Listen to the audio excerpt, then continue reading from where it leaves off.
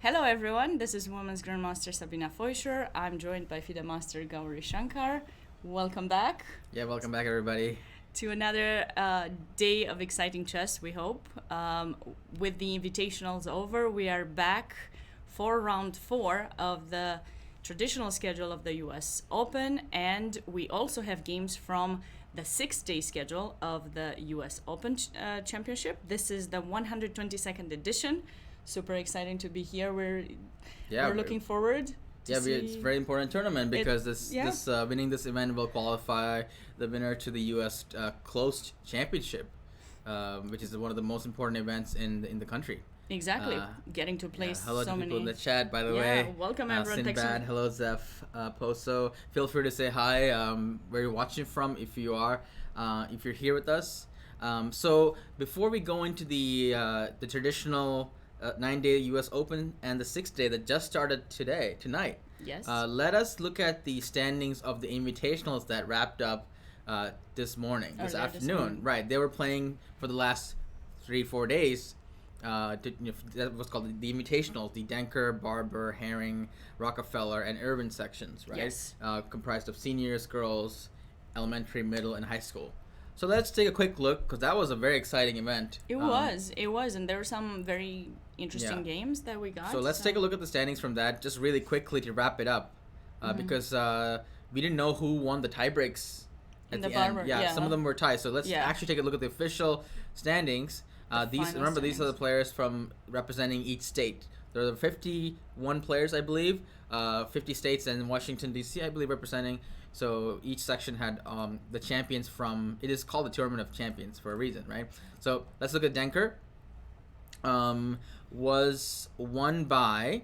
I am Arthur Gua with a score of... Yeah, it's good. 4.5 out. No. Is it refreshed yet? No, 1 second. not. Let me make sure it's... Okay, there it is. Perfect. Always refresh. I think you may Always refresh. We got it. Yeah, we got it. So Arthur Gua won with 5 out of 6. There was a tie, 3-way tie actually, but the tie breaks went to Arthur. Yes. Right. So these are the official co-champions. Arthur Gua, Andrew Hong, and Sandeep Sitaraman all had 5 out of 6.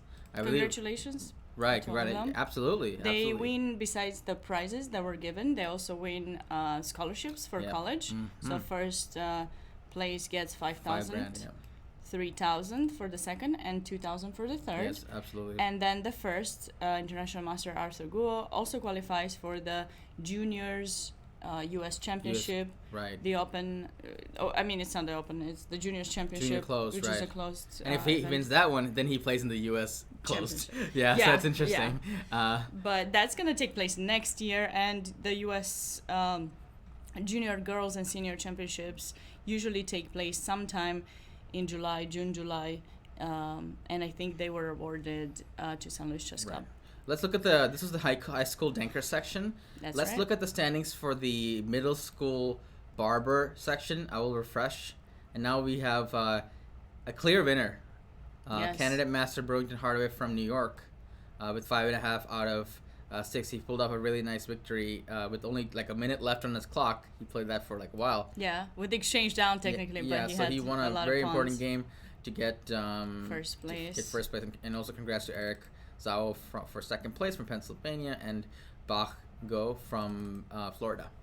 Okay, and then and they qualify for the cadets. U.S. cadet, which is under 15 age group or 16. Cadet. 16, under 16. So the U.S.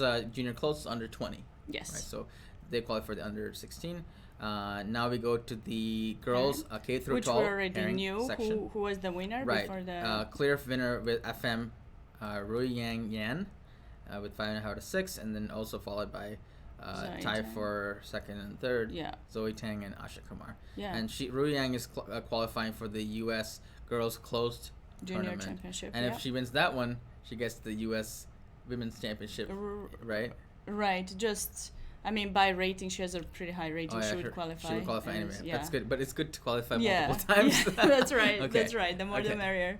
And Asha Kumar has had a pretty awesome performance in the end. She wasn't one of the highest or expected players to win, but she pulled off a really nice win in the last round against Gracie persona, awesome. And then she finished third. So congratulations to all three of them. And then we have Rockefeller, which is the K through 5 section.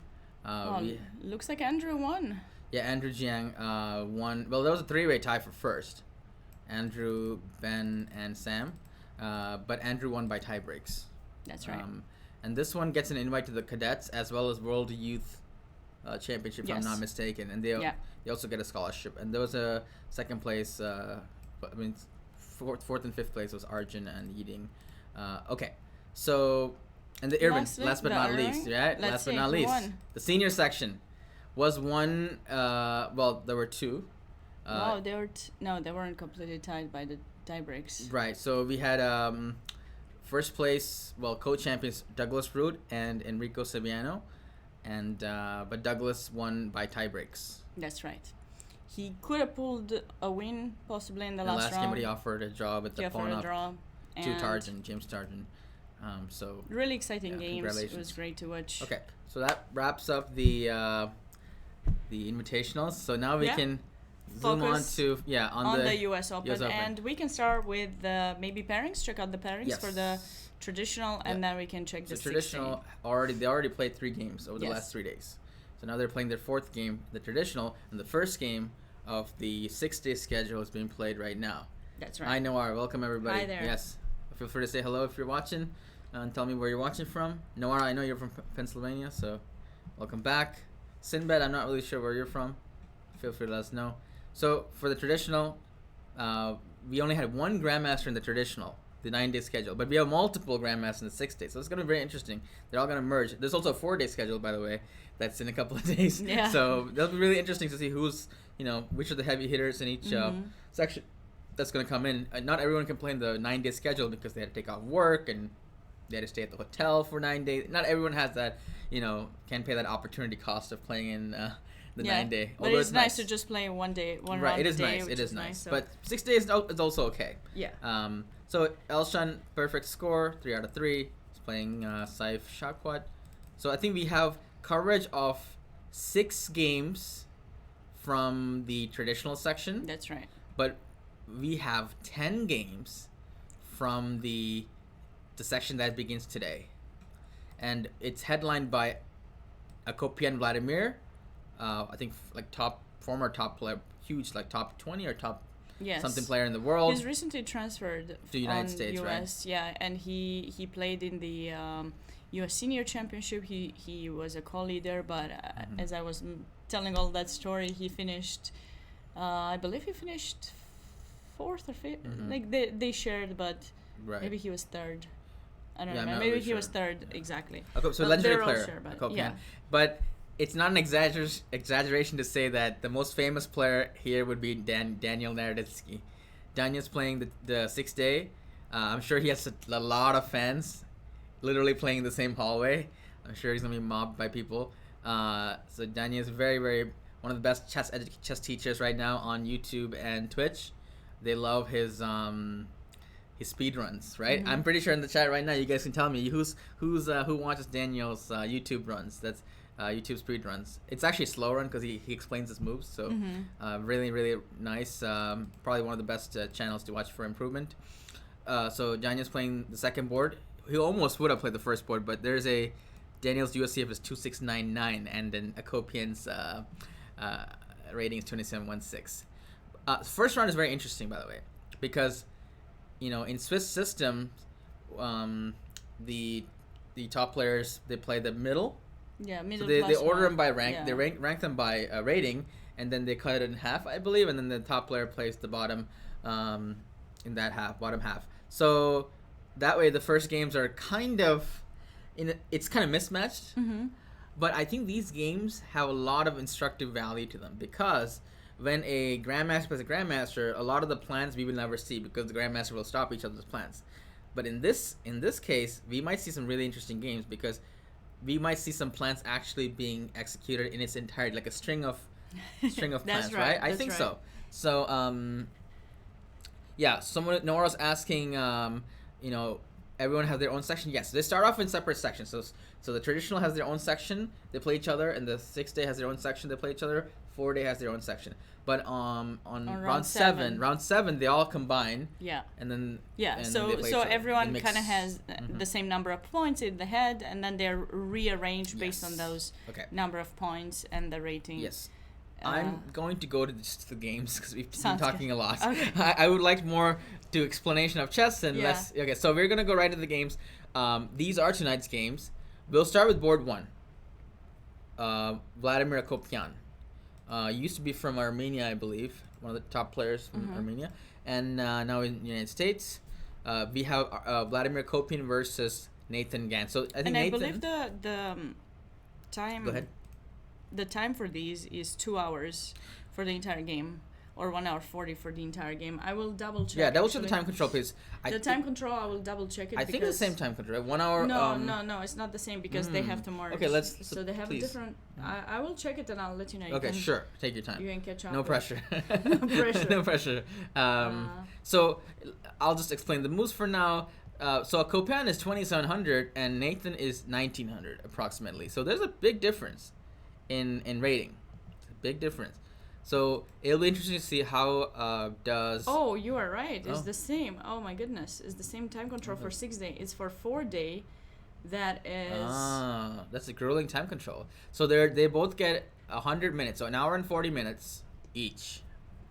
And when they get 40 moves, they get another half an hour. So total, technically, they have a lot. They have a lot of time. They have 2 hours and 10 minutes. 6 hours. 2 hours and 10 minutes each. And they get a 30-second bonus from move 1 in perpetuity. So that's a long time control. We might be here for a while. Yeah. So if you want to send us anything, please bring snacks. Please bring. We'll work for food. We'll work for food.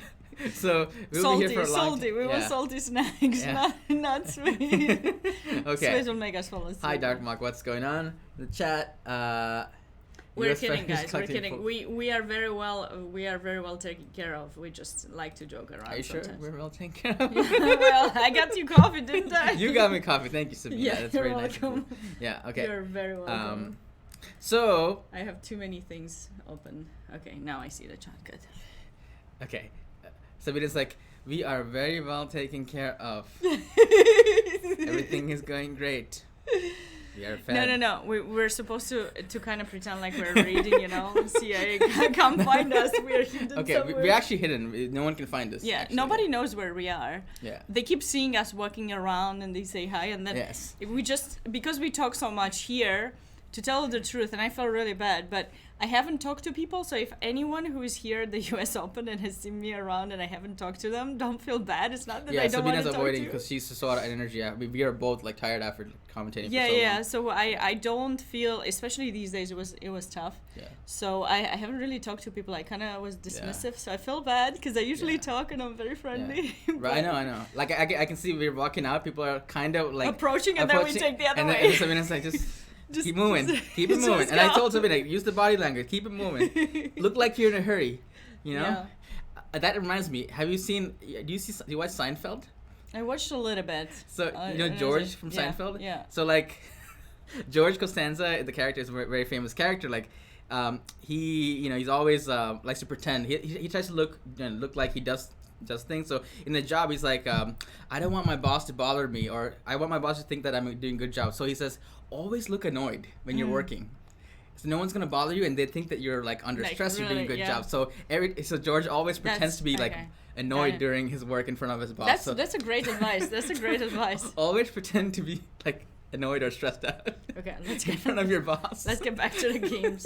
Let's try to catch up with some openings at least. Anyway. Otherwise, we'll never. Okay, so wait, how many games do you have? 16 altogether? Yeah, that's the George Costanza tip for you guys. But yeah. Okay. So Vladimir Kopyan going for the King's Indian. Mm-hmm. So let's see. I can play it out. Sabina, you want to be my boss for a second? that doesn't work. You said to be your boss. I was like, no. Seriously. I feel like you can be the boss. I'll just be like. But I can be George. But can you be George? Yeah. I'm not so sure. We'll see later. But let's get to the games for now. Kopyan, first board. So we have d4, knight f6, c4, d6. Dispositioned, King's Indian, what? Yeah, maybe. But this is a kind of not the most played move. d6 is the 4th most played move. e6 is the most played move, which can go to Nimzo, Queen's Indian, and g6, which is the King's Indian Grunfeld, and c5, the Benoni. So d6 is played. So I think when you're playing someone that's 800 points lower than you, it makes sense to take the game onto uncharted waters as soon as you can. Mm-hmm. That is the advice that I get, and I give. When you're playing a stronger player, keep it uncharted waters. That's the advice you should give to someone who's playing higher rated player. Stay on theory if you know your theory, but stay on theory. Stay on well-known paths if you're playing a stronger player, and go away from well-known paths as soon as you can when you're playing someone very, really lower rated, because then they're on their own, right? Okay, this is a little bit unique. But now it's kind of transposed to King's Indian. I feel like sometimes people do it because they want to test the waters and see maybe they'll go for e5 instead of g6, You already see something different. Yeah. So, you know what? It's really interesting. In a while. I actually think that Akopian played knight bd7 to prevent the queen trade. Don't you think? Yeah, I mean, that's typical, yeah. He knows what he's doing. He's like, you know what? I feel like my opponent might play for a draw and just trade the queens. So let me stick the knight on d7 and then play e5. No more exchange Queen's Indian for you, buddy boy, right? Just no exchange King's Indian. I mean, so that's probably what. I'm not sure you've used exact same words, but I'm paraphrasing his thought process.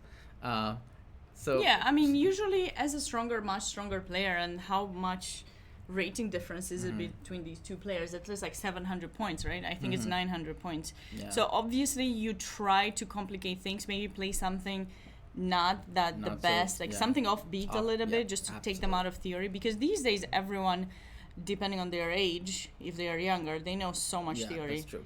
Theory is like they're booked up till move 20 or more, and you just try to do something offbeat. And Nathan might be, I don't know how old Nathan is. This is a U.S. Open section, so I don't know. Maybe it's a younger player, maybe it's an older player. We don't know yet. Google him, it's okay.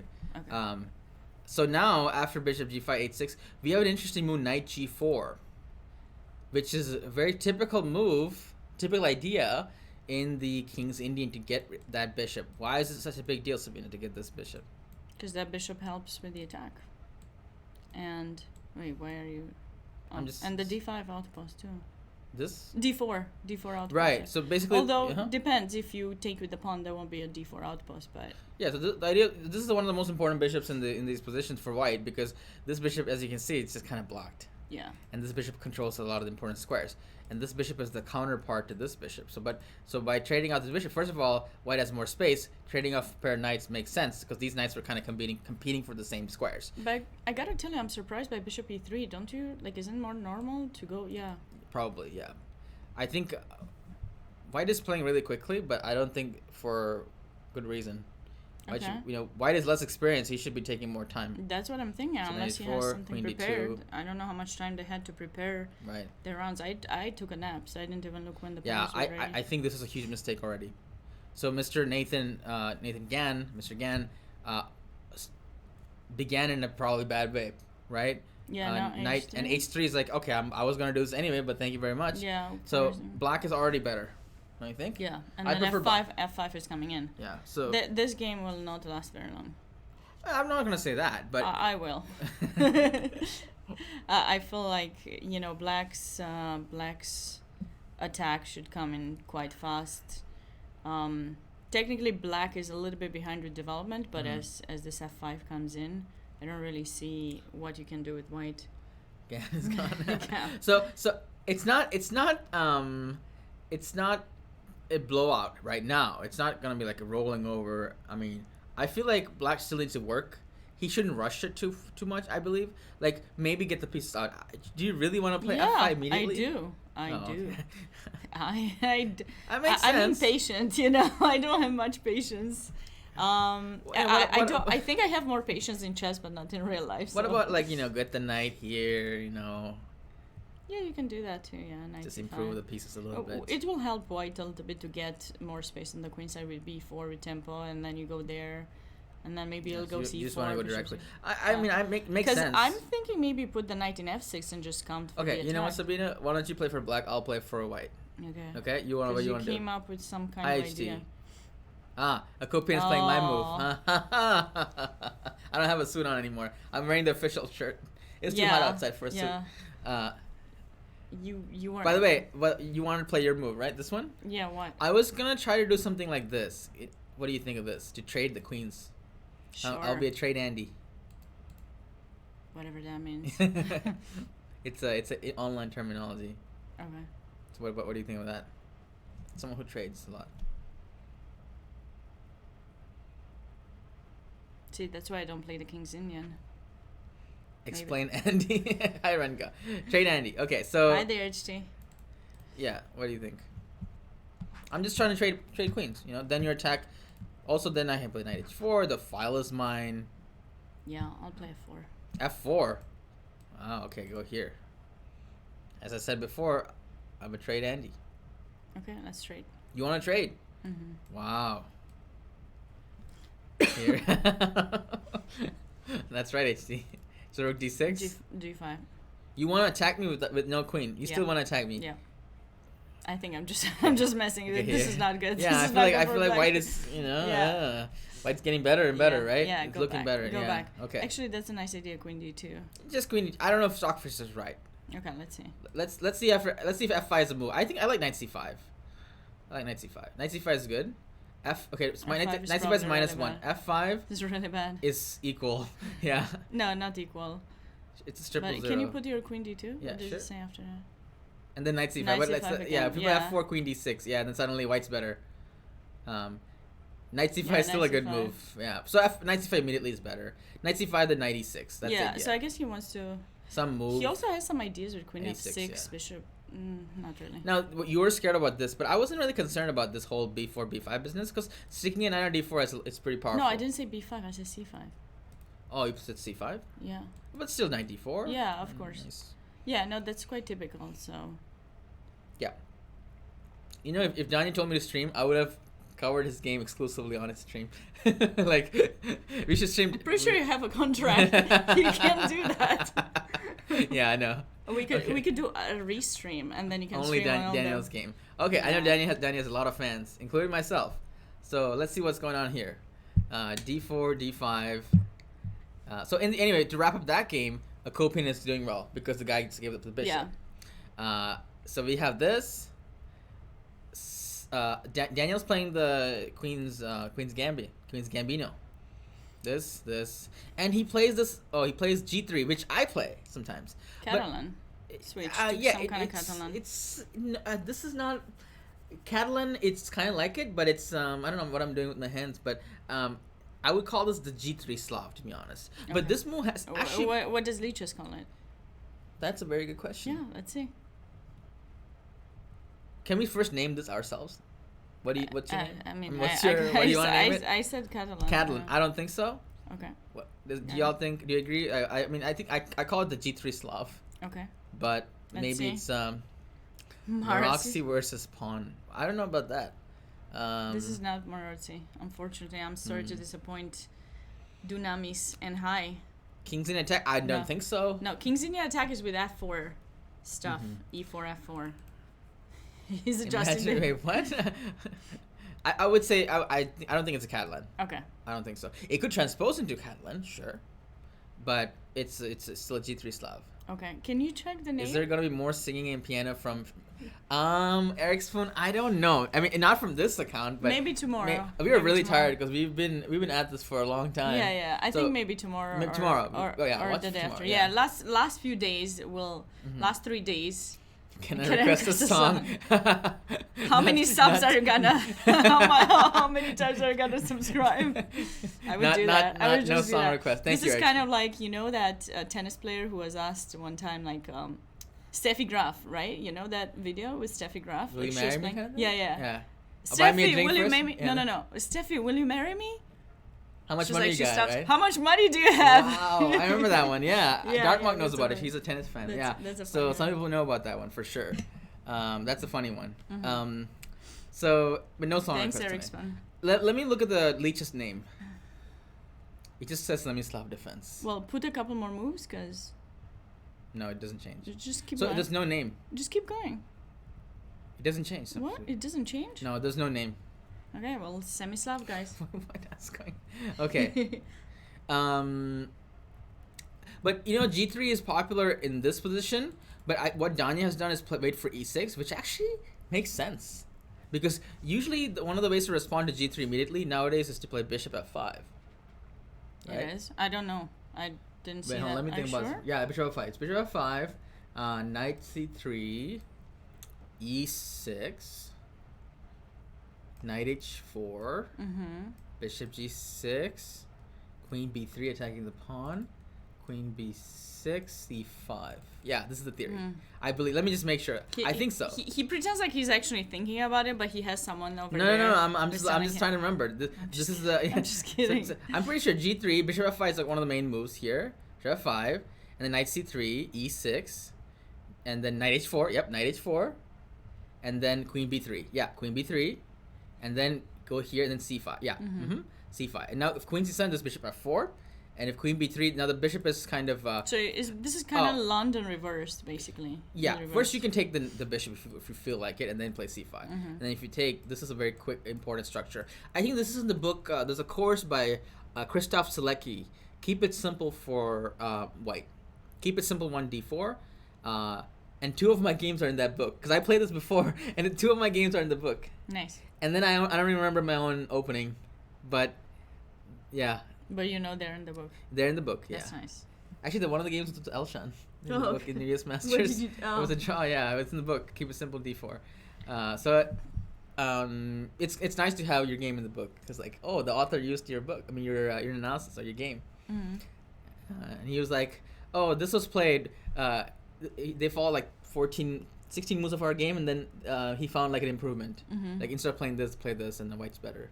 But I played the second best move, and then it was a draw. And I remember that game very clearly. I prepared the morning, so it worked. So okay, going back to the game. By the way, black is 1890, so G3 would work really well, because it's one of those. Actually, I was giving advice to this someone who asked me what to do about opening. I said, what you should do instead of playing a new opening, because he played B3 on move 1 and lost a game. Okay. So he said he's bored of D4.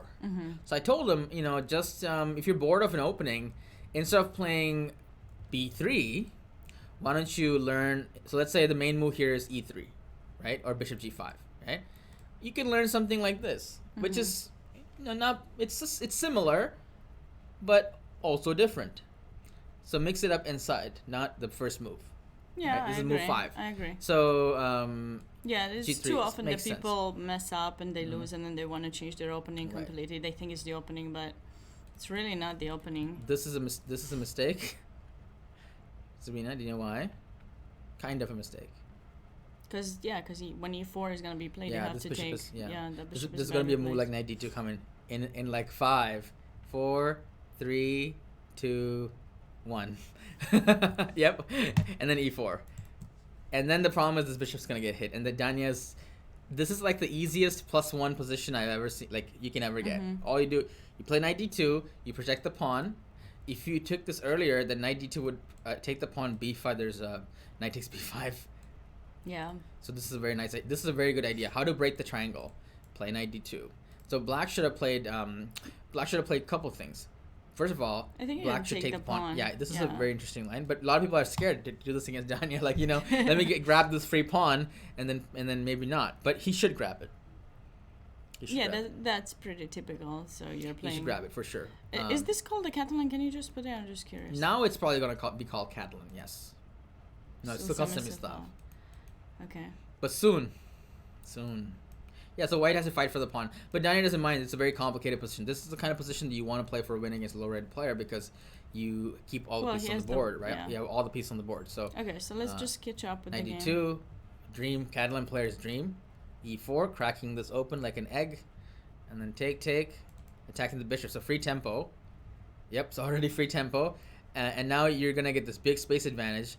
Now the question is, do you want to put your queen here or here? I'm going to say put the queen here, put the rook here, put the bishop here, and enjoy. Push the pawn up here, maybe try to expand here as well if you want to. Typically d5 is an idea for white actually in these positions. Some of these things are gonna happen. Yeah. That I mentioned. They will. Some of them. You made so many arrows that eventually one will happen. Okay, play this. I can predict that the rook's gonna go to d1, queen's gonna go to c2. So one of the only so black's biggest problem in this position. I can talk about this position for hours because black's first piece is the bishop. Yeah. And it's not that easy to play. I mean, you can play b6, but then maybe knight d6. I'm not really sure. That's probably annoying, right? B6. Mm-hmm. I feel like knight d6 immediately. You can play it if you want to. You can it's one of the moves, but you don't even have to, because after this, you still can't play c5 because first of all, there's tactics like this, but they also just open it up, right? Yeah. And it's not looking good. I think there's a knight c5 in here. Like you could probably this bunch of tactics. Knight takes c5 is winning. A lot of winning tactics here. So not a good position for black here. Knight f6 was played.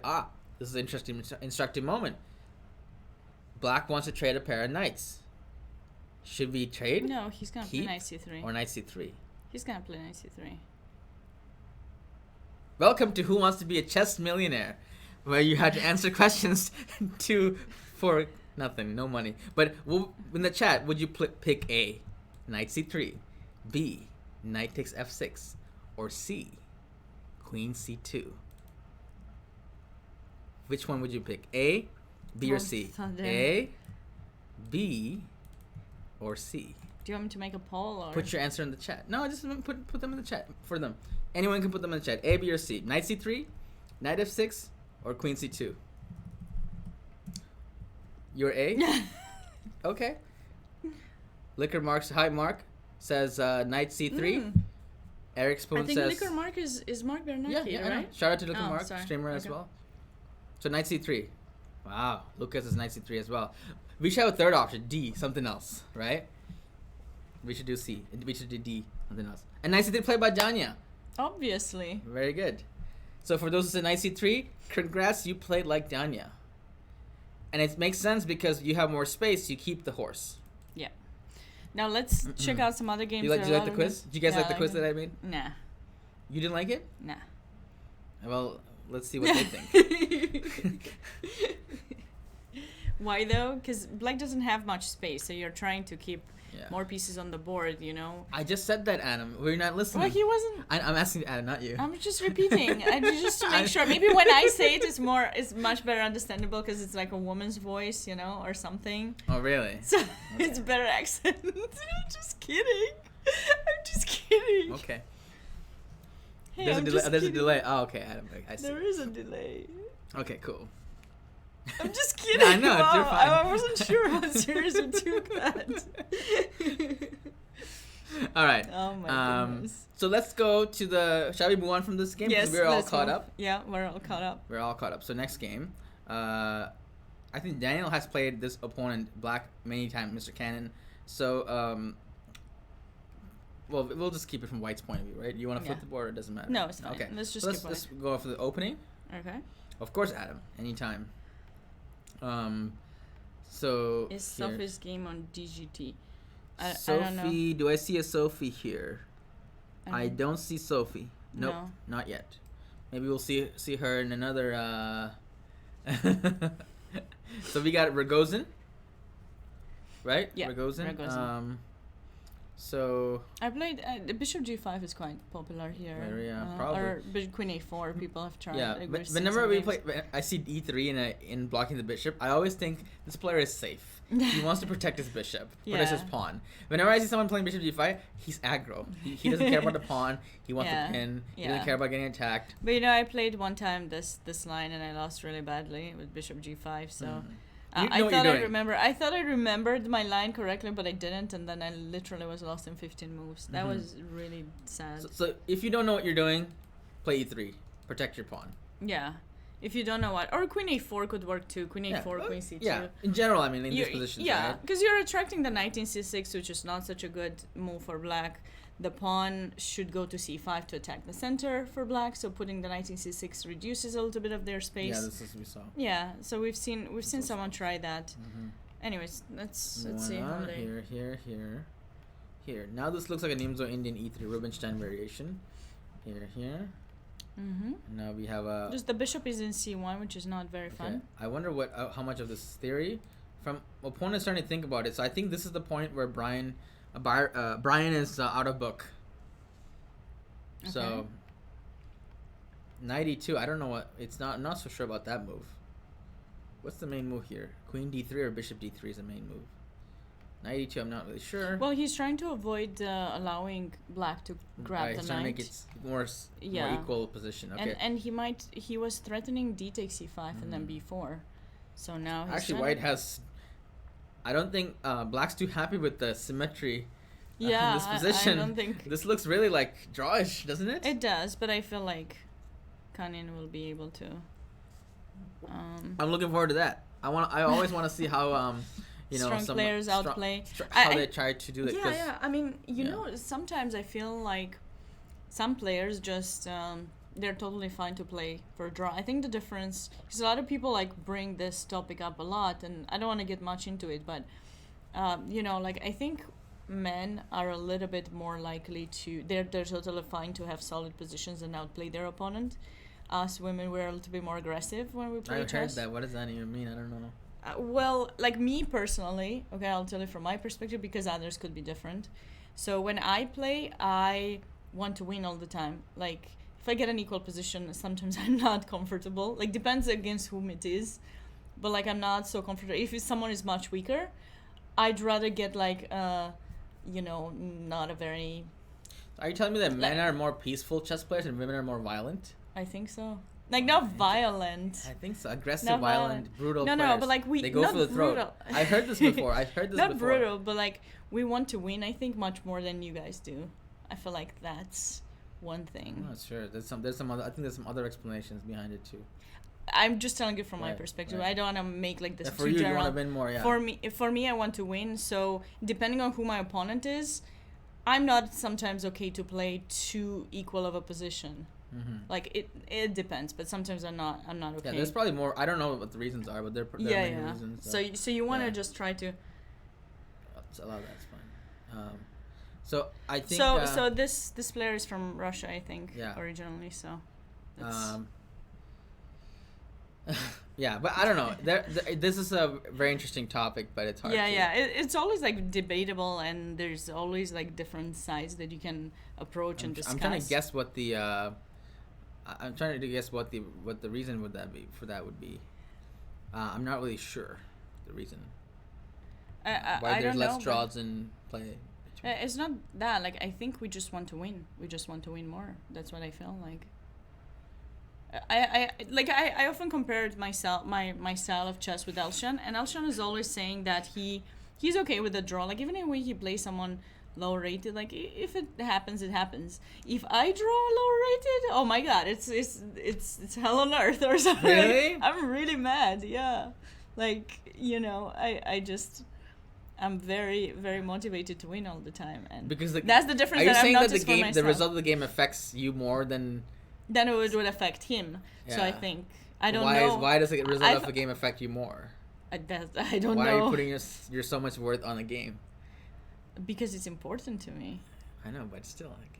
Yeah, I know it's a game, but like it's also my job, right? Yeah, it makes sense. Okay, so, I don't want to go like, too deep into it. It's very tricky. It's very tricky. So I would not be comfortable to play this position right now. But losses, losing is part of the deal, right? You know, it's inevitable. You can, definitely. Yeah, I'm very competitive. I'm very competitive. No one likes to lose. Trust me on that one. But let's keep going. I don't think I've been very gracious when I lost. You haven't been gracious? No, it depends. It depends against whom and how. The only person I'm mad at when I lose is myself. Like honestly, it's not nothing to do with the opponent. It's like I'm not mad at the opponent, but I'm just mad at myself. But then sometimes it reflects on the outside with other people. I know I've done it because I've had this past 2 years without being able to play much to think about it. Mm-hmm. With COVID not being able to play, I've thought about it, and then I realized, oh man, maybe I haven't been that nice. Maybe I should change my mindset. It's never too late to change, Sabina. No, obviously I'm working on it, but I feel like sometimes it's very tough for me when I lose. I think I'm doing a little bit better, but there were a couple of years when I wasn't. For Danya fans, I'm gonna go back to Danya's game. Come on, there are a lot of players. There are a lot of games. This is the Danya game. We can't focus on his game only. Seriously, it's okay. We are at the Garland. Danya has a slight advantage because Black played a bad opening line, and yeah, he just does this move, one new move. Black's trying to be a trade Andy. There's another question. What shall we do? Let's make another poll. Is Danya going to trade the bishops, or is he going to move it somewhere? So let's have some options. Let me think. Option A, take the bishop. Option B, pin the knight. Option C, tuck it back to E3. And option D... we can do this with other games too, right? D, I know. You can't focus on but this game. People are more emotionally invested in this game. And emotions are very important. I know, but most Look at that. Alexander Shabalov. How many times was he US champion? But maybe chat can tell us which game. Yeah. So actually, so option A, B, C, and let's do D. Yeah, red, because bishop E5. All right. So let's put these options out there, right? So we have A, B, and then C, and then D. All right. Right. So D was bishop E5. So Steve likes bishop E5. Chessy likes pinning. I actually don't like pinning. You know why? Because of H6. And then the bishop is like, you gotta go again, right? So for me, that's out. This one is out because it just it doesn't even begin. It's out before it's even in. Okay, because you don't want to trade. This one is my intuition. This one we can make exceptions because the pawn is there, but it's still out in my opinion. But there's E5. We got to calculate E5 because when you go bishop E3, E5 might be an issue, right? Right. Yeah. So that's the only thing I got to make sure that if E5 works, then I don't want to play bishop E3. Okay, Danya picked D. Wow. So for those who chose D, well done. Yeah, I think the reason is because Danya didn't like to allow the E5 move. Then Black is completely free. So it's because of necessity that that Danya played bishop E5 out of necessity. So if you take it, we get a thorn pawn on E5. Then we can like dump things on D6. Yeah, that looks like. And then we can even play this, and then we cement this guy here, and then everything is good. Yep. All right. Yeah, the bishop in C8 is gonna die. So that's why Danya puts a very instructive move, right? Y'all learn something from this? Let them take on your terms. Don't take on their terms. Never take first. It's an exaggeration, but be careful. When someone offers a trade, usually it's good for them. So you try to see if you can offer the trade on your terms where they take and they improve something for you, right? Take on your... You set the deal contract. Yes. You take, I get the pawn here. I take your knight, get a space. All right. So let's move on then to Shabalov's game. I've played Danya in tournament, and I played Shabalov multiple times actually. I played many of these players in tournament chess. Maybe I have some stories from these games actually. We'll see. So this is a game between Shabalov, former U.S. champion, I think. Yeah, I think. How many times did he win the U.S. championship? I thought he definitely won the U.S. Open before. I'm sure about that, and he qualified for U.S. championship. But he also won the U.S. championship. I'm not sure how many times actually. I think twice. Oh, 4 times. 4 times. Yeah, Shabalov is a 4-time winner, and he tied for first place in the U.S. Open 7 times. It's pretty impressive. 7 times. Yeah. And he's probably only played it like 10 times. I don't know, probably 10, 15, 10. That's a lot of times. Yeah. He's a very strong grandmaster. Yeah. Actually, he's also very nice as a person. One time I played him, and it was during this tournament in DC, and I had a better position, and then I messed up, and I ended up being lost. And I thought I would play a little bit more because, I'm not ready to resign just yet. And then suddenly he just puts in his hand, and he's like, I resign. And I was like, Wait, what? What? Yeah, I was like, what? What are you doing? He's like, I was shocked. He's like, yeah, my phone rang. And I was like, what? I didn't hear it. I didn't hear it. It's fine. Don't worry about it. Okay, and then? Yeah, I was like, don't worry about it. No, I was like, don't worry about it. It's really fine. It's like, no, my phone rang. Like, I resigned. I was like, but the rule in this tournament is not, like it was penalty, but it wasn't like game loss. It was just like a penalty of, I don't know, something. And I was like, it's okay. Don't worry about it. I didn't hear it, so it's fine. We can keep going. Like, I don't want to win like that. I didn't even realize I didn't hear it. And then he's like, well, I mean, I can't play anymore. I offer you draw then if you want, but I can't play anymore this game, so you choose what you want. But like, and I was like, no, come on, like we can keep playing. Like, I was about to resign, so I'm lost here. I think I told him I'm lost here. It's like, yeah, I know, but so yeah, I accepted a draw. He's, and he was gonna resign. That was something amazing, because who does that, right? Like, usually try to hide, like if nobody heard it. Like, I felt like people could try to hide that they forgot their phone, what turn it off. Was this, by the way?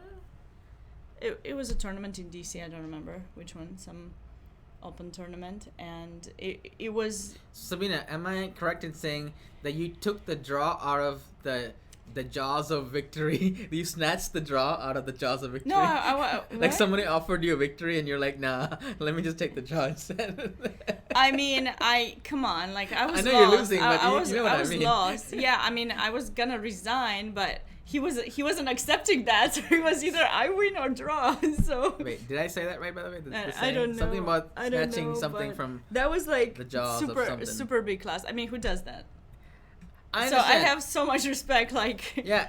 See, Sabina, what about your killer winning instinct? What happened to that? I mean, it's one thing when you win fairly, fair and square, and one thing when you're like, come on, that's not fair. Like, okay, I did win games. I'm not gonna lie, I did win games when people's phones rang, but it was in the rule. The rule said if you have your cell phone and it rings, you're gonna lose the game. So I have asked for that, or if you had it on you, I have asked it. I've won it.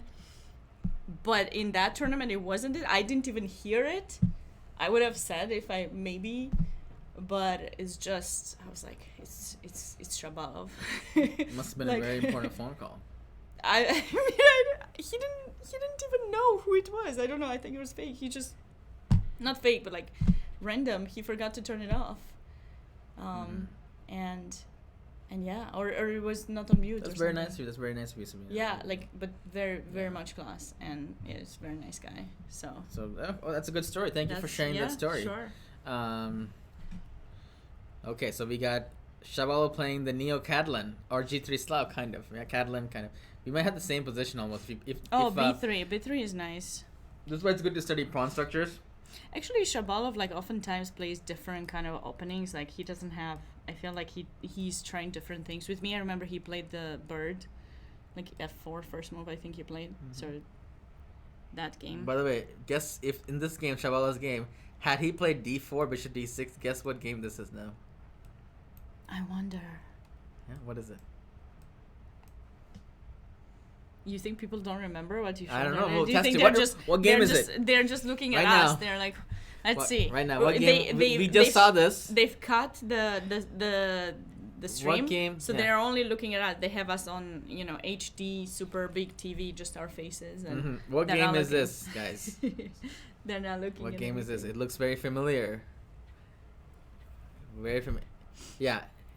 Danya's game. Yes, okay. Danya's game. Very similar. I feel like you're just gonna go to this game no matter what. I think like tomorrow. All roads lead to Danya. Tomorrow, I'm just gonna lock that game. Like that game is not visible. Yeah. I'm just gonna change the names. Hi, buddy.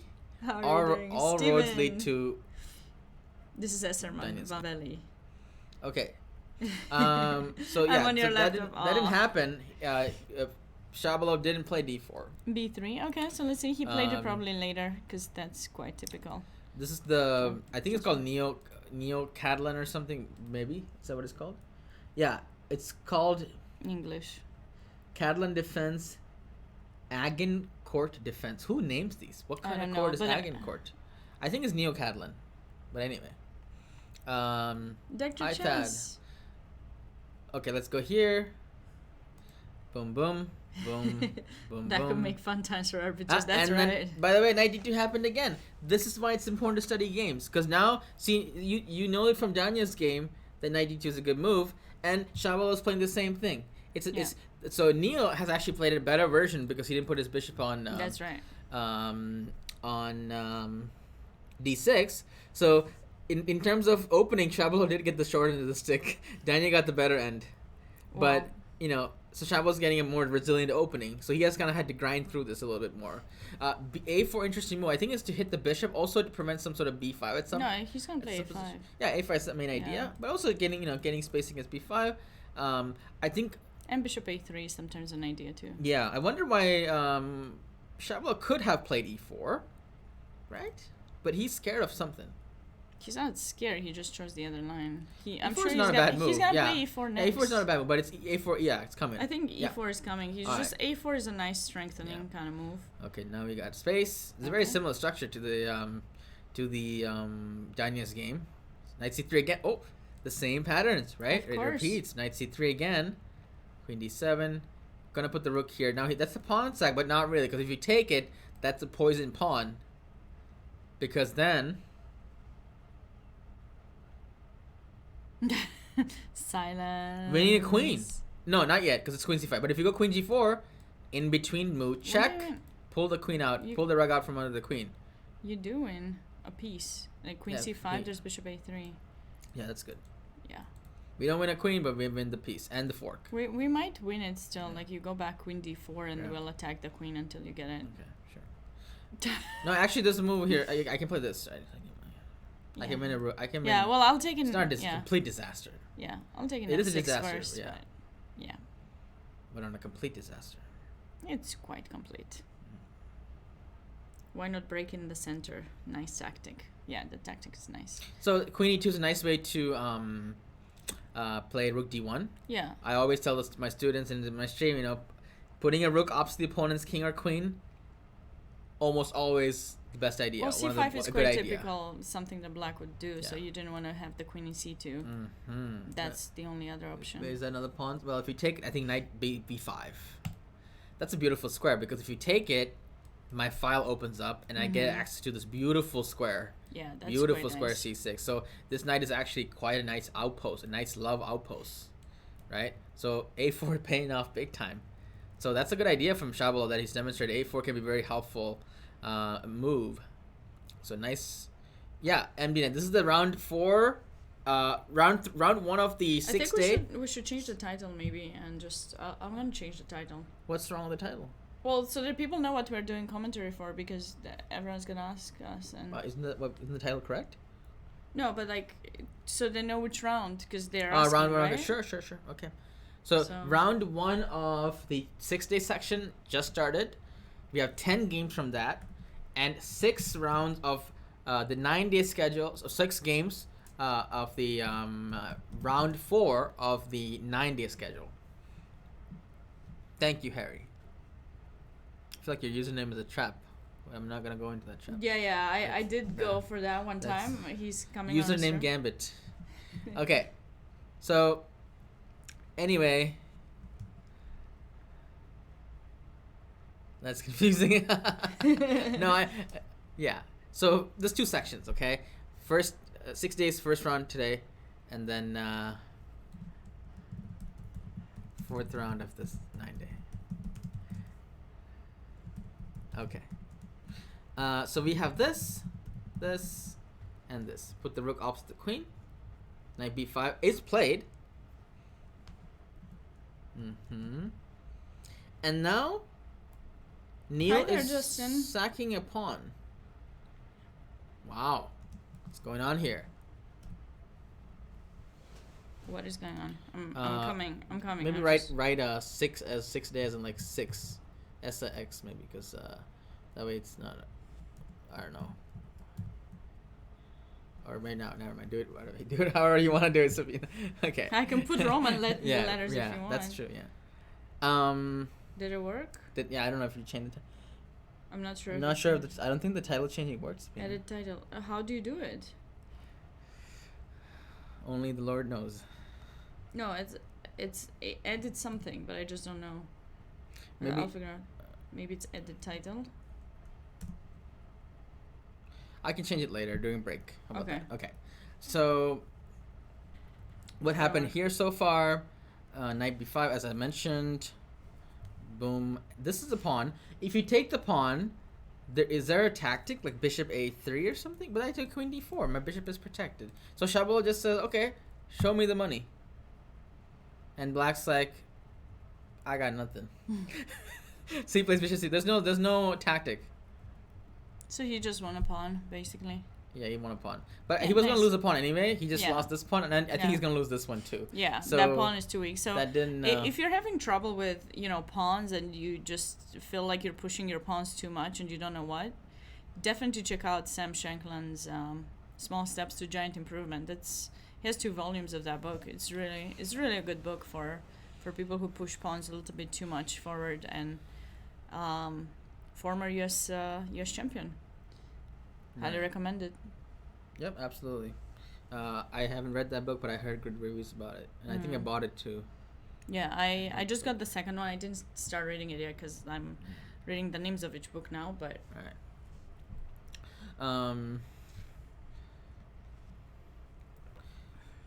Okay, next game. Yes. Coming up. I was trying to think of a joke about the small step for giant improvement, but I couldn't do it. Is there a book called Big Steps for Small Improvement? For no improvement. That's how it feels. Big steps for barely any improvement. That's how it feels like sometimes studying chess. Honestly, a lot of steps for barely any improvement. So I have this friend, and I was making some jokes about him not knowing to cook much, and I was like, "Oh, it's your birthday. You know what I should get you? This, there are those books like Something for Dummies. You should get you like his book, Cooking for Dummies." Mm-hmm. He didn't really taste the joke. I thought it was funny. Yeah, this book, it's not really for dummies. No, it's not, but that idea, I think it's so great because there are so many things. There's even like a book, Chess for Dummies. Did you know that? I know. I read it. Oh, you did? I read it I read it in Barnes and Nobles, and I put it back on the shelf. It wasn't good. No, it was fine. It was okay. James somebody wrote that book. I don't know. Yeah. But I've seen them. I thought it was really funny. Okay. But going to this... Oh, we have a new game, by the way. We switched to a new game. Yep. So Balaji Dagupati, he played really well in the juniors. He's an international master. I feel like he's has some grandmaster almost a grandmaster. Almost, yeah. GM. Hi, Josh in the chat. How did you find us, Josh? Also, streamer Scrabble streamer extra typo in the chat. So what's going on here? We have Queen's Gambit accepted, and then the pawn sack variation, I suppose. Pawn sack? I mean, that's a pawn. It feels like a pawn sack. Does it work? I don't think I've seen this ever. There's no sack. Yeah, what is happening? Who played the knight f6 is very rare. Okay. And I would assume that e5 was the move, right? But knight c3 I would play here. It's more natural. Yeah, he just gave a pawn. Does he know what he's doing? Well, how much time has he spent? Just go through the game. Yeah, also Kaylin's rating is 1878. James Eade wrote the Dummies book. Okay. That's cool. I didn't read it. I just saw it. I realized... I'm sorry, but at this rating, I don't trust anything. Like, this might be a blunder for... I don't know. Because that just feels like Does he play fast? Like, just... Can you go? No, he's taking time. Okay, so he he's just blundered a pawn? Yep. He's probably thinking he's gonna crush him with an attack. There's no attack. He wants d5. He wants to win a piece, man. Free piece. What's wrong? What's wrong with that? Oh, man. What's going on here? It's fine. He only has... This you know how we call these... Okay, you know how we call these in Romanian language? Like, when I was a kid, in order for me to really understand bad pawn structures, my dad told me that those are called the teeth of the old lady. Sure. I have this student, she was like 6 or 7 when she was making these mistakes all the time. She started laughing when I told her that story, and then she's never made a pawn structure, at least not forcefully, mistake after I told her. She's like, yeah, I don't want those kind of teeth. I want to take care of my teeth. In Romanian it sounds better. In English it sounds strange. Like, why old lady? Like, someone can ask, like, why old lady? Why not old men? because I don't know. 4 out of 5 dentists don't suggest this pawn structure. I'm pretty sure. I mean, maybe. But they like Colgate. Okay, go ahead. I'm sure they will. I think you shouldn't drop names. I told you we're not getting sponsors from those brands. Let's not name drop. Like let them sponsor us first. Okay. US Chess sponsor US Chess. Oh my God! How many pawns did this person give? No, just one pawn. So white is down 1 pawn and has the whatever you call it. He has the bishop pair at least. He's got the bishop pair. Okay. Yeah. The teeth of the old lady. Yeah. Those are the teeth. Let's just call it double pawns. Double isolated. No, because there were just too many isolated pawns. There are 4 of them. But now it's not the same thing anymore, right? It's still bad teeth. Yeah, sure. Okay. You didn't taste that joke. It's okay. You just thought about it and you're like, no. I'm not. It doesn't tickle my fancy. I'm sorry. Yeah, but it's good. I mean, some people might like it. It's fine. Yeah. What else? 2 bishops. What else? Yes. So this is a disaster for white. Losing a pawn on move. Yeah, this is 5. tough. I'm not saying that I'm better than this. I've done mistakes like this too. Yeah, but it is a very big mistake. I've prepped this line, and then I went and I played it, and then my opponent played the move that I prepped, and actually it was a blunder. Like for me, I prepared with a hole in my preparation. Oh, really? One time I was working with this grandmaster. I'm not gonna name him. Very famous grandmaster coach, and he's prepped all this line for me, and literally I was lost after 6 or 7 moves. Yeah. He gave me a wrong line. I'll never forgive him for that. What's worse, a hole in your preparation or a hole in your pants? I don't know. What? Like when you're that playing. Makes no sense. What? Did that happen to you or something? No. Why would you? I think I have torn my pants when I was playing chess. I think so, but I'm not. I don't remember fully. Not actually was it during a chess thing? Maybe I don't remember. Tough choice. Yeah. Yes. No, seriously, I lost the game. I was really mad. I was like, "What kind of preparation did you give me?" I'm pretty sure I'm not gonna put that. I'm sorry. I'm not gonna let that go there. But I got you, Ringo. But I'm not letting that. Some of the comments are being blocked by the automatic. Yeah. So keep your language. Okay. Oh man. Okay. It's fine. So what was the thing again? And besides that part, called the running pawns on opposite wings pants when the bishop can't stop both. Well, I have some pants analogy too. When you don't castle, I say you don't put on your pants. You know what I mean? So this is actually this feels like a hole in the pants because you wore your pants, but then there's a hole in it. Oh my goodness, that exactly. That's a good hole though. That's not a good hole. This it is because you're gonna try to attack. No, it's better to put it back here. It's better to stitch the hole. No, you're gonna go rook g1 and try to attack. No, it's better to put pawn back here. let's just not talk about that. It sounds. Do you think it's better to it depends on the situation. If it's linked to something else, it would work. But didn't you just call them teeth or something? That broken teeth or something? Yeah, there were way too many. They're almost each pawn had one file in between them that was free. That's why you call them like that. Because when you get older, now I'm you're getting losing it. teeth. Now I'm getting it. This gap, these 2 gaps. Yeah, and there's a gap here too. So there's just now I'm getting the whole picture. Yeah. Now I'm getting it. Okay. Now I understand what you're saying. You look at it like the whole. Yeah, you're looking at the whole picture. And it's not themselves by itself, because themselves they're islands. These are the gaps. Okay. It's the fact that I you still don't lose like teeth. it, but I now I get it. Okay, it's because you lose teeth as you get older. Okay. Where if you don't take care of your teeth, or sometimes as you get older, you just. Now I get it. Okay, cool. Okay, I'm glad. Next game. Okay, next. Joshua Shang. Game 6. Joshua Shang. Josh Shang. What was this? Very good player, recent grandmaster.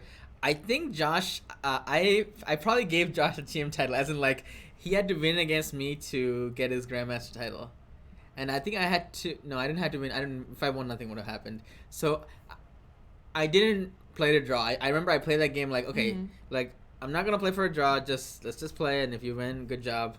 And if I win, I had a bad tournament, so if I win, I'll have a good tournament. So I just played, and he won the game. I played some, weird opening, but I didn't play something drawish or anything. So, yeah. So Josh is a recently minted grandmaster. Nice. Not recently, as in a few months or a year. Nice guy. So let's see how he plays. I think Josh from California. I don't know. Let's see. Okay, Caro with defense variation. C5. Oh, what did you say this was called? Botvinnik calls system. Yes. Botvinnik. But I know for a fact Josh has a very good opening preparation. So we'll see what he has in store for Mr. James Garland. Knight of 3. That's a new move. Now that people are taking. No, but we've seen this in Andrew Honk too. Yeah. Let's play this. Bishop G4, and now I think you. What do you do now? Do you take or Bishop E3? You take. Okay. Here. Now a lot of times this pawn is like you can't win it back. Yeah, you can't. You might not be able to win it back. Okay, but you get win the this other pawn. one. But this, yeah. I think that winning this pawn, the knight gets hit. There's also checks. Mm-hmm. This is not that easy for black. This is not that easy for black. Because black is king is in the center. Black has to put on his pants. Mm-hmm. Yeah. So b4, g6 seems... Again, we see this idea. That it can be good. Again, we see e3. Sorry, e6 and g6. Guys, don't do that. Look at it. Look at it. It's going to be bad. You guys saw earlier, if you're here, you saw earlier the game between International Master Root against James Tarjan. Yes. You know, Grandmaster James Tarjan played it like that, and he almost got punished. He should have been punished, but he didn't. But he couldn't castle for a really long time, lost the pawn, and he saved it by the thread. Knight f6 is a no-brainer here. Yeah. g6 is not a good move. Very holy. Black is a very religious position right now. So, very holy here. There. Queen f6. Okay. He's trying to make it work, something. I guess. Is he going to castle long, or what's the plan? Knight c4, love that move. Check it out. So beautiful, right? Because if you take it, take in c3. What? Very nice. Wow. Yeah, how do you sub knight d6? Nice. Wow. When you don't put on your pants, bad things happen. That just came out of nowhere. Bam! Yeah, I love that idea. It's really nice. Knight on the 6th. We need a rhyme for knight on the 6th. How good knight on the 6th is. Because we had rook on the 7th. I'm sure you said it's like going to heaven. You didn't come up with a good rhyme. Rook on the... Knight on the 6th. We need a rhyme for knight on the 6th. So knight on the 6th is the best position. Knight on c4 is explosive. c4 explosive. But knight on the 6th... What rhymes with 6th? I don't know. 6. Let's keep going. Let's keep going. Rook d8. What did he do? Not bad. Knight on the 6th. You're gonna be fixed. Fixed. Bring your knight on 6. Just for kicks. To get your fix. To. Okay, it's just rook d8, 95. Now all we need is a rook lift. Oh, that's a good one. Mm-hmm. I'll get automoted for saying what rhymes. Oh, okay. Okay. Knight rook d8. Just go rook d8. So he didn't give knight d6 check, which is interesting. I want to see what happened. Ursus Polaris, what's up? Oh, knight on the 6th. Your enemy shall get nixed. Is that a word? N-I-X. Nix, right? I'm pretty sure it's a word. Someone Google that. Nixed. Yeah. I mean, I think that's a word. Baby, I'm literally making that up. KST or no, it doesn't exist. Is it even I don't even know if it's an offensive. It doesn't exist. Oh, it doesn't. Did I just make up a word? Did I just make up a word? I heard that's like a, canceled or something, right? But maybe not. Yeah, I don't know if that applies here. Home? No. Somebody can look it up later. It doesn't exist. Yeah. Okay, so knight on the 6th coming right up. It is a word, but I don't know if it means what I think it means. Oh, I like that. Knight on the 6th, opponent's coordination is mixed. Oh, can you go and see what happened after rook d8? Okay. Why he didn't play knight d6? He didn't play knight. Why didn't he play? You're right. Why not? Right? Maybe he sees a brighter future for this. Did he think after knight d6 he would get captured, so he didn't want to give his opponent the chance to sack the exchange, because maybe rook takes d6 and then he wants to take with the bishop, because if he takes with the pawn there's e5 or something. So he wants to take with the bishop and then queen trade and then bishop takes c3. So that's why he went knight a5. I don't know. So you're saying that knight d6, rook d6 is the reason? I thought so. Yeah, and there's some sort of queen trade, and then but then you can take with the pawn too. But then there's e5. Alex, hey, how are you doing? Yeah, I think knight d6 is winning, but knight a5 is knight winning. Knight on the 6th, your game ends in more bliss. Winning. More winning, right? Yeah, much more winning. Yeah. Knight a5 like that. Let's go on to the next game. Probably. Okay, so it's more winning. We don't talk in between these these streams. It's just we don't know each other. Yeah, knight d6 was good too, but knight a5 is even more precise. Josh is playing like us with the accuracy of a Karate Kid. Of a fish. It's not fish. I don't know. A fish. I felt like something with like karate, I know. Like. But Josh is. Taekwondo. I don't know, but this is very accurate. That's very accurate. Let's move on to the next. Very, very nice. Very nice. Better than knight d6. Yeah. You know, these players, I'm telling you, they're not gonna give you a chance. No chance. They're not. They're accurate. Yeah. So next game. Well, they all want to win the event in Craig. order to qualify. I think Josh and Craig are good friends. I played Craig many times as well. Knight, what's going on Craig's game? He has an extra pawn. Craig actually played this against me too, g6.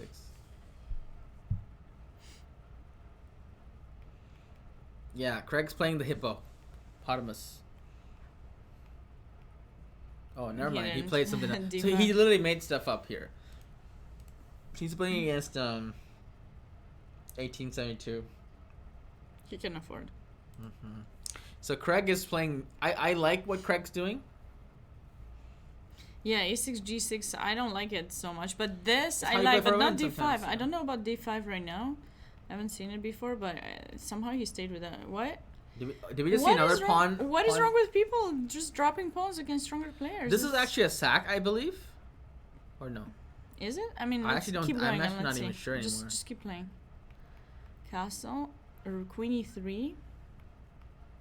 Okay, but like he doesn't get his pawn back, and the pawn in c7 is protected. No, wait, can we just take that? Am I missing something? Take? Well, at the end there's e5 fork, right, or something. What do you mean? Can I play? I take with the knight. e5. Now e5. Yeah. But you know when you're barely hanging on by e5, something feels a bit, you know, like things can go wrong, right? They can. I think so. You don't think things can go wrong? Not here. I think it's fine. First of all, I want a pawn because I'm getting the e5 pawn. Right? Yes? Wait, actually that's not good because I'm just Yeah. Yeah. Wait, I can win a pawn back. Yeah, can you go back?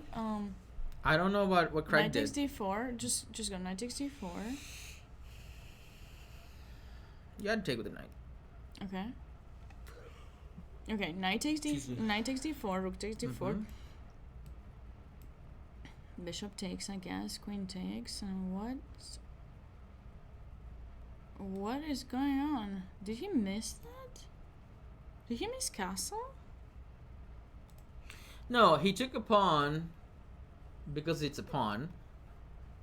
But he did get pinned.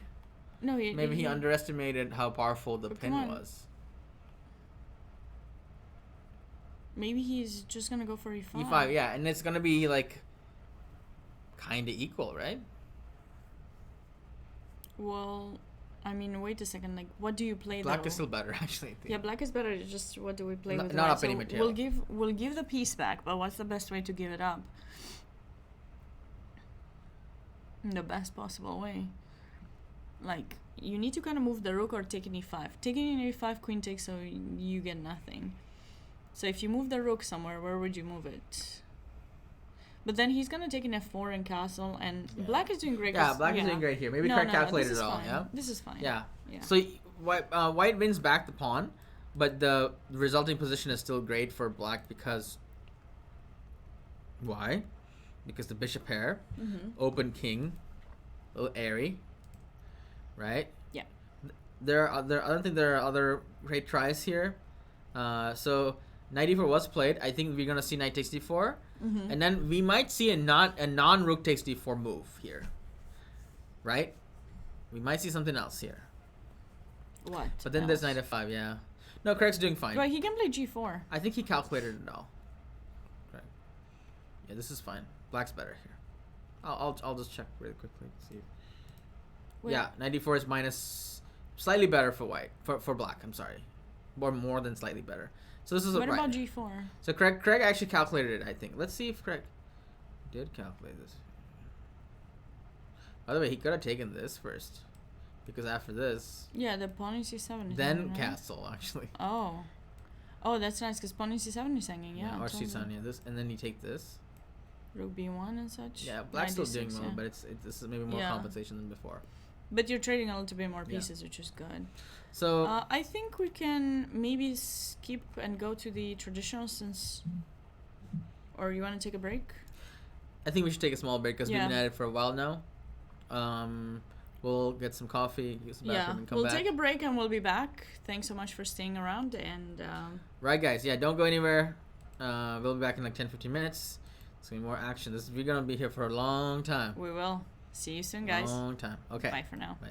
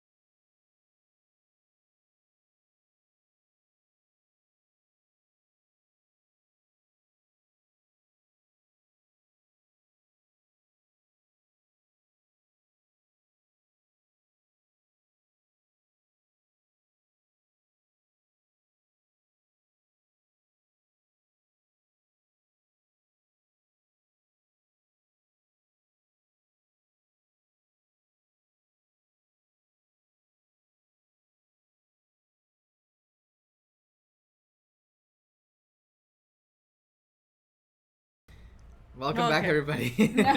Surprise! Sabina was surprised. I was gonna put my lip balm thing, and then you just went live. Good job, Gauri. I'll remember you for that. Next time, I'm gonna go live. Like, yeah. Hello, Nimza. Without you, I'll be alone. I'll be like, Gauri's out. I stole his wallet. He has no way of entering here. Okay. I actually managed to talk to some of the players. I talked to Craig and his opponent. We walked around the tournament hall a little bit. We got some Coke. Yeah. So let's just get right into this game. I was talking to they were talking about it. It's nice. It's nice to see people chat about the game after the game ends. Mm-hmm. It's if you know them. Yeah. Just in general, it felt like a nice exchange. Yeah. I was supposed to interview the kids playing in the juniors, and I was intimidated by them. I couldn't ask them any questions. I felt intimidated. Okay, interesting. By the youngster. Before I forget what they told me, let me just go over this game. Yeah, sure. Yeah, off-camera interview kind of. So I know Craig. I don't know Gautam, but shout out to Gautam. Planet Owl, welcome. I think he had a gym shirt, lifting, something about gym. Who is lifting? The opponent who played white. So I asked him, did you blunder the pawn or sacrifice it? And he said it was a kind of a bad sacrifice to kind of mix it up in a sense. It wasn't a bad idea in general, but I think was there an alternative besides sacrificing pawn? Maybe bishop to e3, or the sack wasn't bad. But maybe he was in a position where he didn't have anything better to save the pawn, so it was kind of This is what happens when you kind of the opening. I think too many pawns. Maybe what we can say is that allowing bishop f4 was maybe not the best move because the pawn just suddenly got hit big time. Gautam chess. That's very funny. Wait, what happened? What did you tell Pete? Well, some of the games are not there. Oh, really? There's no... Oh, we had to check that. They broke. Okay. Well, I checked that. Yeah. So he said it was compared a bad sack. to you, who spent time talking about games. Mm-hmm. So they were saying that Craig... He didn't get it. Knight d4 didn't get it, guys.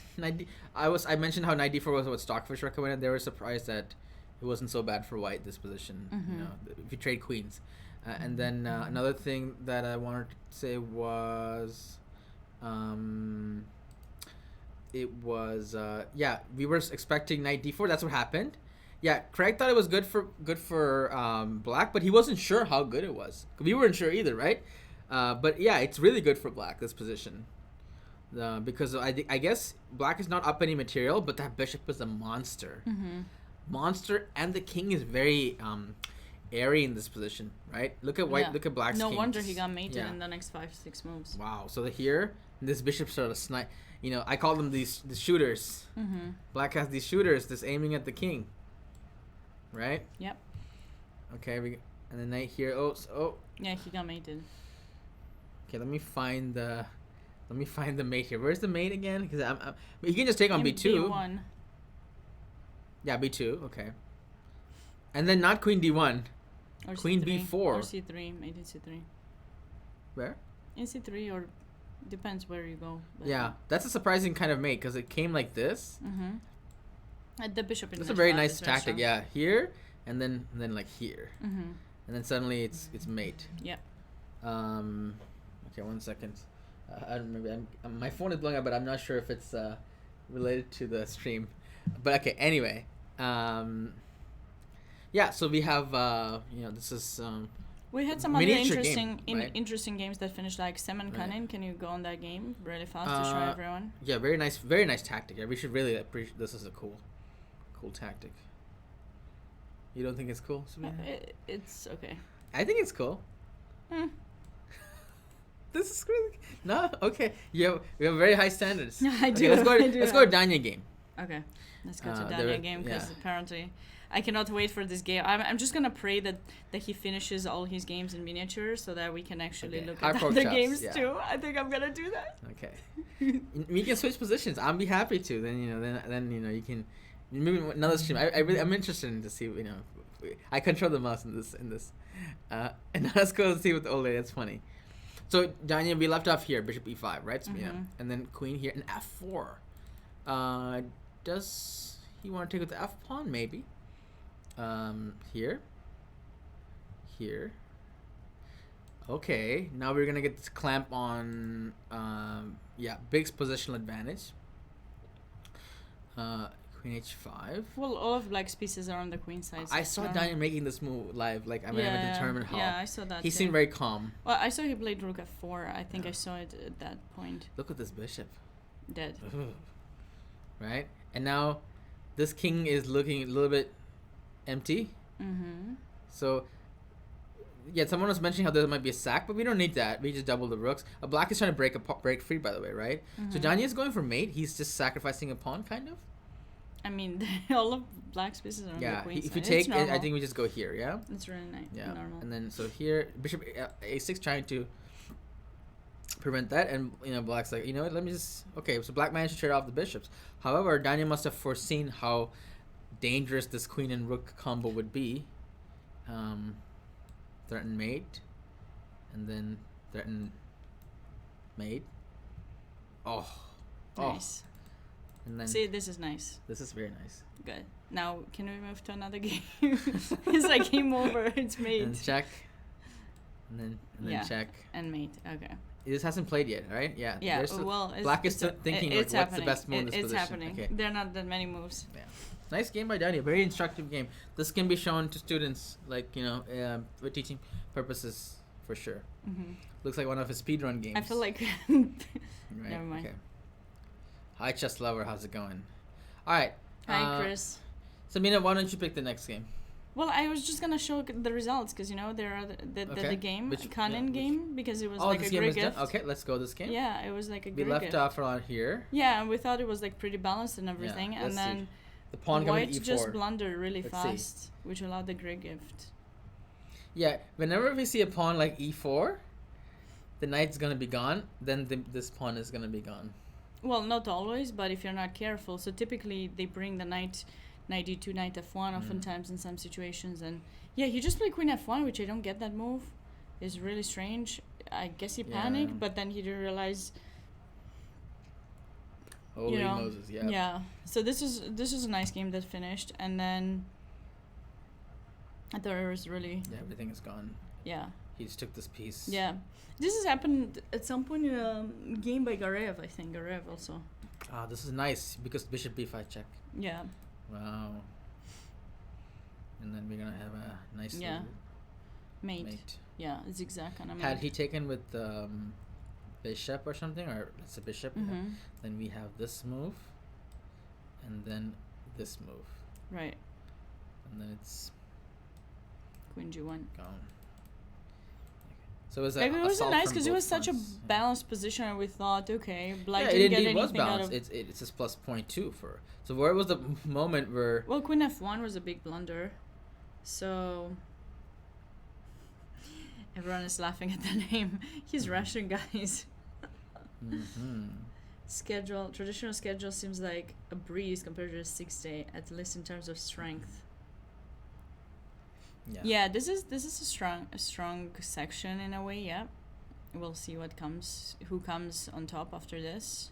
They will play 6 games, and then I think they play they play 2 rounds a day. So they started today, and then tomorrow is Wednesday, right? So 2 rounds on Wednesday, 2 rounds on Thursday, and then Friday they play in the morning too. So they always play like one. That's how they get. And then those people who play 4-day schedule, they'll play like 7 games in one day, which is a little bit crazy. Yeah, because then they merge and they play 7, 8, and 9. Right. The same day, so they get everything on Friday. And then there was the other game that finished, Samuel Schumacher. Yeah, I played Sam from Illinois. Went to University of Illinois, I believe. Yeah, he went to University of Illinois, and we actually played when we were in high school, in one of those high school events. Is he like your age or? Yes. So, shout out to Sam Schmeichel from Illinois. He is playing the Petrov. Yes. No, Sam is playing white. Yeah. So Felix played Petrov, and now let's see how the game progressed. Petrov is known for being very solid, but it didn't seem like it was too solid this game. Let's see what happened, right? I've lost a lot of games in the Petrov. Oh my goodness. Yeah. 1 move fork. Yeah, that's kind of sad. It's easy to forget those kind of things, you know. Yeah. National Open, he won it on his own. He won it like, I forgot how many points he scored, 7.5 or something, 7.5 in Vegas. What are you doing? I'm checking the rating of the opponent, 1868. You know, there's something I gotta say. I've taught 1800 players. Mm-hmm. I've seen how they play with each other, and this must be psychological, because like this doesn't happen when they play another 1800. You know what I mean? Like this is it happens sometimes when you're tired. I mean, let's not forget the round is at 7 p.m. You don't know when these people arrive. Maybe they had delays and stuff. Remember when I arrived? No, but even when I was talking to Gautam, the you know this game, the Craig versus Gautam. Yeah. I could from when I talked to him, he's like, oh, I sacrificed a pawn because I wanted to mix it up because he's high rated. Okay. He said it was he wouldn't play so risky if he told me he wouldn't have played so risky if he played somebody low rated. Okay. And I don't know, maybe the solution is to play the generally the same way that you would play. Yeah, of course. And don't try to do something extra or do something less, generally speaking. Yeah, I think it's important to just play the game and not think who's in front of you. I always tell my students to do that because it's very easy to forget about it. Yes, just lover, the U.S. Open winner gets to qualify for U.S. Championship, provided that they are playing on the U.S. list. Yeah. International Master Kanin is not on U.S. list, therefore he does not qualify for the U.S. Championship. I don't know if he is planning to switch federations or not, but it's at the time when the event takes place. You can't just switch to do that. So, right. Yeah, so he does not qualify. What do you mean it's unfortunate? That's very normal. You don't want to have, because like years ago, there were some players who were not Americans who got to play in the U.S. Championship.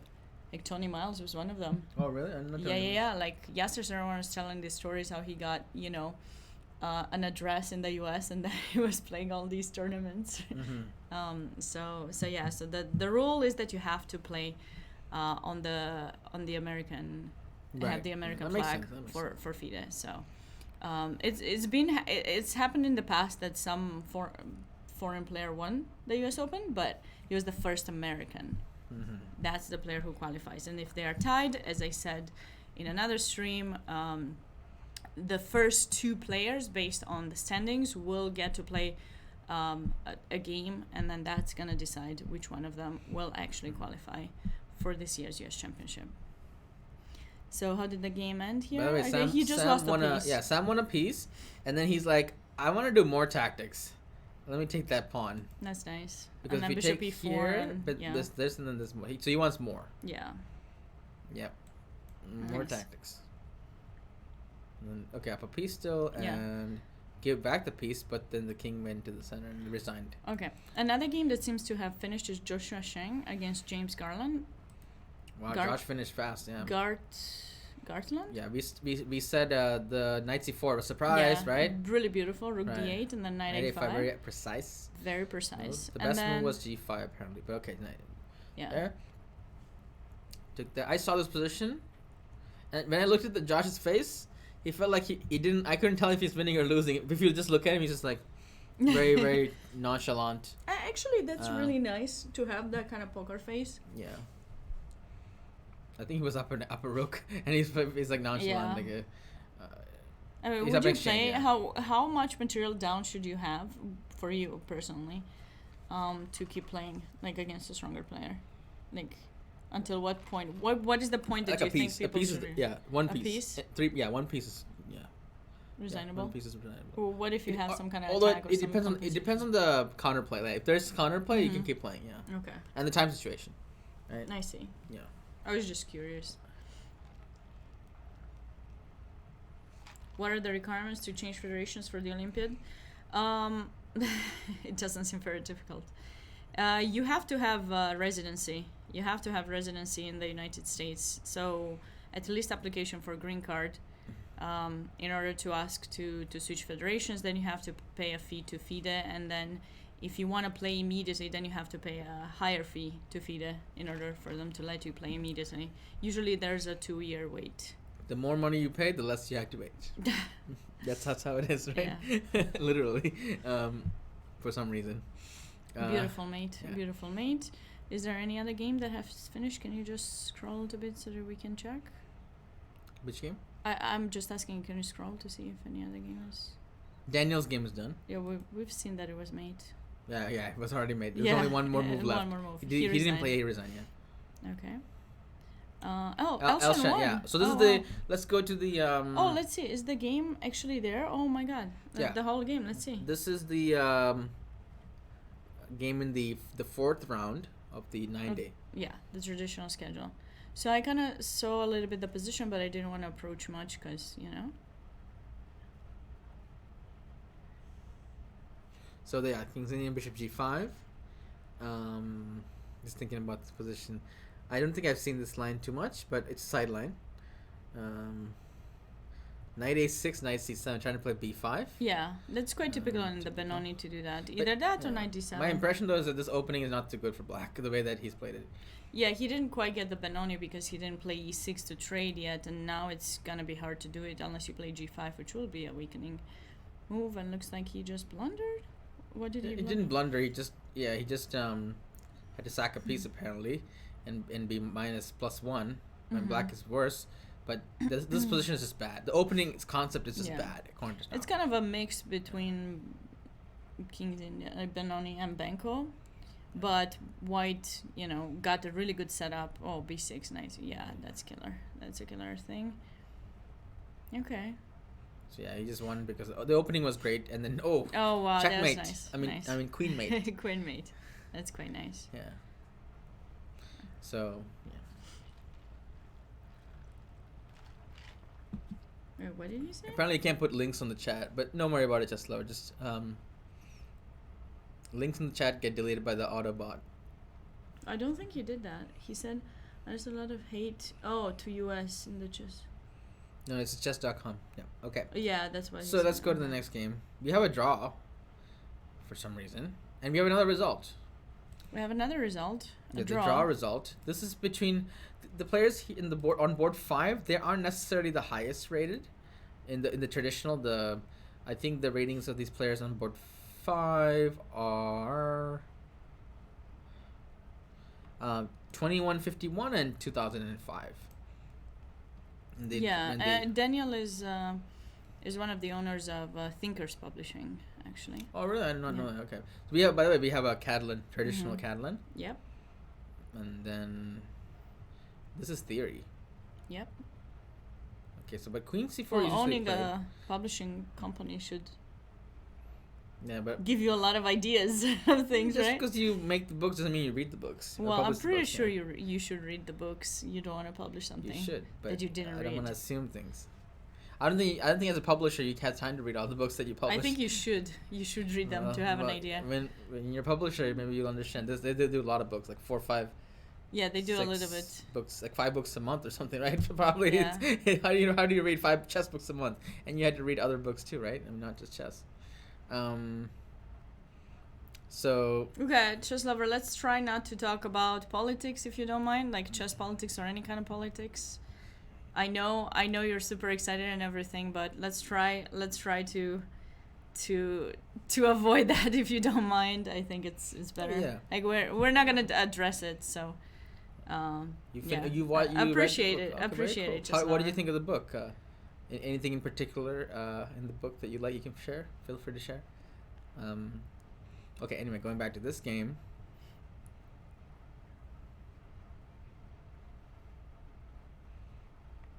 That's funny. I don't think Thinkers Publishing has published a book on this opening though. Quality Chess has. Mr. Food Lover, hi there. But we have Chess Lover and Food Lover in the chat. Interesting. Yeah. Any other lovers in the chat? That's great. That's great to hear, Chess Lover. What's the Sherlock's method? You gotta read the book. It's a book about preparing for a tournament. So you got like 3 different parts. It does not have any openings, but you get to train your calculation, endgame, and positional understanding in a way in the third chapter, and you get to read like a novel as well, which was mostly mostly written by Elchan. It was his idea, and yeah, I think it's cool.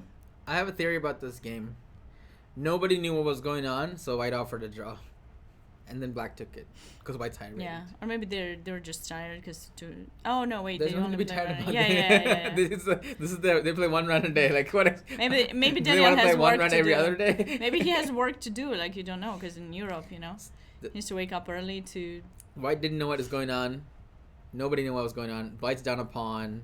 The theory didn't go as planned, and White just offered draw. Black should play because Black's up a pawn, right? Mm-hmm. Black has all 8 pawns, but Black, I guess, took the draw. I don't know why. Why not? Why not? Because Black's up a pawn. I know, but his opponent is higher rated, so maybe he just, who knows? You know, the theory didn't work in practice. That's actually, right. This is good advice, by the way. A grandmaster told me that because I accepted a draw against him, and I was better. I was much better, but not up a pawn, but I was much better. Probably will be up a pawn soon. And then he offered me, I offered him a draw because I had not much time. And then he accepted the draw, and he told me, oh, you should have played. And I'm like, it doesn't matter if I'm a higher rated or a grandmaster or not. When you offer a draw, think, don't look at the rating, look at the holistic probability. So what he meant by that is, look at the position, and then don't look at the rating. Look at the position first, and the rating. If the position is that good, the ratings, the probability, it's like a game of chance, kind of, right? So if you're up a pawn, a 50-point rating difference doesn't matter. 100-point rating. If you're up a queen, what's the probability? Even if you're playing Magnus Carlsen, right? You're not gonna. So, offering a draw from an equal position or opening is different, right? So don't underestimate the position on the board, how it skews the probability in your favor. So objective probability, like in poker, right? You have a hand. But in chess you have to consider time too. So if you didn't have much time, of course. The probability of you making a mistake is also high too, unless you're super confident in your ability of playing that position, But coming to this position, if you're up a pawn, and your opponent is 100 points higher rated, the pawn is worth more than the 100 points. Okay. Actually, even being white or black, in my opinion, it's like 40 rating points. Because white gets a better opening usually. So if your opponent is higher rated by 40 points, and you're playing white and they're playing black, you can think probability-wise it's equal rating. Interesting. I never thought about that. I think that's true. Because if you look at mathematical evaluations, white performs better when you play white, right? So white outperforms their rating when they play white, and black underperforms their rating when they play black. So does it make sense? So rating is just the average, right, of the performance you have. So what color are you playing? What is the position like? The material. Take these things into account much more than the rating itself. So yeah. And also draw. If you're up a pawn, you're probably also draw offer might not be necessary because the game might the worst case might be a draw. So, and he was basically how many chances are you gonna what are the odds you'll get a position what about up a pawn? I know we're stopping here and everything, but what if B4 wasn't played and they're just resetting the pieces or something? That's a possibility. I'll accept the simplest explanation. Okay. Yeah. But maybe let's go to some other game and see. It looks like there was another draw between Brian and Austin May. Brian Doyle. There was no game. Never mind. But actually, there's one move. Did the opponent not show up? It says draw though. Did he win on time? I don't know. Yeah, I saw there was. I'm pretty sure I saw everyone there. Okay. Let's go back to the top board. In that case. Nathan versus Kopian. So we left off this game here, and then Akopian played the standard knight c5, knight e6, and Nathan played your move c5. And then Akopian played my move knight d4. Okay. Yeah, knight d4 is very typical. Yeah. I mean, that's why you bring the knight to e6. I just thought you would start with the f pawn push, but this looks so much better. Okay, so He's continued his development. Very nice. So I guess he never really got to play F5.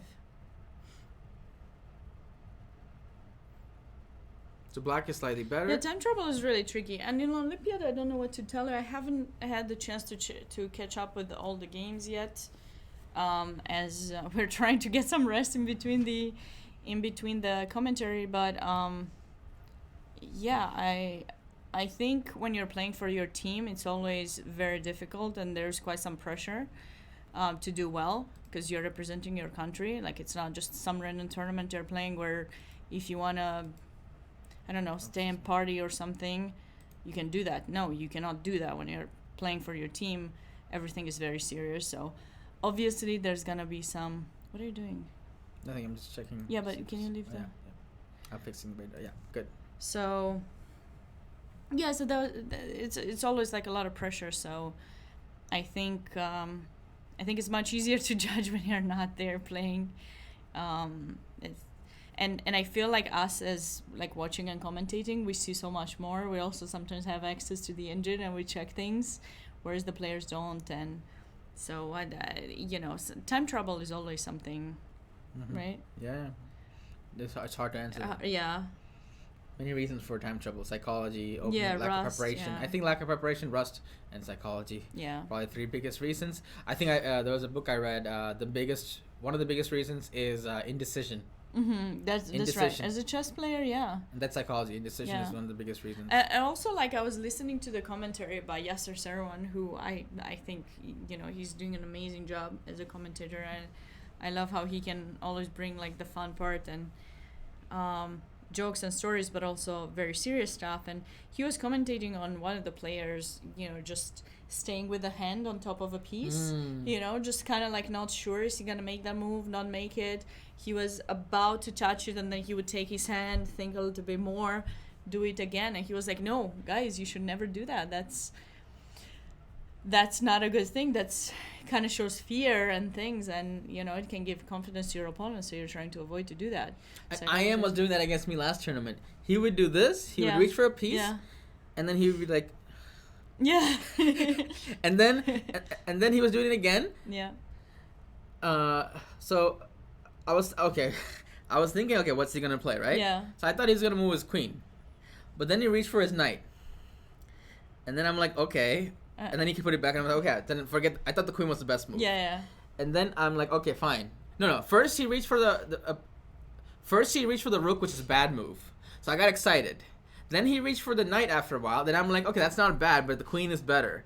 So I'm like, okay, fine, I'll calculate the knight now. I won't calculate the queen. And then he actually plays the queen move, and I'm like, did you just fake me out or something?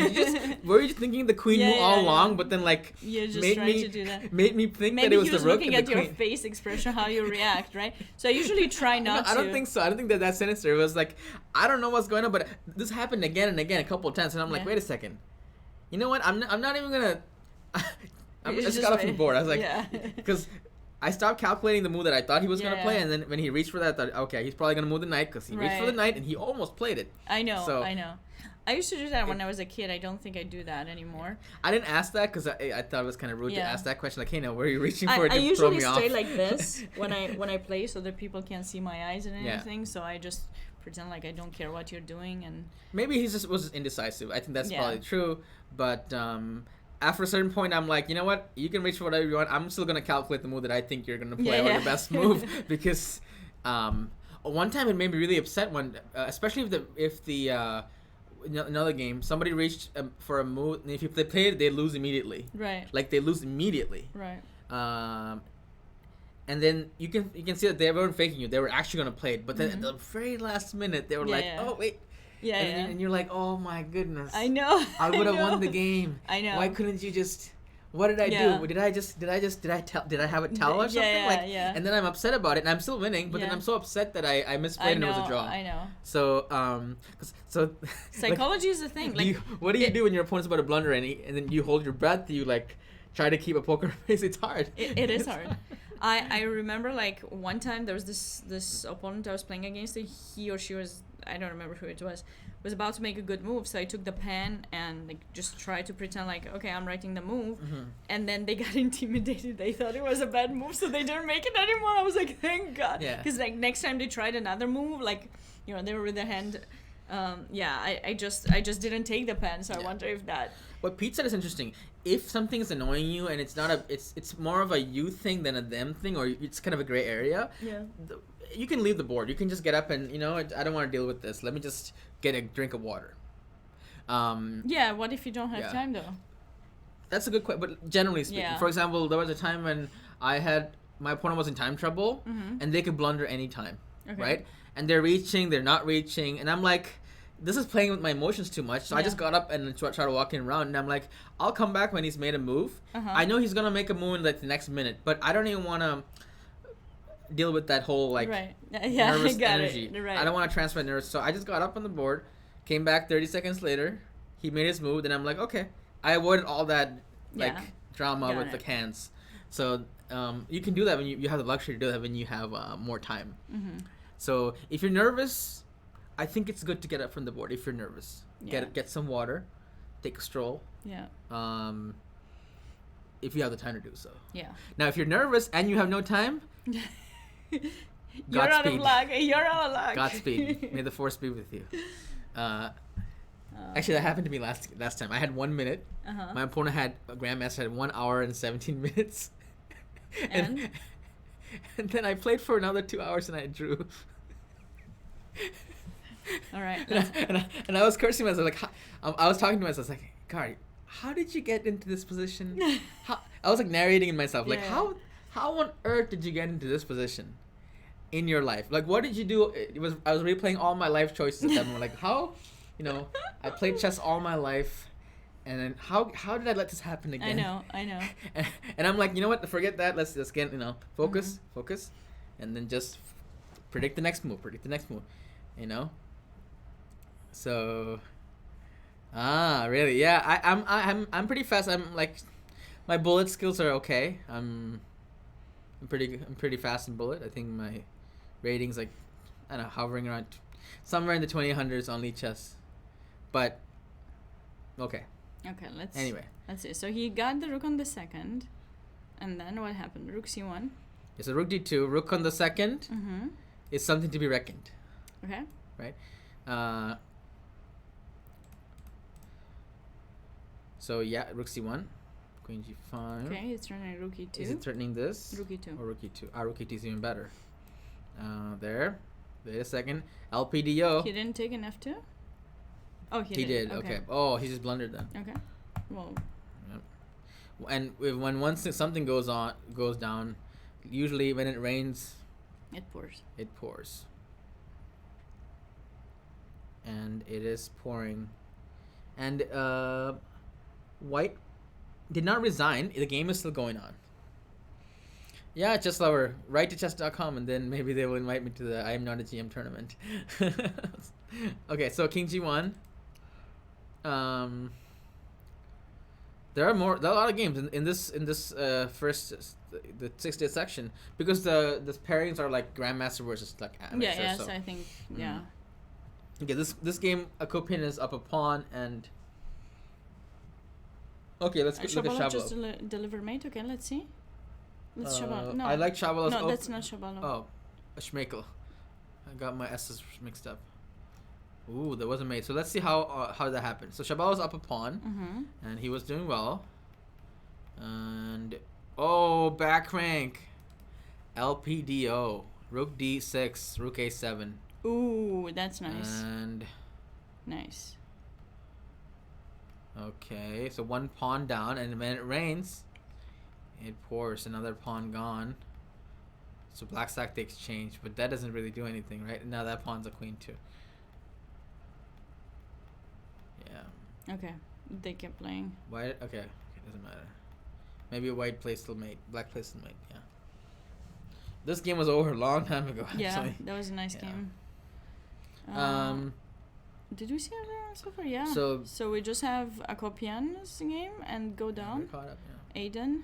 We might have a short day if That would be nice. If that would be a nice for today. Because we've been commentating for 3 hours and 3.5 hours, I think. Yeah. And last time the games went on till 11:30, and the day before the games went on till midnight. Yeah. What was the Enrico game? I don't know which game it was. Yeah. One of the games went on till midnight.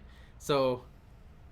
Tomorrow, I believe. No morning round commentary. There is a morning round for the players, right? Yeah. There's a morning round, but we won't be here for that. Yeah, we'll try to get a little bit of rest so that we are fresh and everything for the last round. I'll try which will be very exciting. I might try to see something tomorrow. Just don't get lost in the desert because people are gonna blame me. I am going somewhere like hiking, I think. But okay. Sure. I'll let you know if just I come back. Just make sure you use I'll come back. I'll try to come back in one piece. Do you have a hat? I don't have a hat. I'll get a hat. It's very hot. Scorching hot. You should get a hat. Yeah. Because it's really, the sun is killing. Like, I feel you just walk for 5-10 minutes outside, and then you just feel like you want to just crash and sleep. There's a tram that goes up the mountain in the Palm Springs. I think it's called anyone from here in this area in the chat, like the San Jacinto Mountain or something. There's a tram. It's like the largest air tram that rotates in the world or something. Seriously? It's here. Yeah, the largest like air tram that goes up the mountain, and then you go up the mountain, and then it's a hiking trail. That's 50 miles, but I'll do the 12 mile probably if I can. Just make sure you come back and you get to rest. Sure. Before the round. Okay. Okay. So let's see. Any other games we didn't cover? So Akopian's game still going on. But he's got an extra pawn. Be careful of what happens in the mountains near LA. We're not really near LA. Like, we're how many hours? 2 hours? We're like an hour. 2.5. Yeah, 110 miles away from LA. Yeah. 110 miles. This is officially like Palm Springs is the nearest airport, right? PSP Palm Springs. We have seen that game. We saw this one. Yeah, go to game 9. Oh really? Okay. Well, I might go with one of my students. So I'll be fine, I think. Okay. 9. There's some games. Yeah. Balaji. Didn't we see? No. He was winning. Yeah, we saw till some point. Yeah, Balaji had this broken pawn structure. Okay. And LPDO again. That's one pawn. Mm-hmm. Okay. I mean, an extra pawn, so he was just able to convert the bishops. Are not strong enough. How many pawns does he have? That's 3. Okay, wait. He's got 3. When did the second pawn fall? Give me a second. Yeah, there was F3. One pawn. Okay. He was one pawn, the D pawn, right? Like earlier. In the beginning, there was no reason to lose this pawn. Yeah, he lost. He just dropped it. Nobody understands why. And after that, he dropped the F3 one, and then he dropped another one. On move 5, the E pawn fell, and on move 22, the F3 pawn fell, and then on move 30, another pawn fell, and then the bishop fell too, apparently, which I don't understand either. Okay, nice the whole win thing by Balaji. I guess it was getting trapped, but doesn't matter. I don't know. What about 9, board 9, Aiden Titleman against Edward Hakobian? Yes. Okay, D4. Yeah. Well, okay, exchange Slav. Yeah, so this is interesting because Hakobian is probably rated 2393. So FM? NM? I don't know if he's maybe neither. FM. But the rating is of FM or NM. Mm-hmm.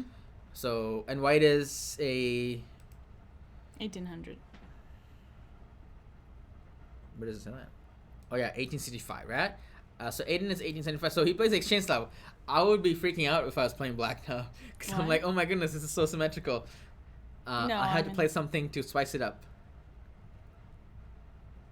and he doesn't. Wow, this is something I'm really surprised. So black is so confident that like I can just even shut my bishop. This is like better for white. Well, he has to do that. That's like you can't take the bishop out. Oh, here comes the spice. Knight h5. So I think white should have played h3. Yeah. Then white's just better, I think. Knight e5, I think, is a move there too. Yeah, knight h5 is it the main move here? I wonder. Yeah, bishop e5 is a move. So this is still kind of theory Yeah, area. I mean that's good because you don't want to take an e5 because pawn takes and then the knight in h5 is trapped. So e4. Now white is I don't know about e4. White has taken the first step into like changing the position. Okay. Yeah, this is a bit weird. White's pieces were well placed, and now white is like messing it up. Well, it's nice. 92 is kind of interesting because he's attacking the knight in... Oh, you like it? Yeah. Okay, I don't like bishop takes. I feel like he should take with the knight. I don't like e4, but I don't know, maybe you disagree, but I don't like... Maybe a3 first. a3, rook c1, I thought, just develop your rest of the but then pieces. he will have some time to develop too. Or he will play some maybe f6. Yeah, bishop e4 is a little strange. Backwards strange. To go forward, that's... And another center pawn has fallen in battle. So knight de4 makes sense, because that's the worst knight, right? Yeah, knight... Oh, but it's not that good. It's not? Because of... Oh, is it a 5f4? Oh my goodness. Okay. Oh man. Okay. So there's some issues. So that's why the whole e4. Take. I think e4 is just not right. Yeah, I mean he should prepare it for sure. So he dropped a pawn. One pawn fell. Wait, could he have taken? He couldn't have taken the g6, two bishops right? also gone, and now the current position. So yeah. I think the next move might be queen d3 or something. It's one of the moves here. Queen d3 is a typical move. Try to trade extra pawn. Yeah, f1 is heroic. It does a lot. It did a lot of good this game. It kicked out the bishop, and then it so went looks even like trapped I the think bishop. they're two brothers because on board 10 is Jacob Teitelman. Aiden and Jacob are playing next to each other. Do you know them? Nope. Okay. So they're untitled though. Their name is Titleman, but they're untitled, I believe. I'm sure they will get their but title. They might get a title, yes. Okay. So Alexander Costello and I don't think I ever played this person. We got the, what is the name of this opening, Sabina? Zuckertort. Yep, because there's knight f3. I call it Reti, but... Wait, but Reti is more like knight f3, d3 though. Yeah, okay, normal opening.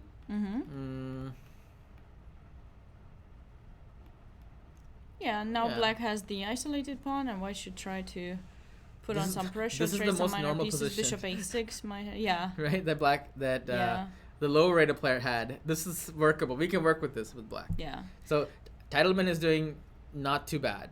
There are two more games. Jim Dean. Yeah, we didn't look at this one. No. This is the traditional. Yeah. Jim Dean. I played Jim when I was a kid, I think.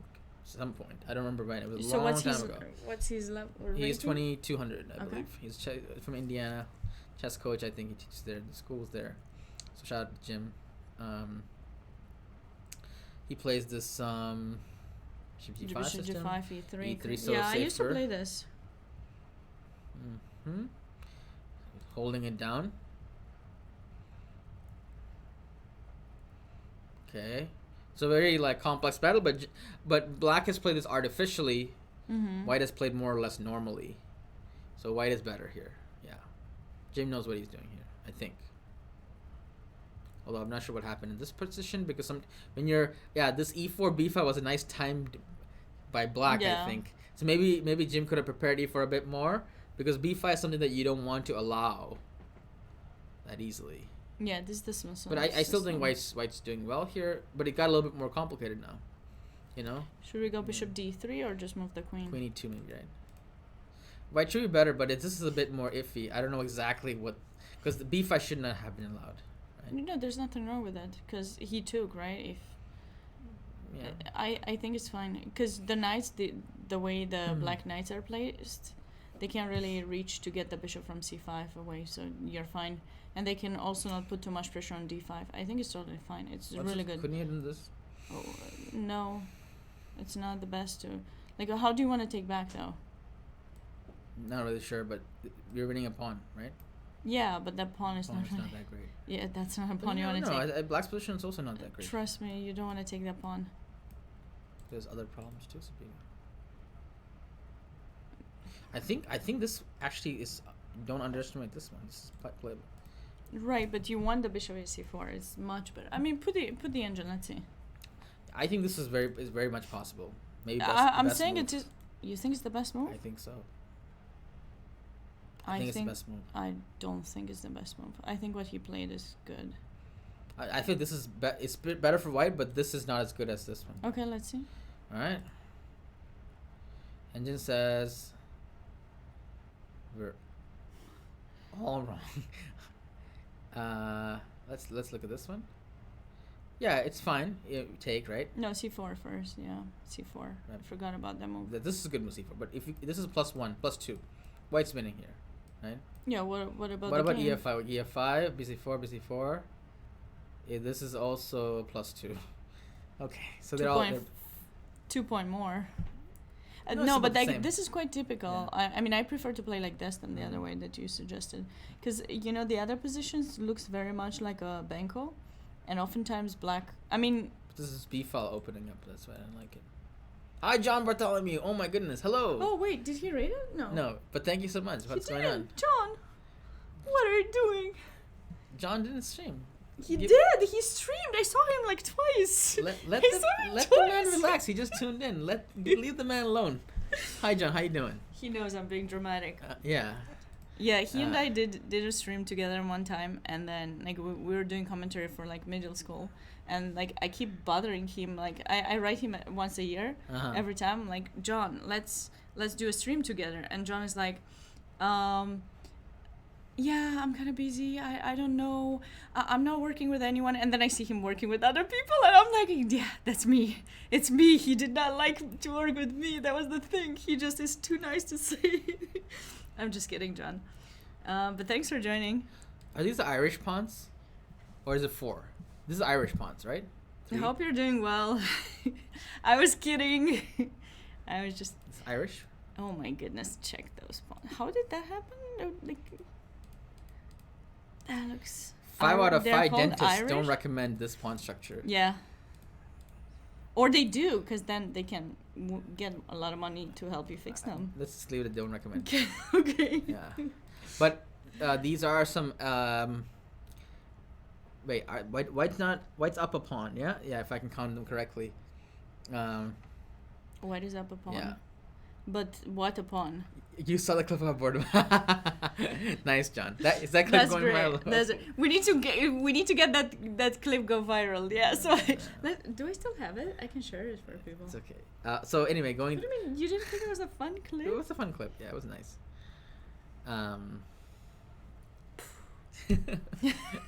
Anyway. Like I think when Gauri is either hungry or tired, he doesn't get my jokes anymore. He's just like... I'm a little bit more indifferent when I'm tired or hungry, I guess. Yeah. Or hangry. But, no, we have the food in the next break. Yeah, we're going to have it. Thank you to Nikki's mom. Thanks so much, yeah. For the Chipotle. Yeah. Chris says, as a commentator, never say, I try my best. I don't know about that. Best. I try my best, okay?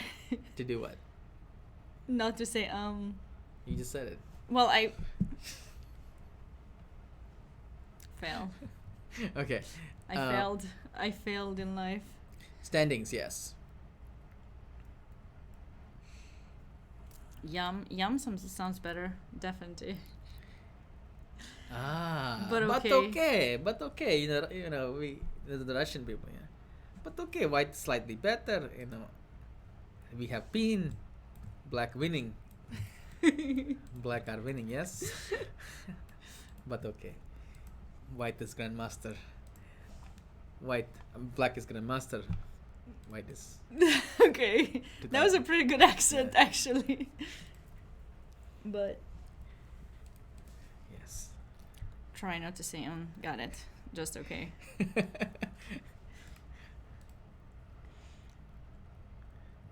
Yeah. Quiet time. It's quiet time. Push pawn, activate the bishop. No, that was not long diagonal. And we king. That king is where is king going?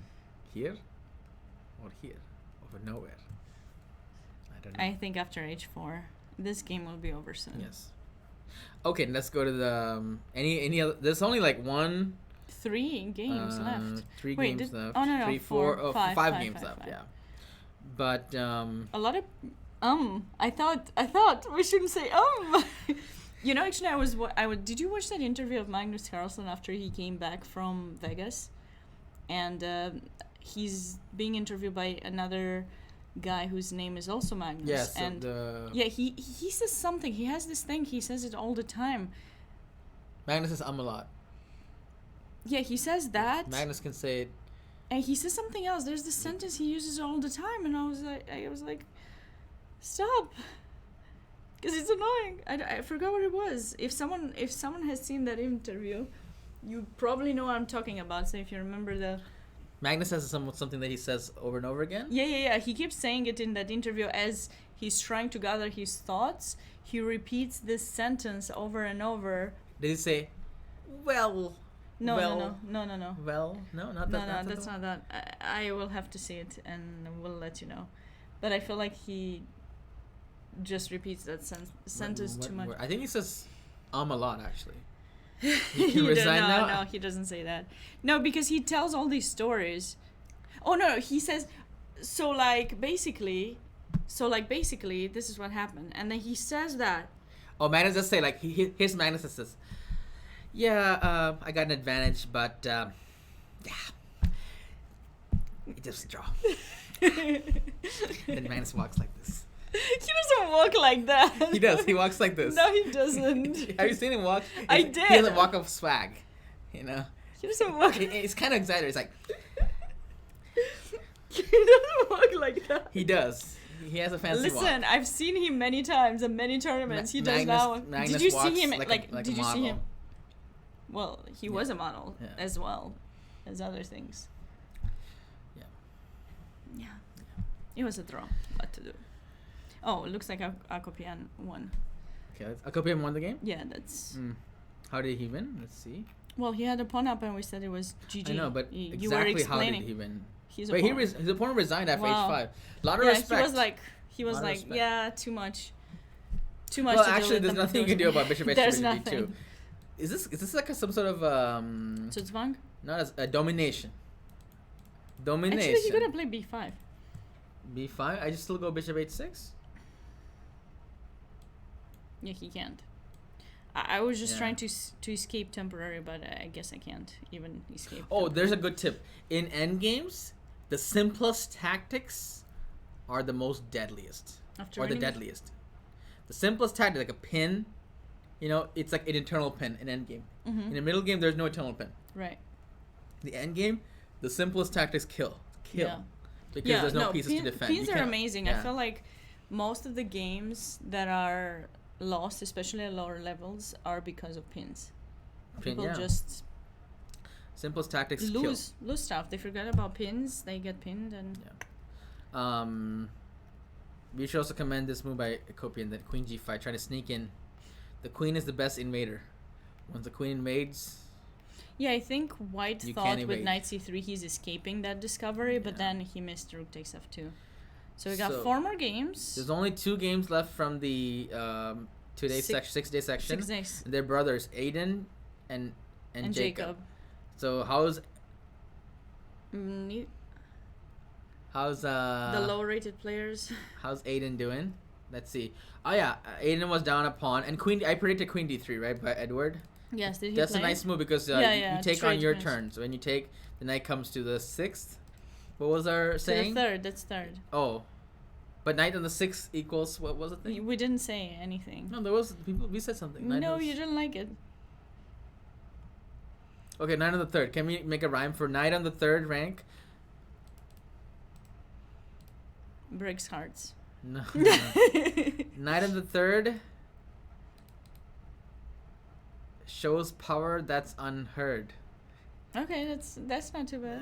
It's not as good. It could be better. Good. Could be. I'm sure. Yeah. I think. Okay, allow. I think by the end of this, commentary, by the end of the tournament, you'll have all pieces set up, best piece set up, phrases for everything, and people will start. We need it. I know, but you know what's gonna happen after? Then you can talk to someone and then just have them printed. So then you'll have T-shirts with those. I like John. Knight on the 3rd is worth a herd. Oh, that sounds good. What though? Knight on the 3rd word. Sheeps. I like that. That's more the rap version. Sheeps, queens. I don't know. That's what it means, right? Yeah. Sheep, and. Yeah, herd. I don't know. Herd. That's what a herd of sheep or cows or. Sure. That's herd, what it means. It could be anything. Herd. Yeah. But mine was good. Rook on the 7th, it's like going to heaven, and your opponent's rook on the 2nd can go to. No. Rook on the 2nd. Rook on the 2nd. I don't know. That's not what you said. No, we came up with something. Rook on the 7th, it's like heaven, and then rook on the 2nd is like no. It's something to be reckoned. Yes, that's what you said. Yeah. Something reckoned. All right. Queen d3. Okay, so they traded. Queen d3 happened. Rook b. Okay. No, wait. Knight on the 6th. Again. Wait, no, but wait. Knight takes b2 works or no? Rook takes d8. Bishop takes. Nah. Well, there will be too many trades. Yeah. What about bishop c? But then I stay pinned. So it takes. You think it's gonna happen? Takes, and then. Oh wait, he had a pawn up, so trades are fine.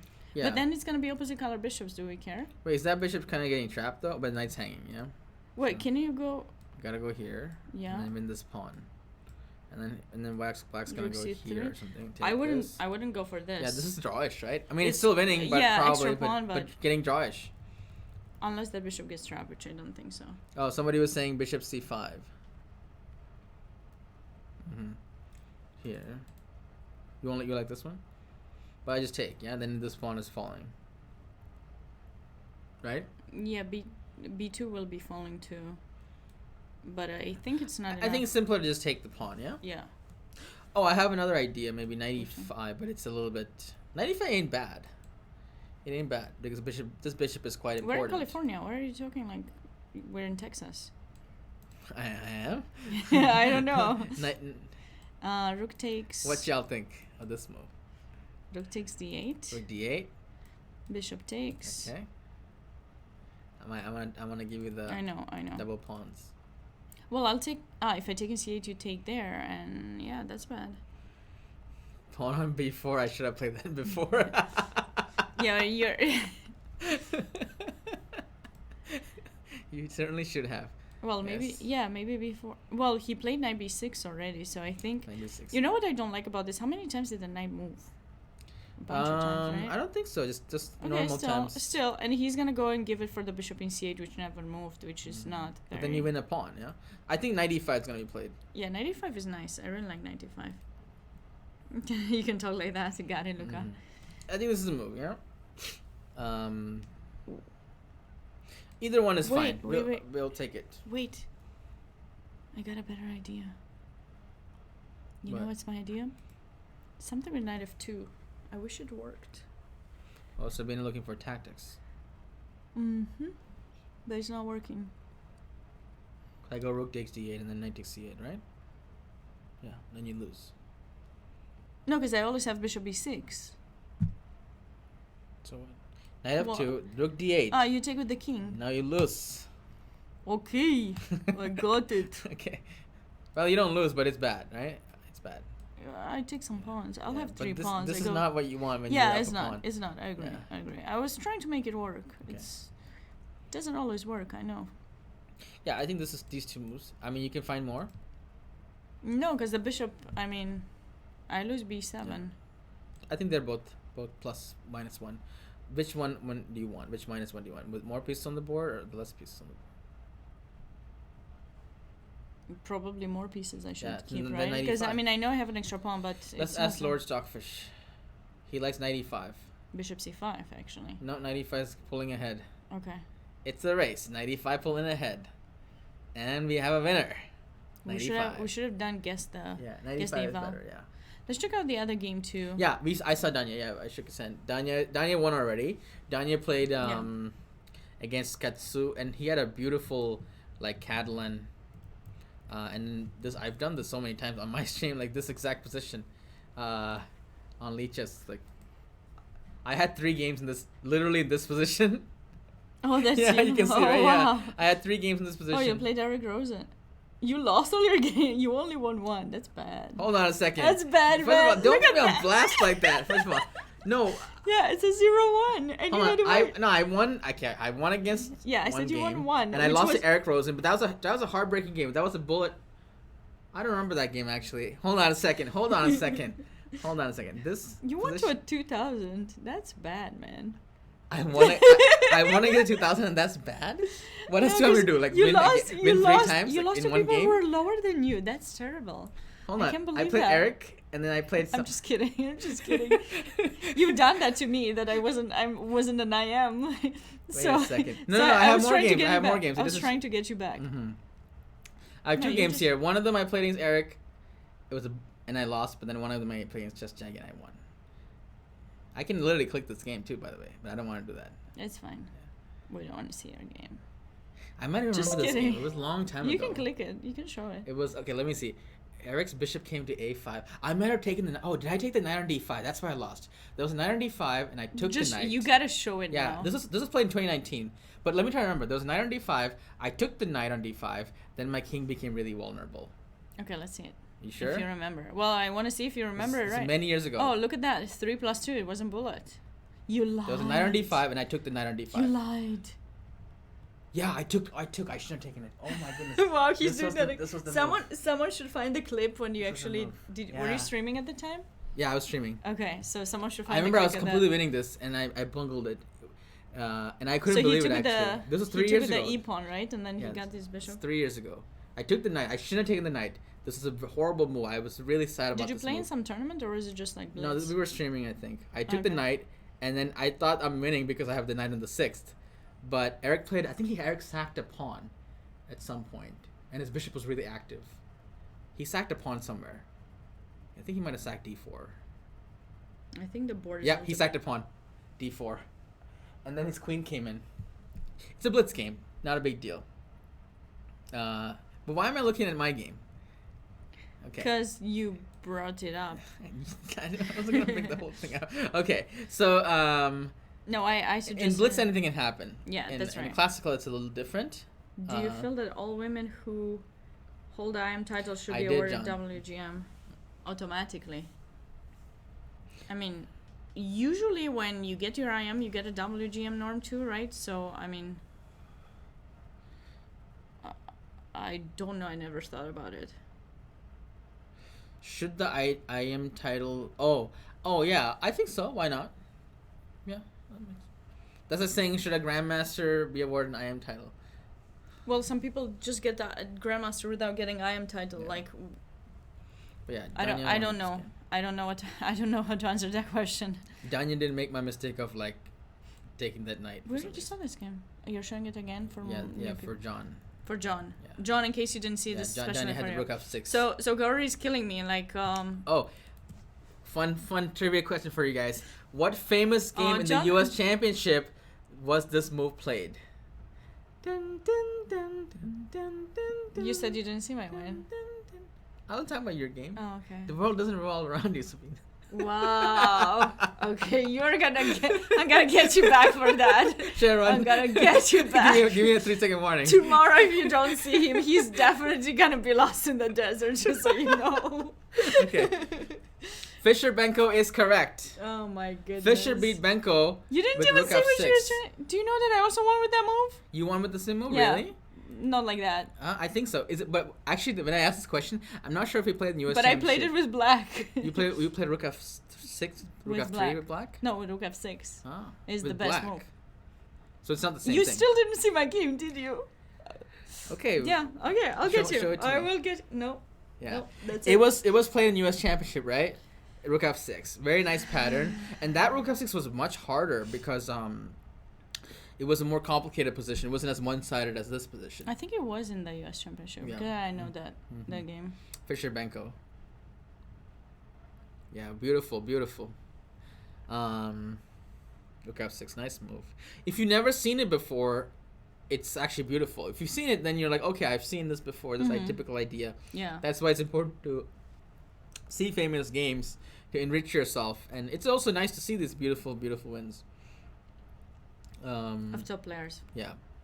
All right. So who won the title Tuesday? We don't know. Today was Tuesday.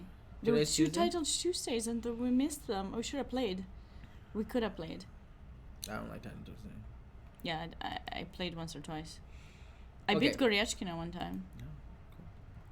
By the way, in this game, knight d2 was, but we like 95, and 95 was stronger, but 92 was played. How many Let's do like a trivia questions. How many title choices has Hikaru won? Countless. And I feel like it's 40 by now or something. Yeah. He wins every single one. By the way, I am sad that Edward played this move because we might be here for a long time. This move is more sharp. This is more dodge. That's why we're here. Chess bro. Chess bro. Oh my goodness. Oh my god. Who is it? Hello, Chess bro. How you doing? I think that's Aman. I think it's Aman. Right? Aman. Yeah. Yeah, it must be Aman. So let me tell this story now. So I was playing in Vegas, right? The tournament, the National Open, and then I'm like, okay, I'll play the Blitz last day, which was Walter Brown Memorial is called right now. So I just see these people like Kostya is playing. Kostya was there, okay. And then I was like, what are you doing over here? Because I was playing Kostya round 2, and I was like, what are you doing over here? Like, because I had scored 1.5. What tournament is it? Blitz. The Blitz. In Vegas. National Open. A National Open. Festival. And then I'm playing Kostya. I'm like, what are you doing here? How am I playing you? Like, didn't you just win? He's like, yeah, but look who's over there. And I'm like, who is it? And then I look, it's Aman. I'm like, what are you doing? So then I play Aman last round. I'm like, what are you doing here? Eric's playing the Olympiad, I believe. Yeah. And Aman is doing commentary for. So it must be Aman. Hello, what's up, Aman? And what brings you to our neck of the woods here, I guess? Yeah. My story anyone that you know, any friends playing in this tournament? I mean, that question is for both John and I think Jaspera, Aman, or whoever. I think it's Aman. Yeah. Anyone that you are closely following in this tournament, let us know. We can look at their games, maybe. Probably they're all looking for Danya.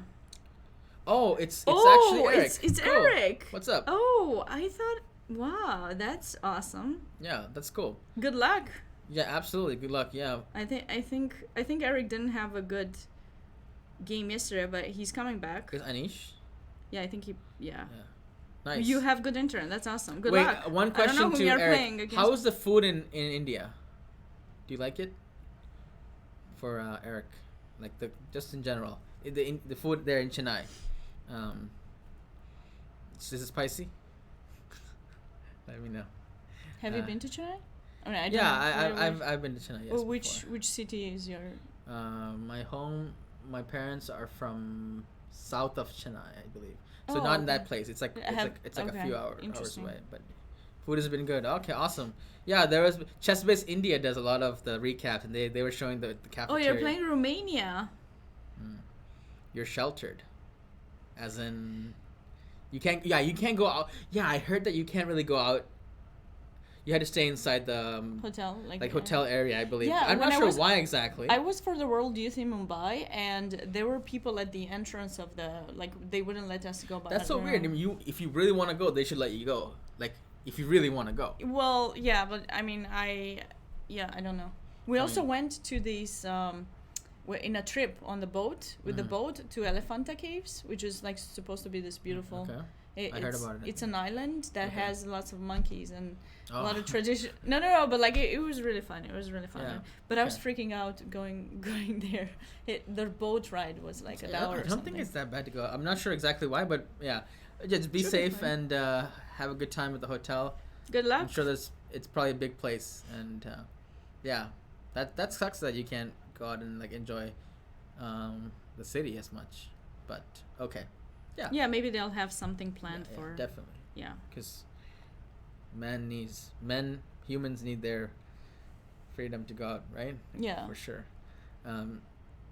Exactly. Fresh air is important. So, what's going on here? But it's really beautiful. I saw pictures. Like some hotels, or probably everyone is by the beach, so they can go and just enjoy a morning run or walk. I love tournaments that are held at the beach because you can just chill. Yeah. And I think the ions, I think they're called that way. The weather, the air by the beach is supposed to be really, really good for your brain. Oh, really? Like in the mountains. Yeah. In some places, like it's especially going in the morning. Okay. Beach air. That's what someone's told me. So. Oh, there's a party tonight. Very interesting. The Bermuda party is tonight. Oh yeah, after they finish the round, because they probably have the free day tomorrow. They do. By the way, there are 3 games. Unfortunately, all the top boards games are done. That's the reason for the Olympiad to go to the Bermuda party. I've heard about this party. Have you been to this party? Yeah. Is it good? I usually go for like an hour and I leave. First Olympiad I went. Is it like? Because all the team went, so we all. How's it like? Like, is it good? like it's usually a disco and you just dance and chill with the other players and get to meet more people. I'm kind of shy, so Irina forced me, so I kind of dance a little bit, but yeah, like it's not about how good you dance. It's just like, you know, having, as long as you're having fun. Yeah, people I'm very shy, so I usually just sit and just talk. Okay, so 3 games left. Well, what's the most interesting game out of these 3? Maybe the most balanced game is this one. Yeah, this one looks like, well, white is up a pawn, so maybe I thought it was balanced here. Well, but now it's not so balanced anymore. Yeah. Yeah. So the top, so white is up a pawn in this game. The IM is up a pawn. Here the FM or NM is up a pawn as well. This is closer to a draw though. Closer to a draw. I feel like he's gonna be able to. Time. What's the time? 6 minutes to 35. And then the other game. Wait, but they get increment. They get an increment. 40 move, 30 minutes extra when they hit 10 more moves. Yeah, this is also an interesting game. The material is equal here, but Jim has really placed his pieces well, I believe, and something's gonna crack soon, right? Something is gonna give. The G6 pawn, like he wants. Yeah, I was about to say something, that. Rook E6. This is a very soft spot. Very soft. So I think white's probably like +3 here. What do you think? I think even more. Maybe more, right? You even have rook E6. Yeah, +3. And then G5. Yeah, it is literally +3 here. So Queen B4 is the best move for black, which I was thinking too, just to get the queen kind of closer to. But you don't do anything. Action. Yeah, some C4, maybe some trade queens. So the higher rated players are killing it, but there's a huge difference. Well. There's a huge difference rating wise. I mean, at least 600 rating points. Oh, no, not this one. This is like 300. Really? Yeah. So because Aiden is like 1800 or something, and then probably not doing my math right, but wait, what is it? Let's see. So the Aiden Costello is 2379. Aiden is Jacobian is 2393. Oh, 1865. Oh, there's a difference. Yeah. Like 400 point difference. Yeah. 400 change. Okay. Yeah, that's quite a lot. Preferred snack. They're asking Eric, but do you have a preferred snack? I'm very unprepared, so I don't even have any food. Whatever the tournament offers. If they don't offer anything. Coffee and tea would be really. It's like I would say it's almost. So you drink coffee or tea during a game? It's a necessity during it. Yeah. I usually don't. Banana is good. Yeah. Almonds, dark chocolate. I've heard. I think Lenderman, when I played him, he had a dark chocolate. Yeah. I think 70% and higher, like 74-80%, not like 90 because that's bitter. That one is so bitter. I got it one time. I got 100% one time. I don't even know. Yeah, don't do 100%. That's like for cooking.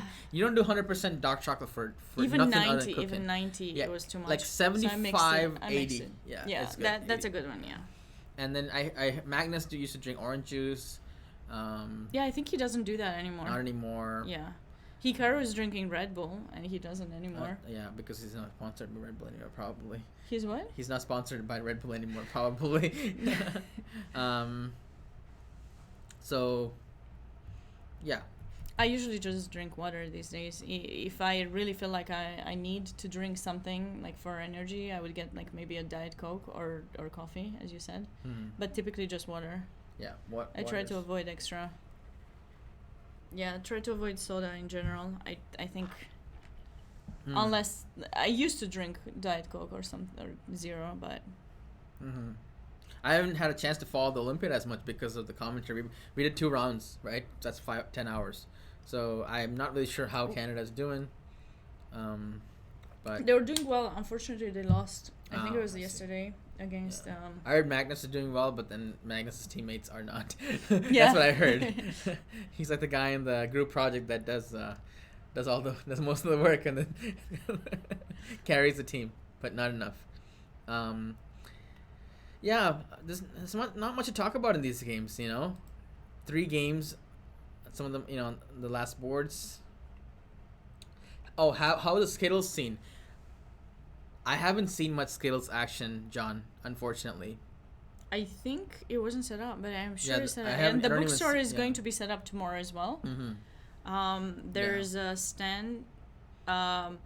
You guys must have missed this, but in the first day, we were walking back to our hotel rooms with Gauri, and then he saw this piano, and he's like, "There's a piano. Let's just let me play the song." So you guys can replay it. You can replay our VODs on our channels if you want to. But your VOD wasn't saved, I think, Sabina. Huh? Mine was. Okay. Mine wasn't? I don't think so. I didn't see the piano thing. There are a couple of pianos. No, I saw some chess players play piano too. There was this kid that was there was this one kid that was playing piano really well, and there was this other chess player. I think he's playing in the section. He was singing and playing the piano. Okay. It was pretty good. Yeah, too, yeah. People thought we would get kicked out, but the way the hotel is set up, it's the now the there's a sign on the piano. Don't play the piano while the chess tournament's going on. There's a sign now. Oh really? Yeah. So probably they can hear it. Yeah. Oh, okay. So well, when you were playing, it was already like. Yeah, no, not me. It was just general thing. Yeah. Got it. There are two. But anyways, there's that, and then. I didn't see many people. Analyzing it. John, are you gonna join? No, you're not gonna. Probably, right? What? Come and play. That's what I mean. Oh no, I don't know. I haven't seen John play any tournaments in a while, so I'm not sure what it's next to. I think he's teaching a lot and probably has some new projects. I assume. We need singing chess variant.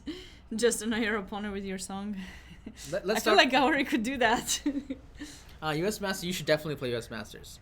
That's a great tournament. Although nowadays some of these tournaments, I should call them US Junior Open and Masters, because half of the players last time were kids. More than half, I think. Like, it was literally that's why in North Carolina junior tournament. You know that in North Carolina they have this Alto tournament, which is I heard about that. Over 21. You have to be at least 21 to play, because they just don't want the kids. Yeah. Let's talk about this game a little bit. This. Do you have any plans for another chessable course? Sure. John, obviously. Or maybe Chessbra. Ooh. Eric is going to Bangkok. Cool. Actually, I saw that tournament seemed cool. Let's talk about this game maybe a little bit. Black. The structure is kind of symmetrical, so I was scared that, not scared, but this might have some drawing chances for white. But I think that there's an issue on F2, right? Yeah. This pawn is a little vulnerable, although not right now. But black is eyeballing this. What about? Yeah, I was about to say that. Yeah. So I still think that there's definitely drawing chances for white, because there's this is very open. So, and then I think at some point white will play like h4, and then the rook is free for business. But here's the thing, because there's still knights and bishops. Do you think h4 is a good move? Because if you play h4, or like h3, you have a. Yeah, I think h3, because like normally yes, you have f2, g3, h4, but if you do it this way, you are putting another pawn on black, which is going to be making it easier. But I'm not concerned about the pawn, because I want this is more aggressive. It's all. I mean, h4 kind of, maybe I can trade more pawns, because that's what I want to do, right? I want to trade some pawns. No, obviously, but I won't trade you. That's the reason why I want to play this. But maybe you can. I don't think that the pawn structure is going to be the issue here. The main issue is like, how quickly can you activate the pieces and harass for either side? So pawn structure is overrated here, I think. I mean, pawn, like fixing a pawn on some square. So you think here black should keep the knight or just let it there? Excuse me? Should black keep the knight or just leave it there? Oh, good question. I think he can't afford to keep the knight, because like there's some issues, right? Well, he can move the bishop, right? He can play bishop c7. Yeah, this is looking closer to a draw. But isn't there some issues now? Like, well, first of all, you gotta play. You don't even have to play h4. You can play. I'm gonna play king e7 with black. Right? Okay. But this knight is also not that stable. So he has some Scandi material. That's nice. I would play h4 here, and then see how black reacts. h4, h5. That's my plan. Right? So h4. What are you gonna do? I was thinking to just leave it there, like just go f5. I want to play f5. I want to play f5. Yeah. My plan would be to play f5, e4. h5 then? Just curious. Yeah, just I want to play e4. E4 after so here. Yeah. Here and then here. Yes. Yes. And here? Yeah. How bad is it? I'm gonna leave this here for now, I think, and I'm gonna try to do something else. King Rook B8 now. King E7. And then Bishop G8. Huh. I know you're very happy, but that's what I want. Counterplay. We're gonna get some counterplay. I got you. Don't worry. Okay. Counterplay. All your pawns are on white. I know. Rook A1. Rook A what? Wait, Rook A1 or should I play F4 first? F4 is kind of annoying. I'm not sure if I should go F4 or... The thing is, after Rook A1, I think you go Knight F1. That's why I don't want to go Rook A1. F4 is kind of annoying.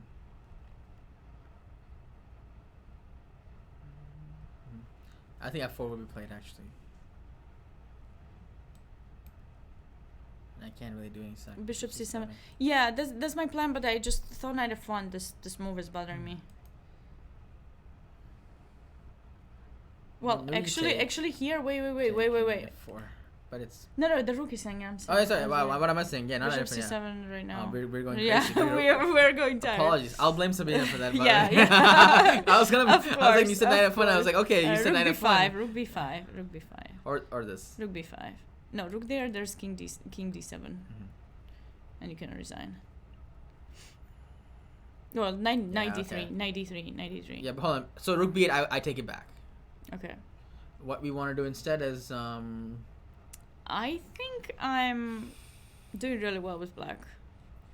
Because you don't have activity. Okay, what about this move? First. Yeah. By the way, nothing like this happened. Inter H4, H3 was played. I still think H4 is what I would play. Aggressive. Practical try. H4, do something. You're losing. That pawn, yeah. So wait. So what did he do? Rook B8 is considered by Stockfish, by the way, but H3 was played instead. Okay, Bishop and C7. Rook C1. Yeah. Okay, so he's trying some discoveries. But according to the engine, this was only minus 0.7 here, by the way. But now probably it's... Yeah, he needs to stick the rook here, but then you know what happens after King E7? Knight F1. Oh wow! It just gives like minus point. But it's probably a weak engine. It's not a it's not a good engine. Well, Leeches has a really good engine. But no, not on this website. Not on this browser, not computer. So it's like minus 0.8, minus 0.9. Okay. Yeah. But yeah, this is... I think black's gonna win this still. Mainly because there's only 2 minutes for white here. That's a big factor. Yeah. Even though in about 7 moves we're gonna be here for another hour. We will take a break if that's happening. Let's check out some of the other games. Knight F1 and G3 may be a better plan. That makes sense because although this pawn is kind of... That makes sense. And 93 maybe. Yeah. I feel like there is some issues with that too. Maybe, I don't know, like...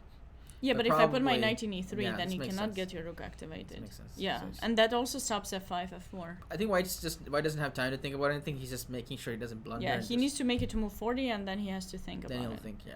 What about the next game? He had an extra pawn. Yeah. White pawn. Is an IM. Alex Costello. I have never seen this person before, but I've seen the name. Yeah, he's an IM. Younger Legit. I don't know. He tripled, and he's up a pawn. Nothing to complain about. And once again, Jacob, the opponent who's playing, the lower player, has only 1 minute left. And this one, it's only moved 24. It's gonna be a tough. It's gonna be tough. I feel like a blunder is gonna be made in that game soon. Next game, Jim Dean. We were talking about how G6 was very soft. Yeah, he played rook e6. What is up with this? He played queen b3 and then he played queen b2. Well, because the rook moved. The rook was there. I know, but still. Thank you very much. John. Thank you for stopping by. Also, thank you to Chessbra for stopping by. Good luck in your game today. Yeah, we'll see you. We'll see you both soon, hopefully, at some tournament or something. Thank you very much. Okay, so G5. I think White's crushing. White is crushing, but Black is trying to mix it up. But C4. Explosive. I really want to take it in g6. I really want to take it, but it's not working. But I would love to take it. You want to sack the queen? It's not working. It's not. But I would love to. Crazy. I'm not. I said I would love to take it. I know it's not working. I just. Thank you. I'm just kidding. What if I take? Take what? This one? Yeah. Yeah, you can. Well, but there's some. Some?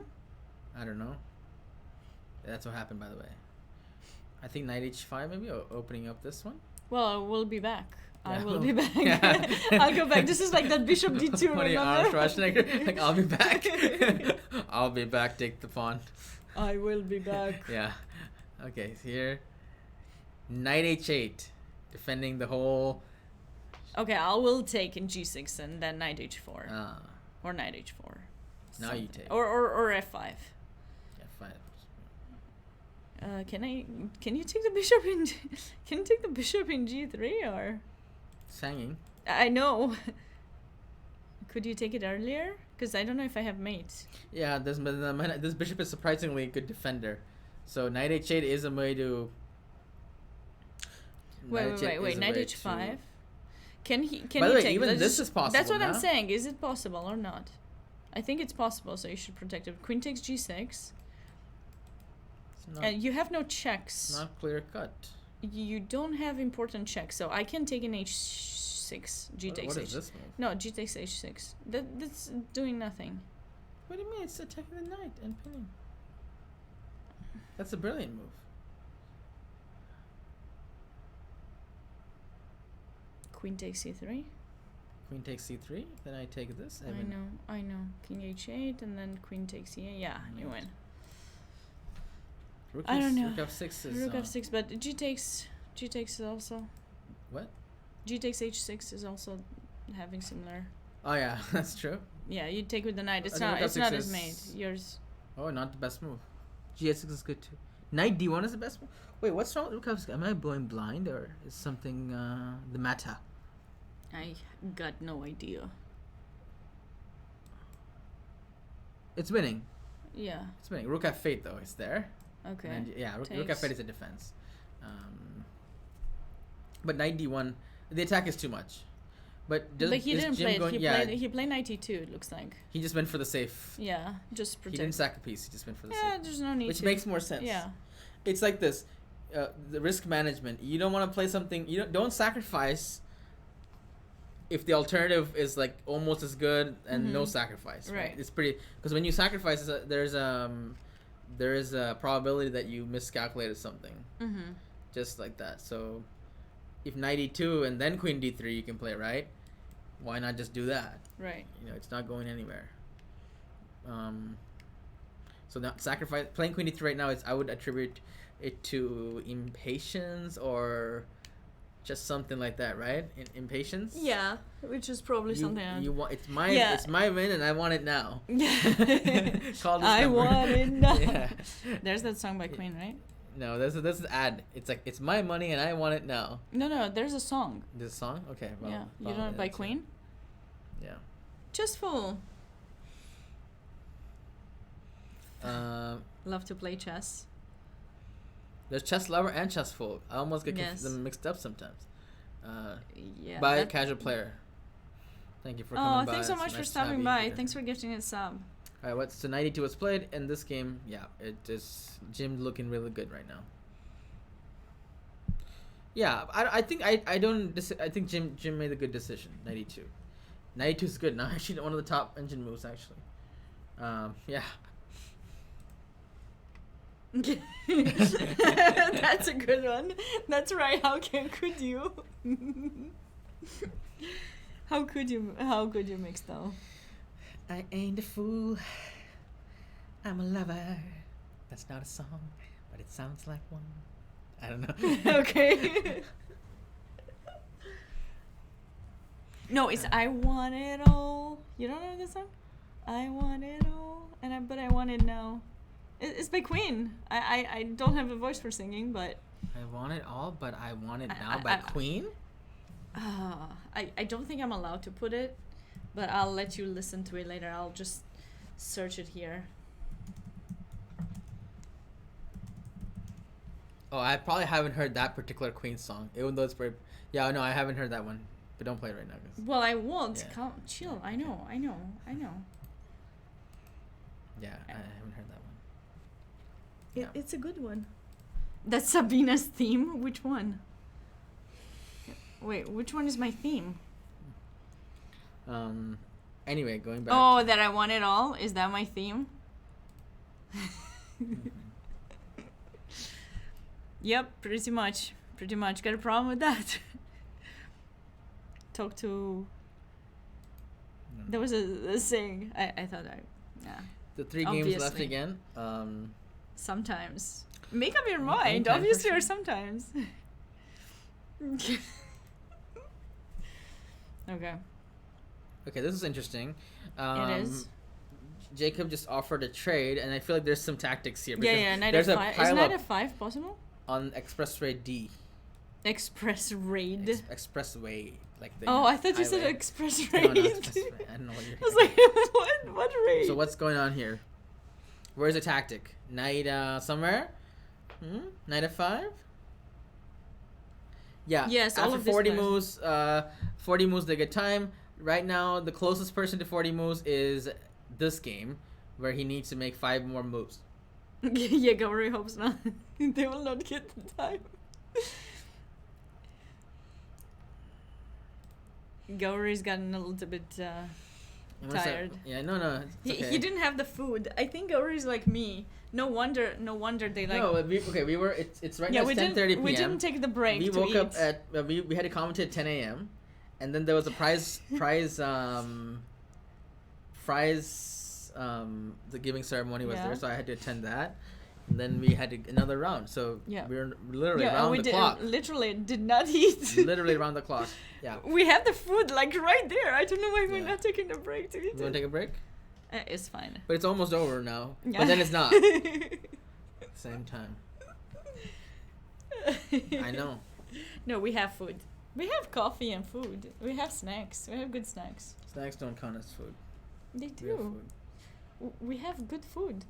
We have like Pop-Tarts and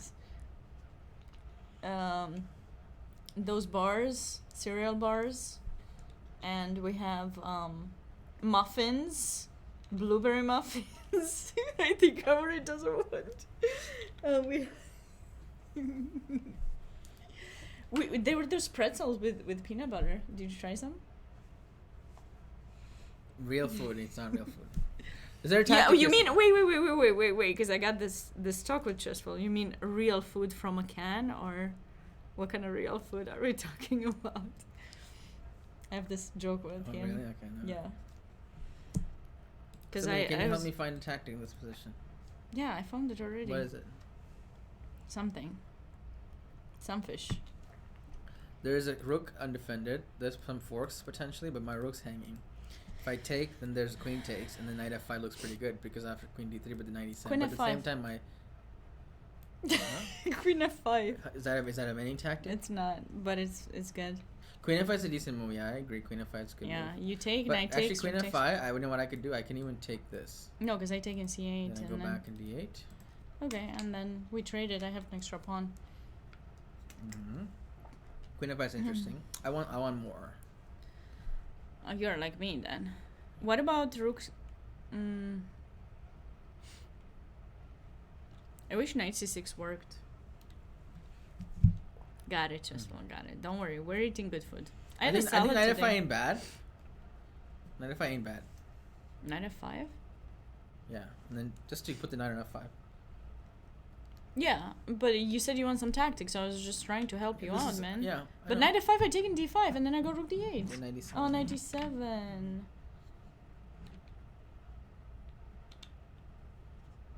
I was gonna come up with something, and then at the end, mate to in a1, but luckily it's with check. Because, otherwise I would just sack my something, and then...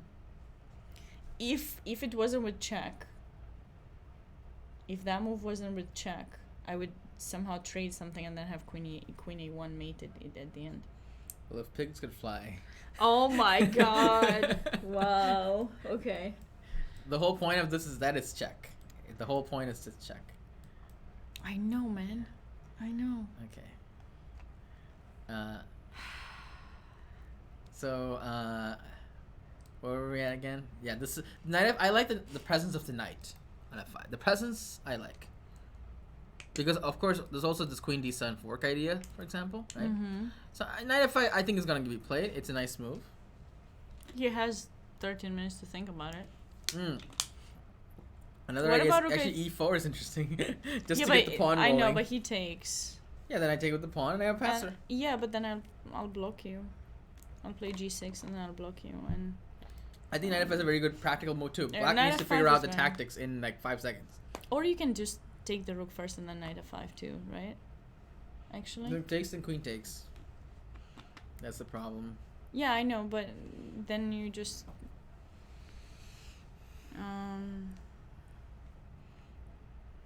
yeah, you went Russian for a second, you know? I did. Okay, you play e4, but then we take and we block him. Block him hard. I said with the bishop. You block him. Oh, you with bishop. Okay, sure. You block him. I said g6 and then block him. Sorry? I said g6. I said g6. Pawn to g6. Pawn g6? How is that blocking this pawn? No, I'm stopping knight f5 first. Oh, you stop this knight. Oh, you block him here. No, I said I stop it and then I block him. Come on. You stop him and then you block him. Okay, I got it. Okay. Well, you know, one thing that I don't like you to tell me is that nothing. I'll tell you after. It's not that serious, Sabina. It's not that serious. It's very serious. If you start a war with me, you don't know what you're getting into. Oh my goodness. It's very bad. Okay, so anyway, what were you saying? Knight f5 was what I recommend, or e4? That's my top two choices. I was saying maybe trade first and then. I don't like the trade because queen takes. I got it. You said it already. Yeah. But it's fine. Why is it fine? You're pinned. Pinned. I'm pinned. Mm-hmm. I will play h3. After that, I don't know. Okay. I don't know. Knight f5, e4. Give me. Queen a. I would play queen h. Give me e4 or give me death. I know where the quote is from. Yeah, I'll allow it. It's fine. Yes. Pinned. Why is Alex thinking so long? Like, is there a treasure here? Did you say a treasure? Is there a treasure here? Yeah.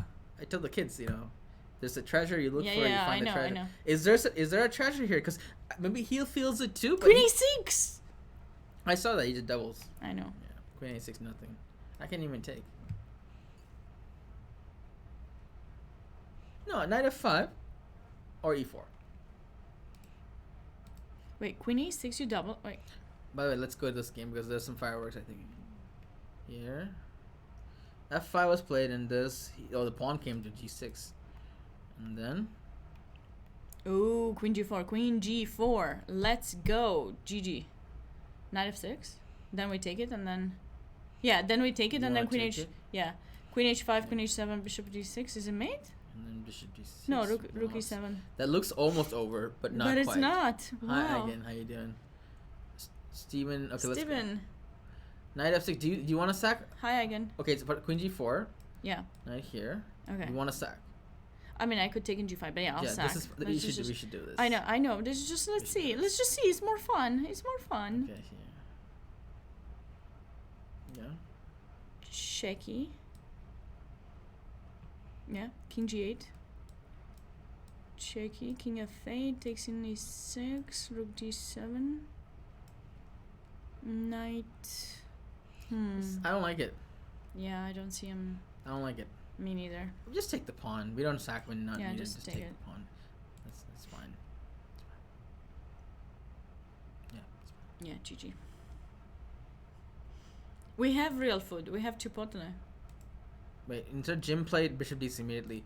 I think that does the job too. Yeah, it does the job as well. Okay. Nice. Go back to that game because I think I saw. Oh my goodness! What just happened? He blundered on the 39th move. I am so sorry. Oh, and then I'm so sorry about that.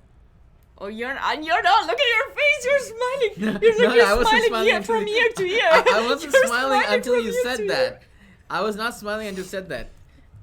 I was not. I'm sorry that you got. You were trying. You're smiling inside. You're I was like, not. yes. I was expecting that you were gonna claim that I was gonna smile. And oh that yeah, kind of made me smile. You thought all that through within a second. So, I'm sorry. I see. So that was a tragic blunder. It was. That was a tragic blunder by just bishop c7. Okay, but is on it move, easy? On move 39 of wait, all maybe moves. he did it on purpose though. I mean, there's still ideas. No, maybe he did it on purpose. Come on, it's not so hard to see. Bishop c7 is like a pin.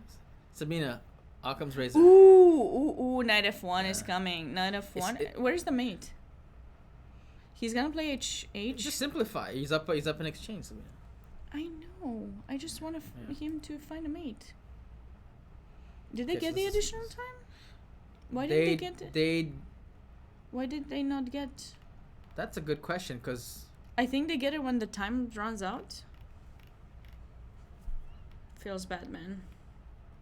That's a good question. Why didn't they get the extra time? Yeah, I'm surprised because I read that. I read it on the website. This is the traditional too. No, this is the new one. No, this is the this new one. 6-day, a 6-day slow time control option, and 4-day option. They must get more time. That's weird. Okay, maybe I didn't read it correctly. I mean, can you scroll up for a second? I did read that. It was up there. Show the two schedules. Here. 6-day, 40 plus 100. Yeah, it's the same. Yeah, that's what they get 30 minutes. So when why hit didn't 40 they? moves. Why didn't they? For some reason, it's not updating on the chessboard. Okay. It doesn't update until the timer. Yeah, okay, probably. Okay. Bouncing across. Hi there. Okay. All right. So, but this is gonna end soon, and then there's another pawn that fell. Oh, how did he get it? Did he play Queen A6 or what did he do? Queen F5. He played my move. Mm-hmm. I like Knight F5 or E4. Knight F5 I like way more. He played my move. But why didn't Black take in F5? Yeah. Huh? I don't know. Is there something I'm missing? Like Queen takes F5?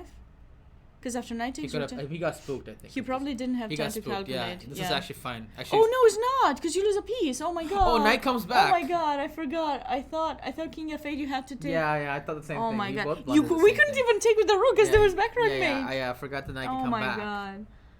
Oh, my Although God. The tactic is Queen F5. But okay, we saw the rook D5, and then we both missed the same thing. Yeah. So... Steven, don't sell yourself short. You saw a lot of good things when I play with you in the stream. So Queen takes C8. So this was nice. Although I still think that Knight F5 is a good move. Wait, but let's see. No, Queen F5, see? And E4 is a good move too, by the way. Can you go back E4 and E4 is almost as good as Queen F5. Yeah. So he just won another pawn. Knight F5 is also good, actually. Yeah, he won another pawn. 2 pawns. And... Wait, okay. What? That's a mistake. He played No, you can't take it because there's background. Oh my God! Gauri needs food. I thought it's a transmission. Gauri needs food. Oh no, my queen! No, my. Yeah, that's basically it. It's like, no, but it's such a silly trap. But the thing is, like, why he plays that? The bishop is hanging. Oh, that's true. So it must be a transmission error then. No, I think. I mean, he meant to play Queen D6. I mean, he meant to, but he dropped it there. No, that happened. Oh my goodness. That happened. He just tried it. I think he's gonna resign now. He's probably just missed that. I wish I was there. Like, did he go like this? You know? It's like, oh no, my queen. No, not like that much. Just a little fake tell. Okay, what is it? What's the fake? Say it, me. Make it again. I played once with Grandmaster. Okay, I'm not gonna say who he is. And he's calculated all this line and everything, and he was happy. We were both in time trouble, and I outcalculated him. And then he plays, he thought he's promoting, but actually I had mate. Mm-hmm. And then he looks at the board, he realizes that I'm winning. He said the swearing thing. Maybe I shouldn't have said the story because I can't say that swearing on the stream, but he's just like, he said it really loud. He's like, oh my God, something similar to oh my God, but like that's more like swearing. Mm-hmm. And then he's like, I'm so sorry, I didn't mean that. But then he was so upset, and I felt bad because he's a very nice guy, Grandmaster. He's streaming too, and and and he's like, I'll tell you after what it was, okay. But yeah. Interesting. Hello, Fredish. We are commentating on U.S. Open, and the game was done after Queen E7. Black's like, okay, I have enough tricks. Hi there. You know what he should do? Double down on this trick. Queen C2. Oh, the other game finished Might as well. The other game finished too, so the brothers kind of lost in the same time, which is sad. Oh, okay. Which one? The pin, right? Yeah. The pin game. How did that end up? Yeah, I guess he traded everything. He didn't look for a mate or anything. Oh, he resigned after this. Okay, good. So now there's our boy Jim. Who's gonna win? Our boy Jim, who's gonna win? One game left. Did they hit 40 moves? How do they have so much more time than the others? I guess they didn't. 36 moves have been played. Well, knock on wood. We might not. These guys need some sleep. Yeah, we might. Where's our food, Elshan? Where's our food? But we have food. I'm just saying. Okay. Extra food. I hope this game wraps up soon, but let's see. I'm just kidding, Elshan. Don't worry. I just want to. Good game. Nice win. Nice win.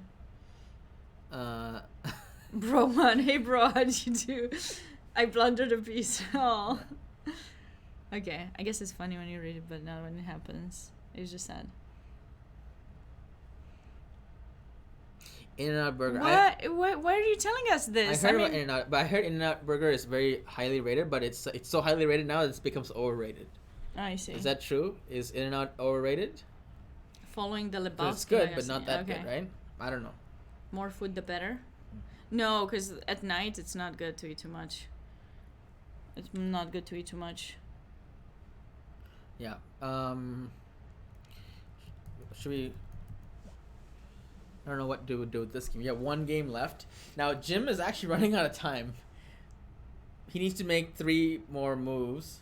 I think he's just double checking. Like, what does he want to do exactly? What does Black want to do here? Black wants to not get mated.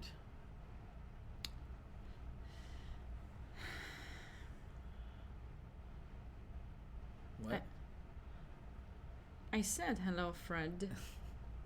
Wait, is there something? No, I don't have no idea. You will play Jim Dean. Okay. If Jim wins this one, right? Yeah, Elshan. Again says you only like In-N-Out at the restaurant.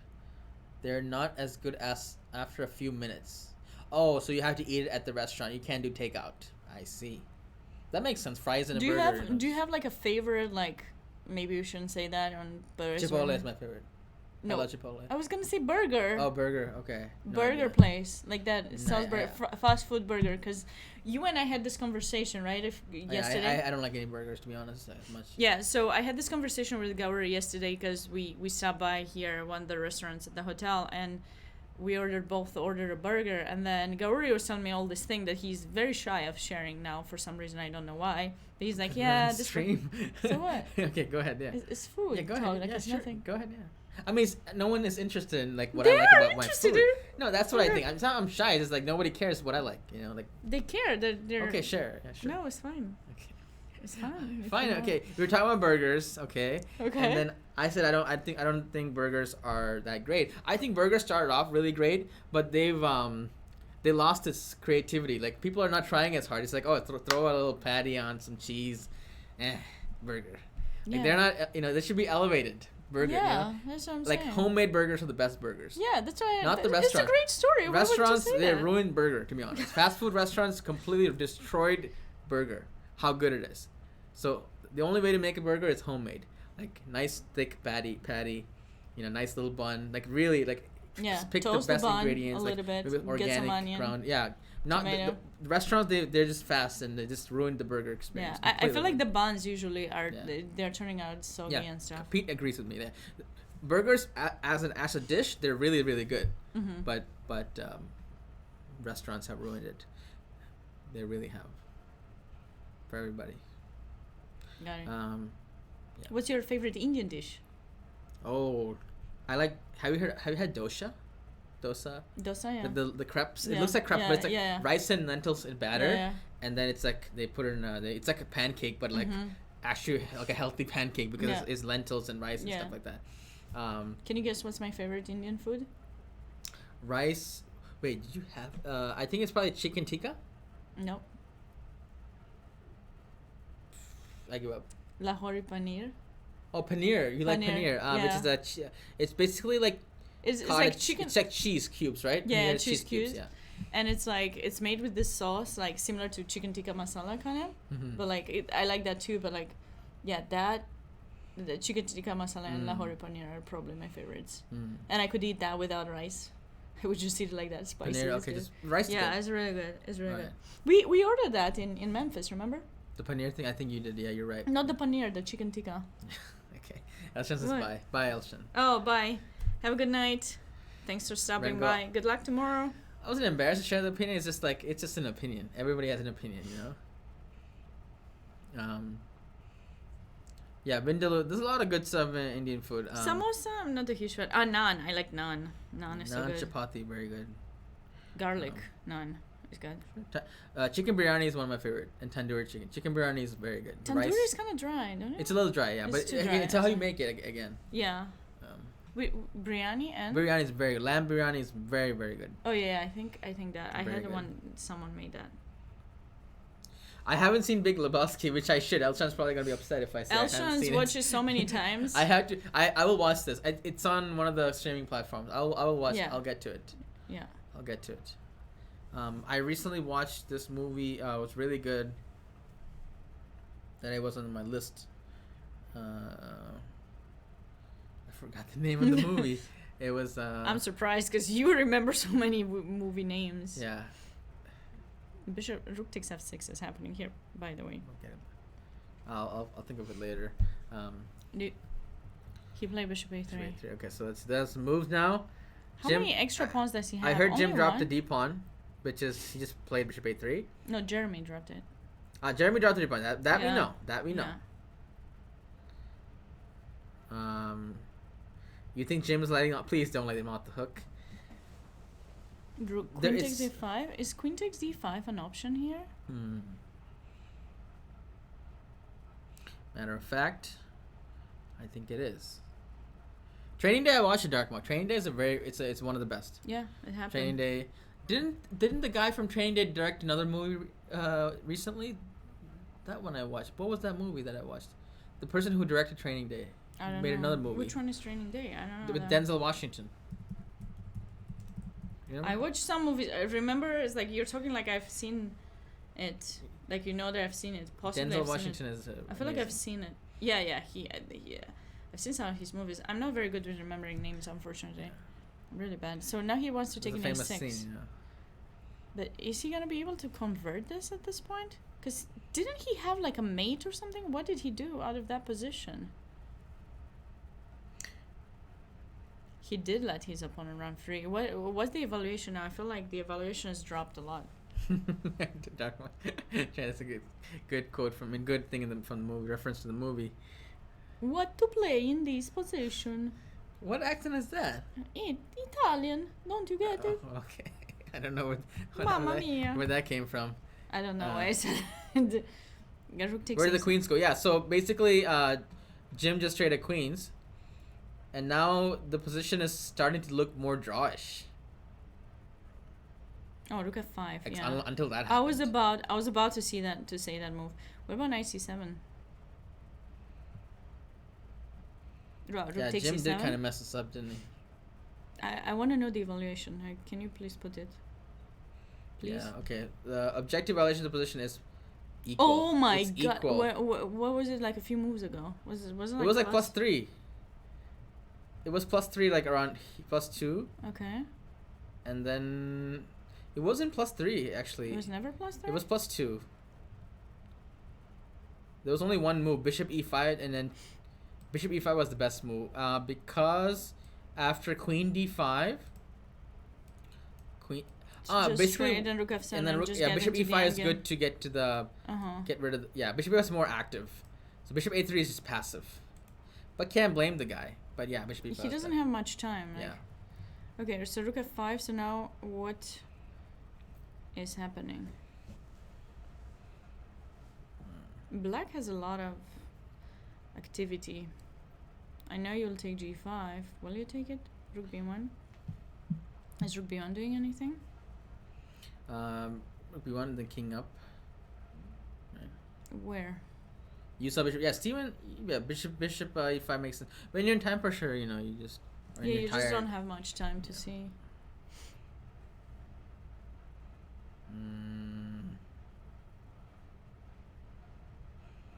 Black could still mess up pretty big time here, right? Mm-hmm. Well, it depends. He doesn't have much time, but how many moves? We'll 2 more moves. We'll take stock after time control. 2 more moves, and then there's time control. Yeah. So then we'll decide if you're gonna, if should be. It's only 1 game left, so I don't know if we'll continue for like another. There's a reason to continue for another hour. We might ask. We'll see what happens. There's only literally 1 game left, and that's not the top board. Not too critical to the standings. It is in the traditional. Like in the traditional, I feel like it might be, but let's see what's happening. Maybe a draw. I felt bad that... At this point, there's only 1 game. You know what we could do? I could take the laptop, turn the camera on, and just like point it to the... Let's go. Yeah, but then they will see the... No. I'm talking about just like take the camera and just like start filming them. And, we could just take the camera and just... and then you can actually see the players. I can literally take a picture and come back and show you the playing hall. Actually, that we can do. But I check out my Instagram. I posted stuff, and then guess what? I asked, and apparently I wasn't allowed, but nobody told me anything. Mm-hmm. Like they don't want the phone in the playing area. Yeah, it's not a big deal. Well, obviously, like we're just gonna post to publicize the event, but I don't know because phones are generally not. Yeah, I usually turn off my settings and everything. As a journalist, you have a right to take pictures. Yeah, but we're not journalists here. We're technically analysts. It's the same thing. Yeah, I know. As a journalist, I was allowed to do that for the juniors, but I'm not sure if we're allowed. So we need to ask. I need to ask permission because I might have done something illegal, and I don't like to do illegal stuff. Although I've done illegal stuff by mistake because I didn't know it was illegal. Mm-hmm. It wasn't a big deal, but yeah. Yes.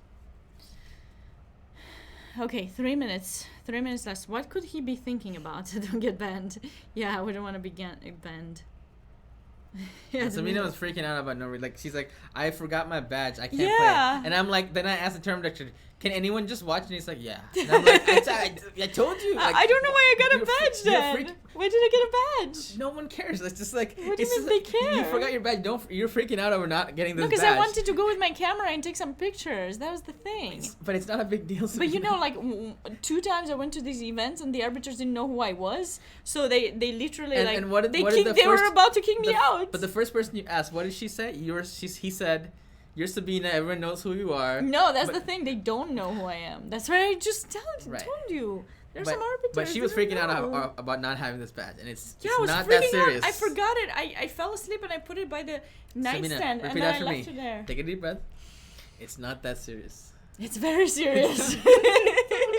That's not what I said. Rook B3 happened. Check that out. Okay. Wait, what? Rook B3. Oh, just forking this? What? Like, what? I don't get it. Alright, Sabina, you can have my badge. No one's gonna look at the name. Or you think they're gonna search the name and, oh my goodness, you're an imposter. Put you in jail. Yeah. You think so? Yeah, they would do that. You can be like, oh, I just mixed it. I just mixed a badge just like a mistake. By mistake. It's not that serious. It's very serious. It's a badge. Like, you have to have it. And I forgot it. Imagine that. In Olympiad, if you not take your badge, they wouldn't let you in. Right, but this is not the Olympiad. Yeah, but it's still, like, it's prestigious. You have to show who you are so people know. Oh, Eternal Sunshine of the Spotless Mind. That's the movie that I saw. Because the guy who wrote it also wrote John Malkovich, right? I saw the Jim Carrey movie, Eternal Sunshine, on the plane. And... it's supposed to be... It's a wonderful movie, apparently, but I understood it, but I feel like I had to watch it again because... I don't know. It didn't... Yeah, Charlie Kaufman, he wrote that. Eternal Sunshine... Jim Carrey. Have you seen that one? No, I don't. It's kind of a romance, but drama kind Jim Carrey, I saw the Yes Man. That I like that Jim movie. Carrey's a great actor. I saw some other... This is a kind of serious movie, and I thought it was great, but it's... some movies and some sort of... I was just reflecting on that. Some songs and some pieces of art, you just won't... Unless you can connect with it, you will think it's, like, I don't understand at all. Like, you won't connect to it at all. So, you might think it's like horrible or you don't like it at all. But once you experience that, it's like a switch flips, right, in your head, and you're like, now I completely understand what they're talking about, or just it's the emotion you can relate to it. So maybe that movie, like, you know how when you're younger you don't understand it, but now when you're older, this happened to me. There's a movie called Her by Joaquin Phoenix. When I first watched it, I was in high school. I was like, okay, this movie, who cares? Like, but then when I watched it again, I'm like, wow, the messages in this movie about like are so important, and I can relate to it. So what is it about? Her, or which one? Whichever, both. I think Her is about like kind of like moving on. Like after I think the person got divorced and him like kind of forgiving himself and like moving on kind of stuff. And in high school I was like, I didn't know what is this movie, like I don't understand, like, but Her was a great movie. But again, it's better once you've gone through something like that, and then it's a good movie. It's a really good movie actually. But anyway, he's gonna take an H3 and then we're taking G5 and no, her by the guy who played Joker. Anyway, there's two more moves in this one, and now I think we hit time control. Yeah. So Rook F5, Rook So B3. what do you think is let's do a guess the eval in this position. Oh, you're taking up after me. Guess the eval. You like that? Yeah. Okay, guess the eval. Let's see. So Rook takes H3 is gonna happen. Okay. No, and then. Well, White is gonna be up a pawn. And unless you want to play Bishop F6, maybe. Do you think you want to play Bishop F6? I think White's gonna win this game. Do you think Black will play Bishop F6 first? That is very likely. Because the thing is, then you protect H3, then I go King G7. Bishop F6 is a very nice move. Yeah. I think it's equal. If you go Rook H3, White is much better. But if you go Bishop F6, then Black can do that thing, right? This pawn is not as important as this pawn, right? And then, because this pawn also opens up the king as well. So Bishop F6 makes a lot of sense here. Yeah, Black hit 40 moves. Should we Pete, what do you think? Did you hear that? That was a ghost. That was a ghost. You guys heard that one? There was something. Pete, what do you think? Should we stay here for this game, or we have permission to kind of wrap things up a little bit?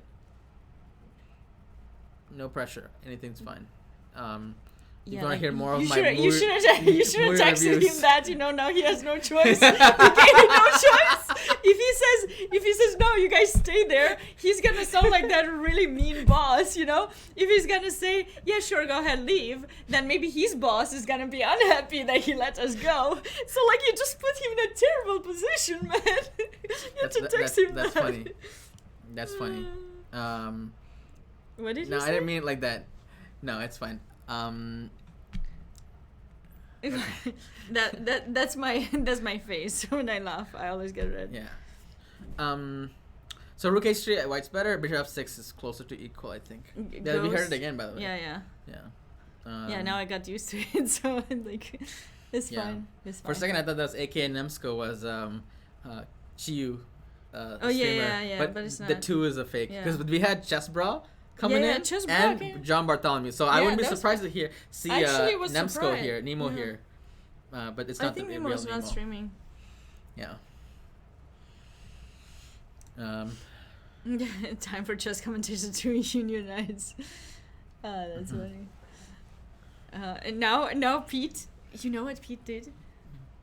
He very quietly just left the stream. He's not there. He's not gonna be there. I was AFK. I'm just kidding. He played Bishop F6. Check that out. How are we gonna hold on to the G6 pawn? If you could hold on to that pawn, that would. Nemo's moving to LA. Really? I did not know that. Jimster. Also, hello, first time chatters. No, she's moving to LA. Bishop F6 played, by the way. Should we play? I'm gonna go to the playing hall. It says $20 if you agree to a draw. $20. I didn't think that. I have it too. I have cash. You have $20. $20. You have more than 20. I feel like they'll be like, if you go and show them, they'll be like, actually, give me more. I'll take all that. So many chess events, so little time. That's right. A lot of. Yeah, I think this is guess the eval. heading to our draw, right? I think yeah, white would still get a small. Yeah. No small plus. It's just black is better. Black is better. But it's draw. Yeah, draw. Bishop is a nice move. Yeah. Best move. If you took here, white's like +1, I think. Yeah, white's plus point something. But this is black is the one. Man, that's important. Jim had trouble converting this. Now it's That's tough. I mean, literally, it's tough. It is literally tough. So we just played. So who's the stronger player? Can you check their ratings again? Yeah, Jim is the national master. Or what's his rating? Okay, can you look for... Yeah, Jim is... weak. What's Jim's rating? 2201 and Jeremy is 2062. So not that much point difference. But Jim is very experienced. He's also I think he's an FM. So was higher rated before. Mm-hmm. So okay. So what do we do?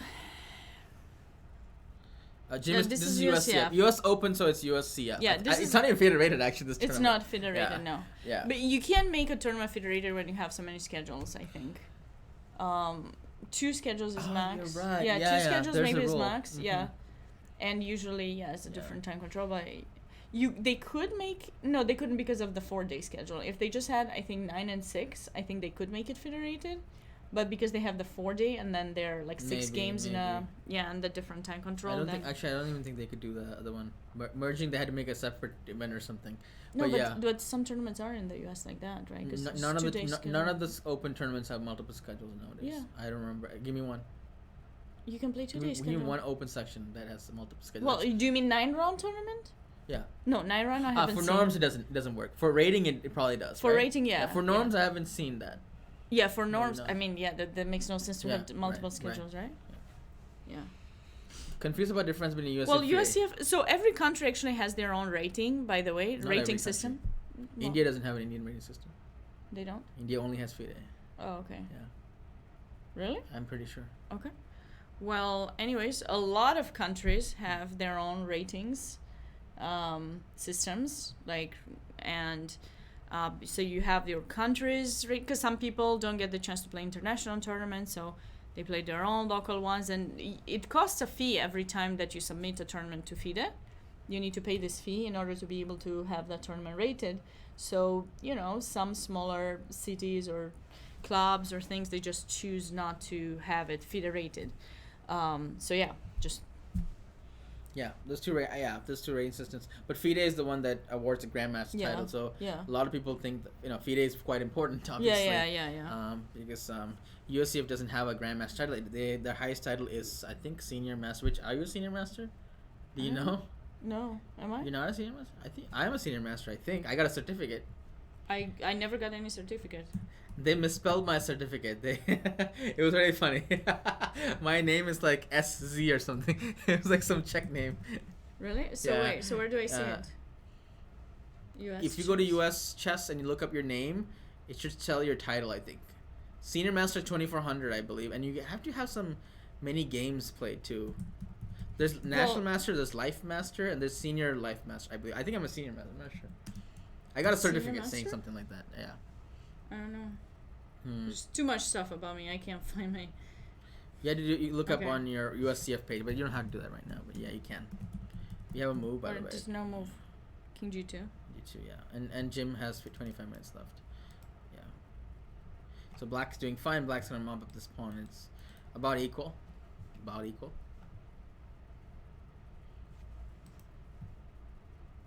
Okay. Let's see. Yeah, most people don't... Yeah, once they hit NM, I think... Senior Master or Life Master? Which one is it? Senior Master, I think. Yeah, NM is like the most coveted title in terms of US.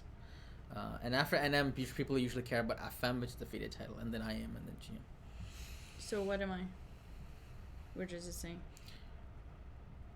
You are a Life Master. Is that good or bad? I'm an original Life Master. Whatever that means. What does that mean? I don't know what that means. It says Original Life Master. I don't even know what that is. You're an OLM and an NM and an LM. I also got norms for Life Master. I don't know what that is. Pretty good, Sabina. Huh? What's your highest USCF rating? Close to 2,500. Tournament history, click on that. You should have a chart, right? Where? There should be a chart that says your... What was your highest? I don't know, like 25 something. If you go to general and then you click on... You can see the chart. Where is it? It's not working. Show rating graph. So your current rating, USCF rating is 2311. General. Yeah, so go to general, click on general. I am trying to. Didn't you say it's not working? Okay. Okay, now show to rating history graphs. Right there. 2455. 2455, what's your highest rating? Okay. I think that's around my high. My current rating was 2455, I think. I don't remember. Do you want me to search you? No. So I'm on Original Life. Wow, I need this. I need this title. I need to put it on my... So who's the fake? I don't know. Are you an original one? I now I need to know. Like what's something special about that? I didn't even know. We have a couple more moves in the game. Okay. King G2, King G7. We predicted this. I'm gonna search for you. No. Why? It's okay. Well, I want to know now. If you're an original master, we're gonna fight within our titles. Where are you? Sabina is a true student of Ben Feingold. Wait, were you a student of Ben Feingold? No. Okay, I don't know what that means. Wait, why he Maybe he's making a joke about something. Yeah, I'm not sure. I don't get the joke. Mm-hmm. Okay, there are a million. Good luck finding me. Seriously, how do I find you? Just tell me. You put my first name too, maybe. Would they come out like? Just put here or Illinois. I'm from Illinois, right? So you can do Illinois. Jim's from Indiana, which is we talked. Jim and I talked. Oh, I have a history with Jim. I played Jim when I was a kid in Budapest, in 2000 and wait, I played Jim somewhere. Actually, wasn't it in Budapest? We met each other in Budapest. I played him in some tournament in Europe, I think. And? I think it was a draw. Maybe I never played him. I played him, but I've met him in Budapest. Okay. And yeah. He was playing for IM. You're an original Life Master too. And I'm a Life Senior Master. Yeah, I am a senior. What is that? I'm a Senior Master. Life Senior Master. That's the highest. How do you get that? I have no idea, but I got it. So I'm an original senior. Wait, what am I? Oops, wait, I messed up. Something. You're something. An original Senior Master. Do I remember losing to the 1100? Wait, which 1100 Rengo? I lost. Wait, when do you see that? Wow, I'm so confused. What tournament? I thought he offered coaching to Sabina. Ben Feingold? I don't think so. Wait, I won against. Whoa! Blunder. He didn't move his king out of the pin. Oh no! Which means it's still like not that bad. King F7. But I don't know. There's some. Wait, do we take? Oh, wait, also, by the way, this might have been a sack because there's mate coming in. So rook b5 is important, yeah? Yeah. Rook takes a4. Oh no, rook takes... Wait, what's happening? Rook. Yeah, rook takes f6. Then here. Uh-huh. Here. And now if you take this here, but hold on. I can go knight d6 check, but doesn't matter. Yeah. But it's a long line that you gotta calculate. You did? I want to know what tournament that was. What year was it? What tournament was it? I don't remember that. I don't remember that at all, actually. So this is just... I have one hunch, but I might have forfeited a game or something. I remember, but I don't know if that's that person. Was it in 2006? In 2006, I remember I had to quit a game for some reason. So I literally resigned in the opening or something. Might have been that game. That's tough. 2006. Do you remember why? It was because of my dad. Oh, sorry. Yeah. My tournament wasn't going well, and he wanted me to just quit, so I had to resign that game with something horrible. But okay, it was bad. 2006, I believe. So go back to King F7 and see if there's something else. So Rook B5. Is there something better than Rook B5 for White after King F7? To avoid the mate. Sorry, here. Mm-hmm. We didn't have this, by the way. King F7 was played. Yeah. And then Rook B5. That's our analysis. Our analysis, right. But if he doesn't play it, he's going to get mated. Well, not quite, because Knight F2 is... But I do you like Rook B5? Does Black have any improvements, though? He also has Rook G8 check. Like, he doesn't need to go for that line. Although that line is nice. This to a draw if Black is trying to make a draw. Unless... I like Rook B5. Rook F5. Rook B5 is much safer. All of them is 0-0. Rook B5 is... Yeah. By the way, there's Rook G2, Rook G8 check too, by the way. So this could still be a draw. Yeah. Mm-hmm. Yeah, so... Still not much action in this... But is there some reaction? We need to do like reaction time. You know, there's some people who do like reaction time, so they watch all this stuff and then they do reaction time. So, yeah. Who's still with us right now? Let me know. If you haven't told me where you're watching from, I think I would like to hear that. Like Renga, where you're watching from. We have a few people like. Just feel free to let us know where you're watching from. There's only one game left, and there's not much to talk about. You know, so feel free to let us know. Let us know. Yeah, what else can we talk about? Favorite foods. So we already talked about Indian foods. San Diego, by the way. Okay, cool. That's Josh. How you doing, Josh? Josh, you shouldn't be watching this stream. You should be going to bed because you have a game tomorrow, right? Which Josh? Josh Shang. Oh, okay. Well, that's definitely Josh Shang because that's your Discord username, I think, right? But nice game today. That was pretty smooth, Josh. Let's look at Josh's game because he's in the chat. Josh, would you like to share anything about your game before you leave to sleep? The only problem is, we didn't take a break, and you remember what? But do you remember what I told you that I needed to do? You can take a break. It's fine. It's fine. Anything you'd like to share your game, Josh, from this? You play pretty well, right? What was your center pawn loss? Like 10? Wow, Josh, playing like I was talking that you were playing like an engine in this game. Because the move that impressed me was knight a5 because knight d6 is such knight a5 knight d6 nice. Like anybody would play knight d6, but you play knight a5, which is much more accurate than knight, because knight d6 you can sack the exchange. Center pawn loss. You click on this like computer analysis button, but it's a very cursory analysis, so it's not that accurate. It says on the right side that you have a 22 center pawn loss, so no mistakes, no blunders. But I've seen games where computer, it's so fast that it's not as accurate in a classical, but still pretty good.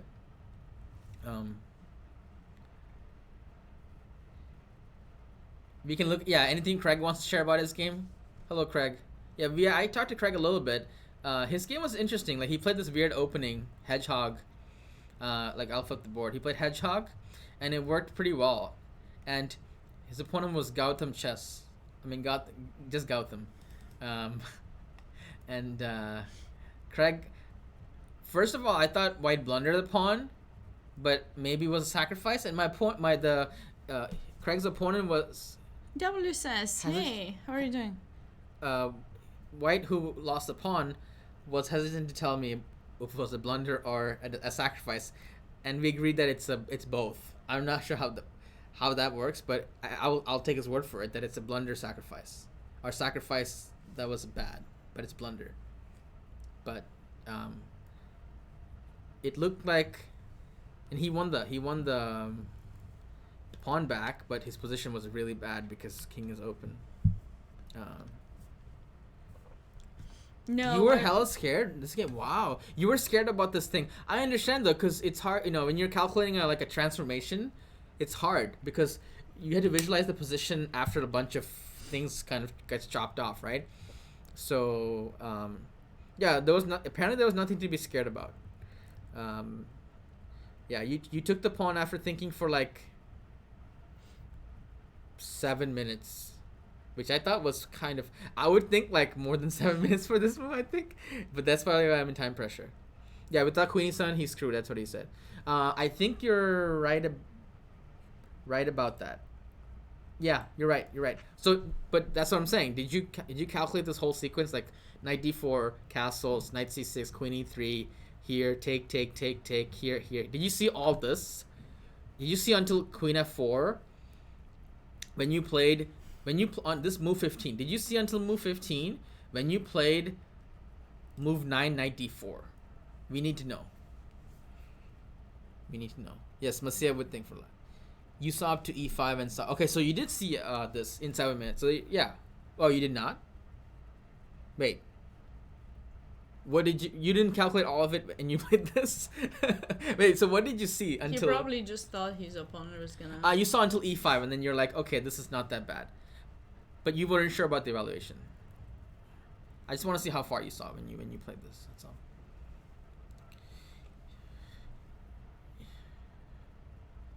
After queen e3. You saw up to queen e3. You were going to play e5 and then you were like, hell no. Knight takes e5. Oh, so you saw e5 and you're like, wait a second, I missed something. Oh, so you okay. So you missed knight e5, which makes sense. And you had to find something else. Okay, so that was risky to take the pawn in 7 minutes then. It was. But it worked out for you. Otherwise you could have played knight f5. Yeah, I was impressed. I was confused about this position. So you were initially going for this.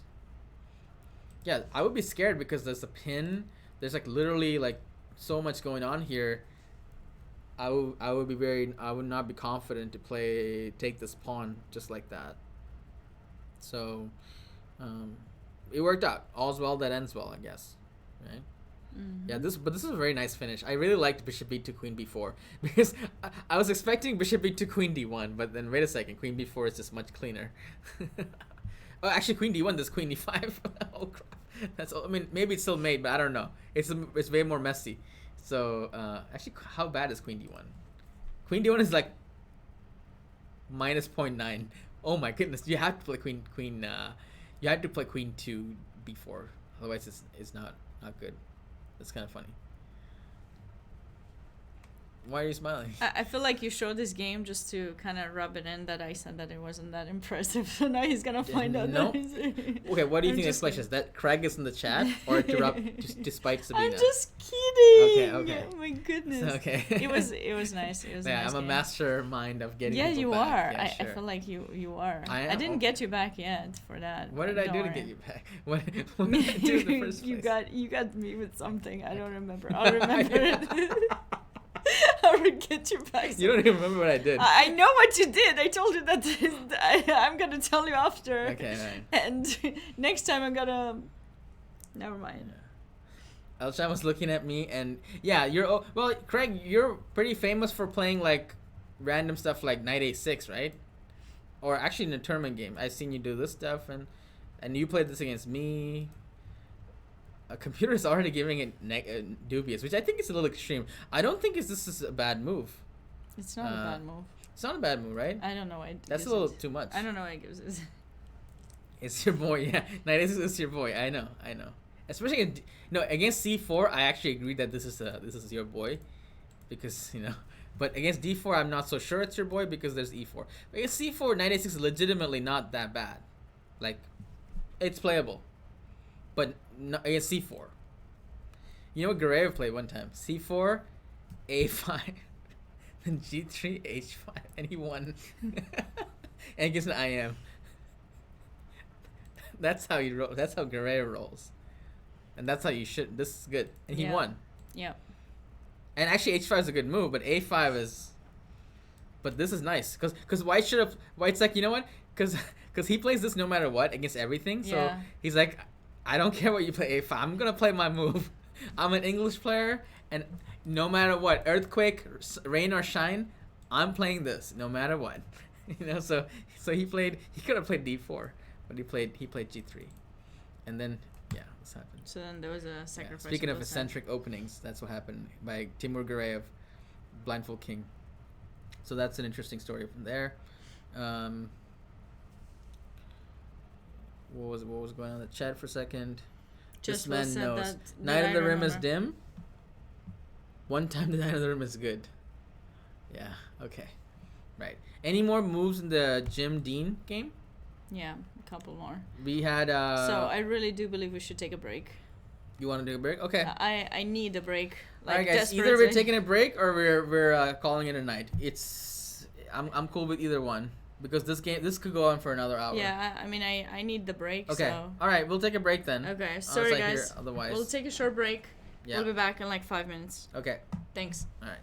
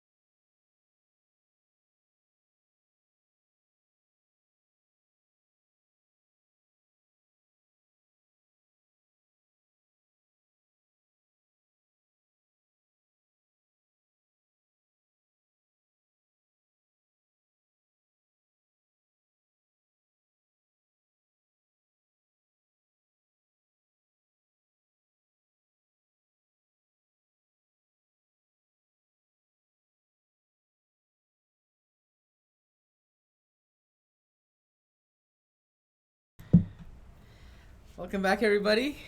Welcome back. We just went to the bathroom. We've been streaming for a while now. I think like 5 hours, I think. Yeah, 5.5 hours. This is our evening shift, and we did about the morning shift too. So what do we got? I went to the tournament hall, by the way. And both players, there's 8 games left. But only one of them have the live board. Mm-hmm. So, but there are 8 games overall in all over the tournament. This game should have ended a long time ago if White actually converted the advantage the attack that he had. But then it was equal, or Black was slightly better, and then Black blundered this pawn, which gave, I guess, White a little bit of hope. And now the time is dwindling down. Well, they both have about 15-20 minutes. So it's kind of hard though to try to progress this. I feel like you think Black so? is gonna have Is it gonna draw this one? Well, I have some perpetual ideas, maybe like rook. Yeah, bishops are really good at. The rook is very active. The king is like cut off and is passive. The bishop is really good at moving around the board, stopping the pawn. But I feel like this game could last a while for sure. It could last a while. I don't think White's just gonna agree to a draw unless he's really tired. Yeah. But yeah, probably a draw is very likely. But we've seen the tide turn in this game so many times. I wouldn't be surprised if something happens. What does White want? White wants to push this pawn a bit further, without much interruptions. Or I don't think he minds. Does he mind trading the knight for the bishop? I mean, maybe you can trade bishop. Well, that's a draw too, but potentially it's something different to test. So he wants to push this pawn. What about Black? Well, Black is trying to win this first of all, which White stopped by playing rook g6. And what does he want to do? Rook g4? Probably, right? Yeah, king h7, I guess. Yeah, there's 2 moves here. King h7, but king h7 is a move that kind of cuts the king. King f8 is another move, right? What's better? I think king f8 is better than king h7, right? Do you think king f8? Yeah, because to keep the pawn protected. But I mean, the bishop protects them. Because our king is like here, our king looks a little bit. This is probably a draw too. But king f8, I know it looks a little bit suspicious because it's would have been a fork, but there's no real nothing to worry about here, is there? Is there? I'm not sure. No, I don't think so. No big deal, yeah? Yeah. Unless you think this is what does this look? How does this look like? F5. And it's draw. But yeah. Yeah, but I mean, I think if White is gonna try to play, he played king h7, by the way. I like king f8 a bit more. King h7 is probably it's okay too. Rook g4 coming. Yeah, only move, and then right? Bishop f6. And then maybe some knight. How can you try to progress this with White? Because it's gonna be very hard to push the a pawn. Yeah, draw is very likely outcome of this game. But they're gonna take their time, I guess. We're gonna be for a long time, right? Yeah, if you're still here with us, I know we took a break and some of you guys called it a night. Feel free to let us know if you're still here with us. I got your text, Sabina, but you didn't text me. Oh my goodness, this is magic. I texted you like can I read what you wrote to me? I like to disappear sometimes. Sure, you can read it. Sabina texted me, "Are you still alive?"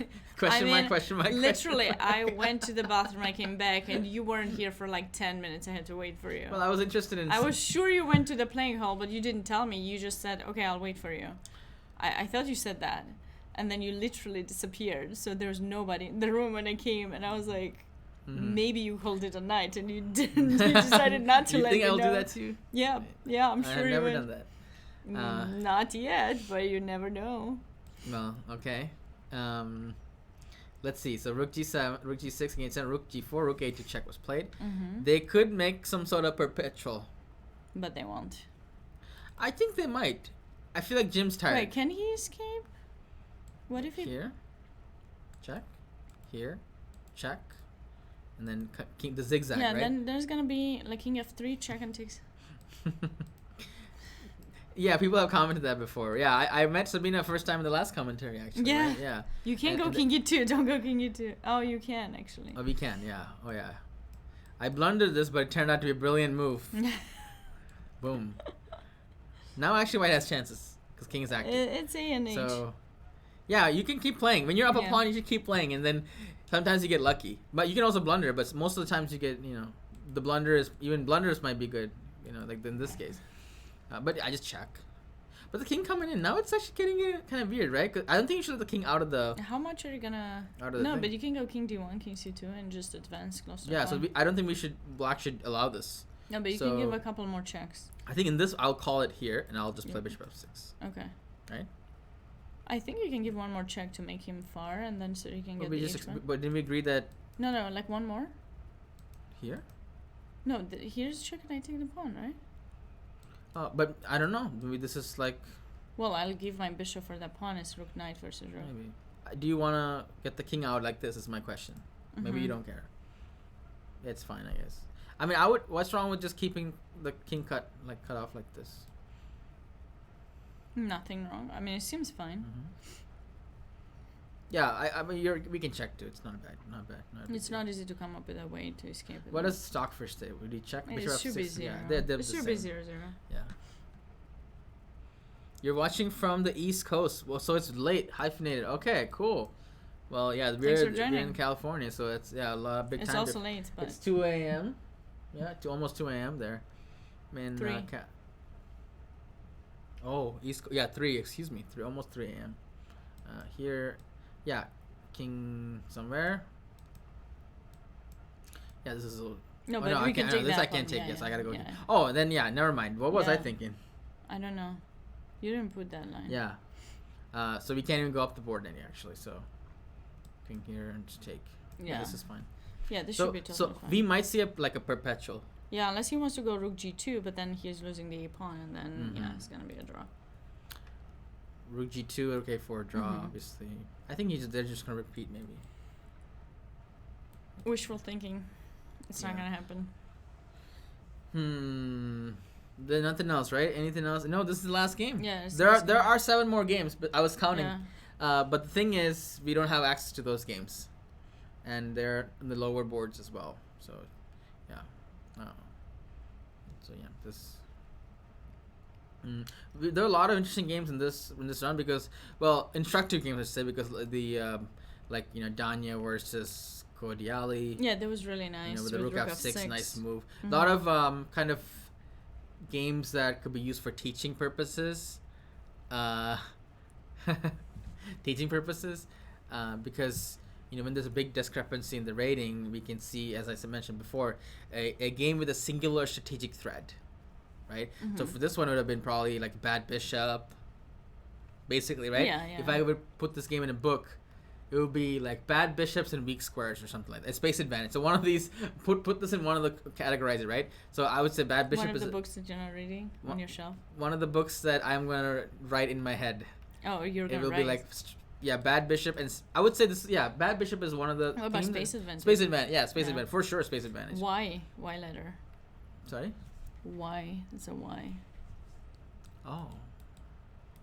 Wow, this was a very unique pawn structure. Yeah, it's not really Y, it's but missing it's this pawn, like a Y to the. It'll be like tilted Y. 5 sign. Okay. X missing a line. Yeah. 500 page book. I will when I become an IM, or if I become an IM, I intend to write a chess book. But that I haven't become an IM yet, so I haven't started on it. But I have ideas like floating around about.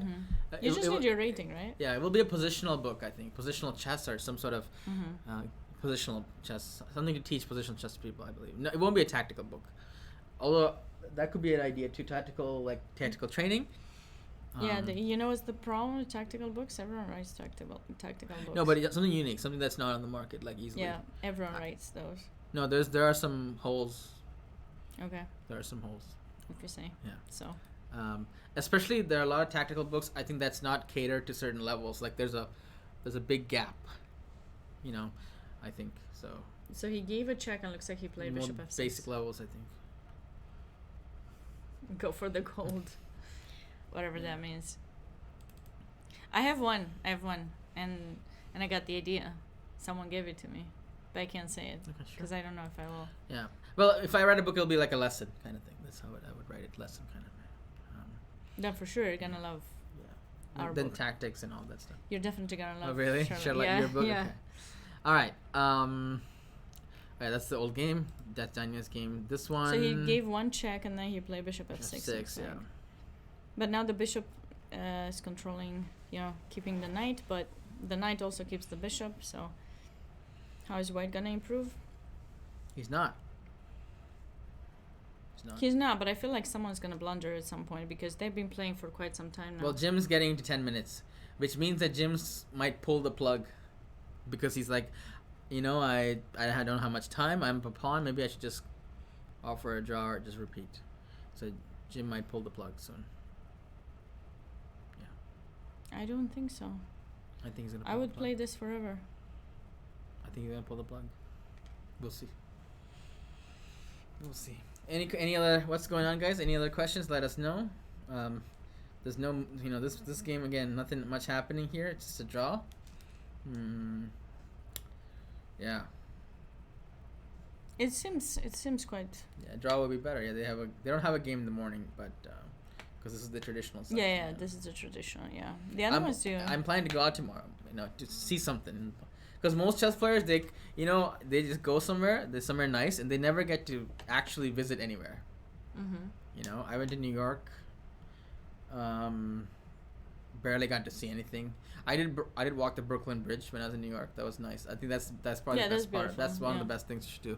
Walk the Brooklyn Bridge. I never went to the Statue of Liberty. I did not get a chance to do that either. That takes more time. I took the boat to go to New Jersey the ferry. The ferry. Yeah. But like I saw it from the water, but not. Going to New Jersey, is that like a big deal? No, I mean no, like you just not New Jersey, Queens or I don't know. There's this ferry that you. Okay. No, you can take for free, so you approach really close to the Statue of Liberty, but it doesn't actually go on the Staten Island. You just go and then you see it. You take 2 pictures and that's it. So. All right. Okay. So. Yeah. Ellis Island. That's where the Statue of Liberty. Oh, Ellis. Yeah. Oh. Yeah, so here in Palm Springs, California, there's the mountains. If you're gonna wake up. Yeah, the longer this game goes, the later we sleep. Yeah, just make sure you make it in time back for the round. Yeah. So, it's very hard. There's a zoo here as well. I believe that's nice. There's another botanical garden with all the desert plants. I think you're trying to make me like excited about this and going because so that you don't go alone. I feel like that's I have someone to go with. Oh, okay, that's great. But you can come. Great. You want to come? No. Okay. I want to sleep. Okay. I'm sure they will be happy to have you. Actually. I'm good. Okay. Tomorrow I'll sleep. That's for sure. Yeah. As much as I can. Okay. When the 4-day starts, I have people I know, a lot of friends coming in for the 4-day. Right, but you won't have time to. Oh, they'll be playing chess. Yeah, they have Saturday and Sunday maybe. Saturday and Sunday you can. Yeah, that's what I'm saying. It's just impossible to see anywhere. Or Friday, Saturday, Sunday. So the what I'm trying to say is playing chess and putting in a beautiful location is not necessarily mean anything because you're not gonna go outside the hotel. You don't have much. You could put it literally anywhere. And it wouldn't matter for a chess player. Yeah. Yeah. Because they would spend all the time in the room preparing, doing chess, something. Yeah. I know those times. Like I had gone to St. Louis for like how many years now, and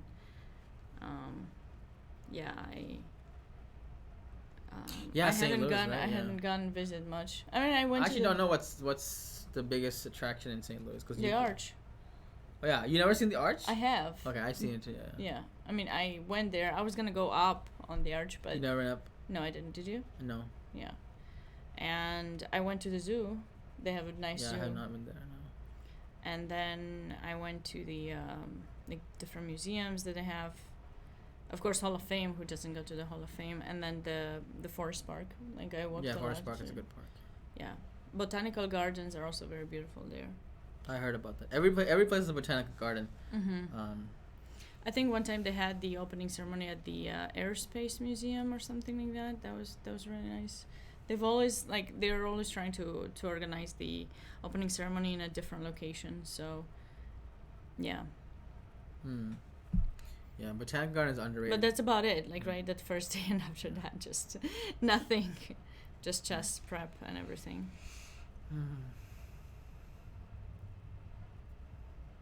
Yeah, nothing much happening. King G6 played. Jim has 8 minutes left. So how is he gonna try to push? I mean, what about H4? Can he try H4? Yeah. But then what? Knight D4. Wait, is that a draw offer? Or is that... I mean, I don't know, because I take an E5. I start marching my pawn. I don't know. Sorry? Taken what? E5, sorry, E5. Oh, you want... I mean, is this a draw is what I'm trying... Yeah, that's what I take an E5. Oh, I take an E5. Okay, so take E5, right? Yeah. And it's a draw. Immediately. I mean, I believe. So, I don't know what he's doing. Maybe King is cut off and king is at 5. Does he think he has any chance here? Like, does he want to go rook d6, rook a6 or something? But the e pawn is gonna be more like much faster. I mean, black doesn't even need to play that. Yeah, but that's the tempting black into like, hey, you want to go to rook endgame? And then black will be like, no, I want to do something different. I'm gonna try to bring in my king. You could also do this, right? Yeah, but like, why wouldn't you give them the bishops? The blocks, yeah. It's just rook endgames are the ones that lead to draws much sooner than others, you know. Yeah, I think this. Like, oh, they played it. He played rook d4. Okay, e5 coming in hot. Let's go e5 or king f5. King f5 is fine too, but e5 is with tempo. You want to do it. So e5 is gonna be played, and then the rook's gonna go over here. Yeah, but you have to be careful. I mean, you don't want to lose. Yeah, if you go e5 you mean lose with white, you mean, right? With white, yeah. I mean, that pawn is gonna go, and you actually stay on mate. Let's not forget your king is super passive. White's king is very passive. So, I don't know what he's playing. Like rook g4, but then what? You're just sitting there. Rook g4 and. You're just helping me.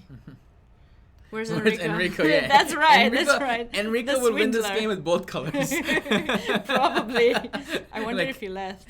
I don't know if y'all seen this game. Yeah, there's yeah. I can find that game actually. Yeah, you can. Yeah, I want to see this. This is insane. Like literally the one of the 2 Philidor games were lost. I don't even know. 2 games. Look at this Philidor. game. Show the other one. Yeah, round 2 of seniors. This is what happened. Show the yeah. Okay. Black lost this position. Yeah. Which is crazy. Black lost this position. Like literally. No, sorry, even worse. It was like, yeah, it was here. The king was already cut. Yeah. And black played rook a6. Okay, there's nothing wrong with it. Okay, no, just go king of rook c5. Yeah, I mean, still. Okay, whatever. Okay, so here. Okay. He's just sitting. Okay. First of all, he plays king g7 instead of f7, which is kind of bad. I mean, not too bad. Why move the rook from this rank? Exactly. I don't understand. Just sit on it, and then whenever he pushes the pawn, F5, you just and go then you put c2. Here. What time is in the US? I'm on Sophia. Long time no see. I haven't seen you on my channel forever. Hope you're doing well. And then just play rook c6, right? Yeah. Yeah, it's almost 3 a.m. on East Coast. We're on the West Coast, and it's midnight. Now you just allowed him to push the pawn. Which is crazy. Yeah. So crazy, right? So, this is between a GM and an FM. Yeah, and then show that Nico Chess. And this is insane. This happened again in the same tournament. Yeah. That's insane. In the kids section. Yeah. Which was unbelievable to me. Like twice in the tournament. Yeah, maybe it happened even in other games that we don't have live transmission for, but this one, Nico chasing it versus. No. It's like it's midnight. This actually made White the co-champion. Because we are on the West Coast. This is unbelievable here. Yeah. He played. He had the right thing, and then he decided to pin the pawn for some reason. No, Yeah. He played. Yeah, he started giving checks, and I guess he forgot. He played this, and he was just thinking that I can't move the pawn, but he can move the king, and then he can move the pawn. Yeah, and then he lost, which is so crazy. I mean, just make sure you go. Then you go down, but now if you let both of the things happen, now it's lost because it's mate. So that was totally unexpected. We couldn't believe it. It happened in front of our eyes. This is board like 2 or something. Yeah. It's 12 a.m. here in California. Mm-hmm. So anyway, going back to the current game. They could see that game, right? Okay. Yeah, they can see it. We had the game between Jim. Just click anyone. Just click any of the games, and then you can. Yeah. So we've seen crazier things in a rook endgame than before. just to recap. Okay, so what does he plan to do?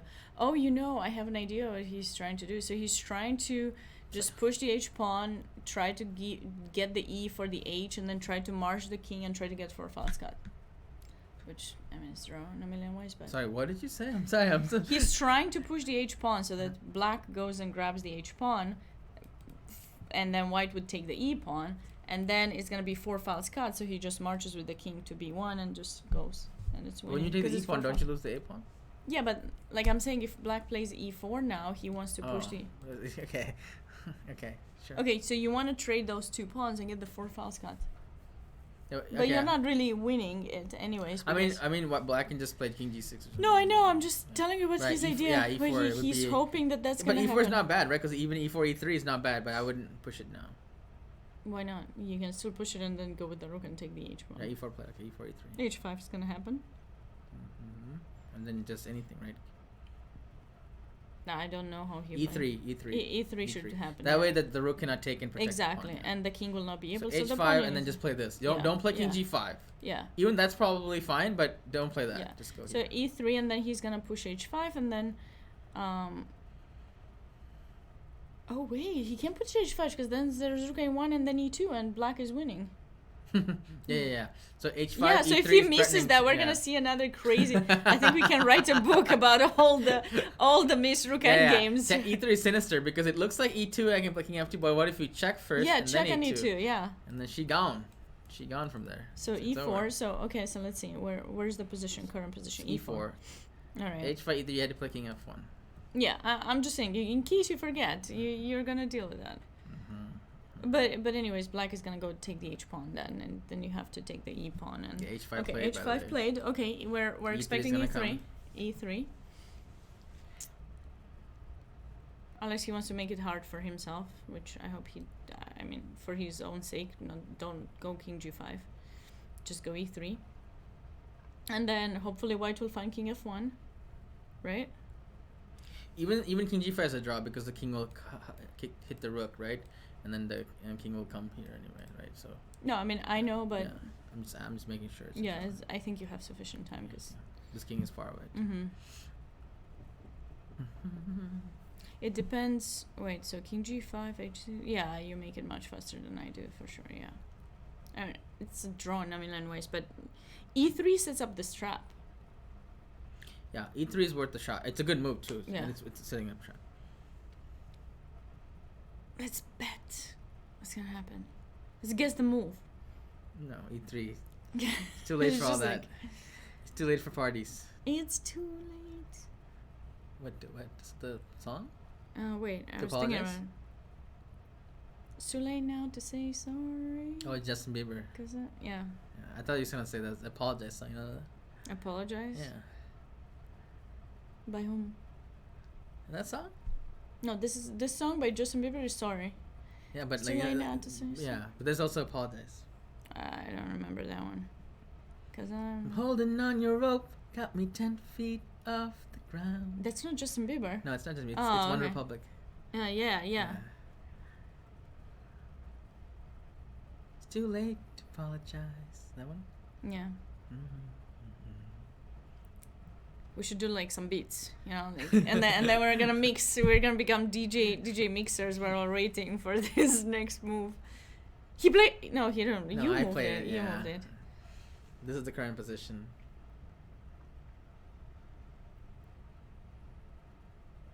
It's too late now to say sorry. Larson is a famous grandmaster's name, but Jeremy. Is there any grandmaster named Jeremy? Yeah. There is. Jeremy. Jeremy Silman is an IM. Yeah. Oh, yeah. Jeremy, I don't think Does so. Does anyone know Jeremy Grandmaster? Jeremy.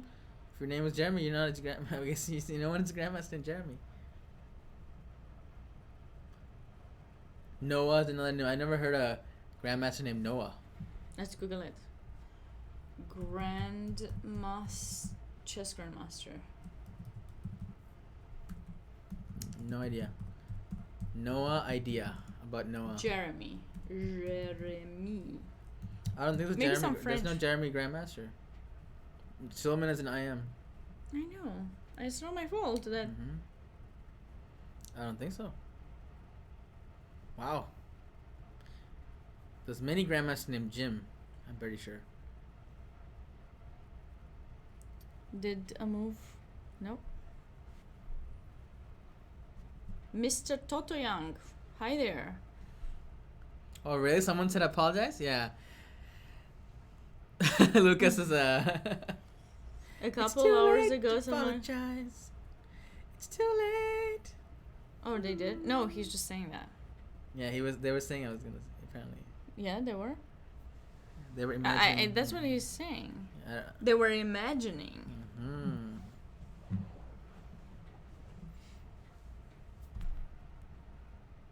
Some other song that we can think of. It's like, no, sorry. Is there a song about endgames? There's that song, One Night in Bangkok. That's not about endgame. It's about chess, though. It is. That's weird, right? That song, One Night in Bangkok, is about chess. There's a little bit of chess in there, which is insane. They sang that at the Olympiad in Tromsø. Really? Yeah. Wow. I think it might still have the video somewhere. Yeah, they had someone come and sing, and the guy's pretty good. There's a few rap songs that reference chess.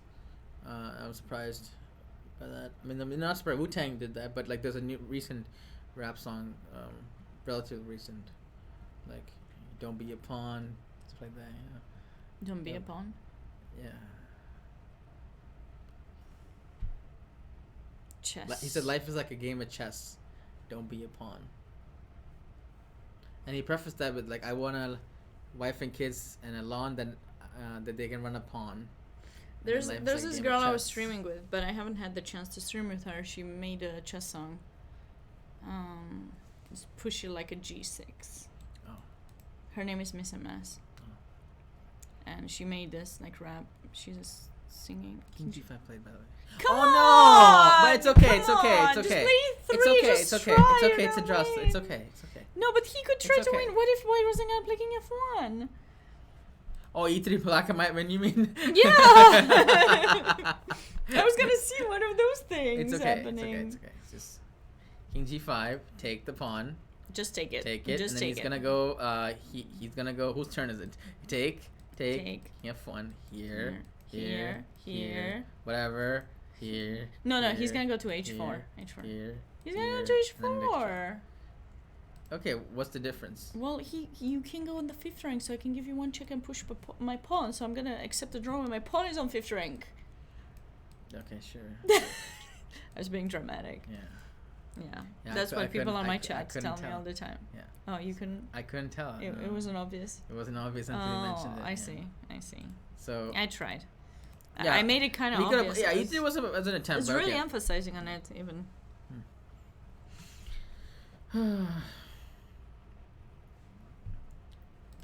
It was nice. E3 was a nice try. It was. But it's midnight. It's past midnight. Mm-hmm.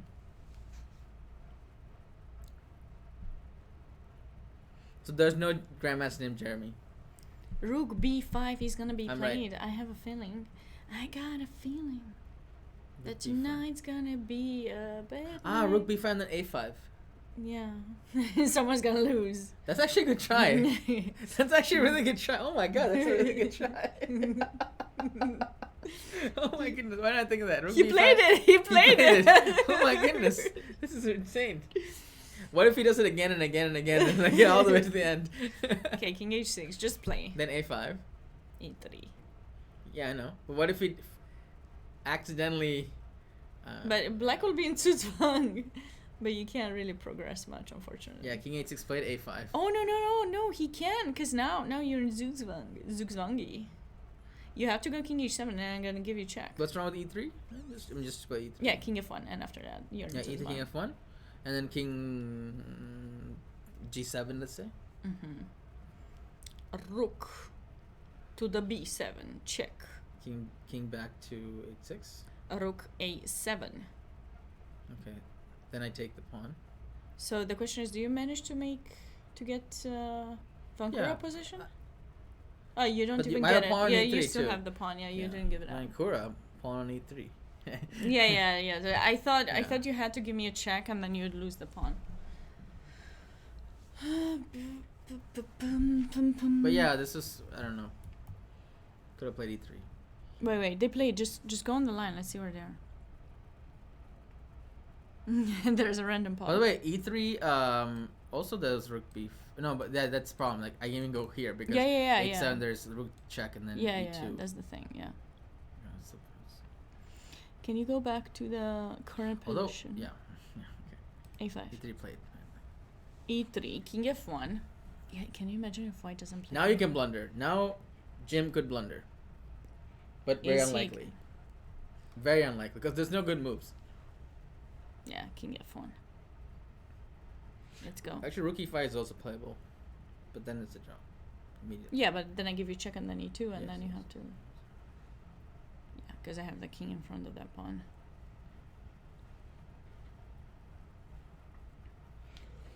So... Oh, he played. King f1. King he f1 played it. Okay. What's black gonna do?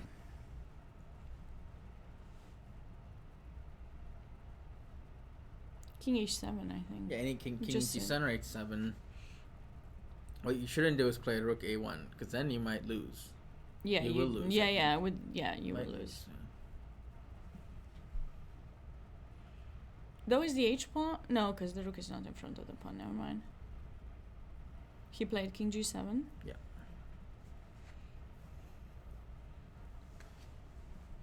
I'm gonna start wishing for this game to go as long as possible now. That way, you and I it will end sooner.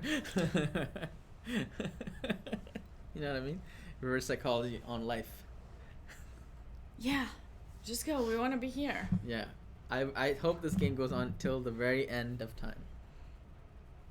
Literally.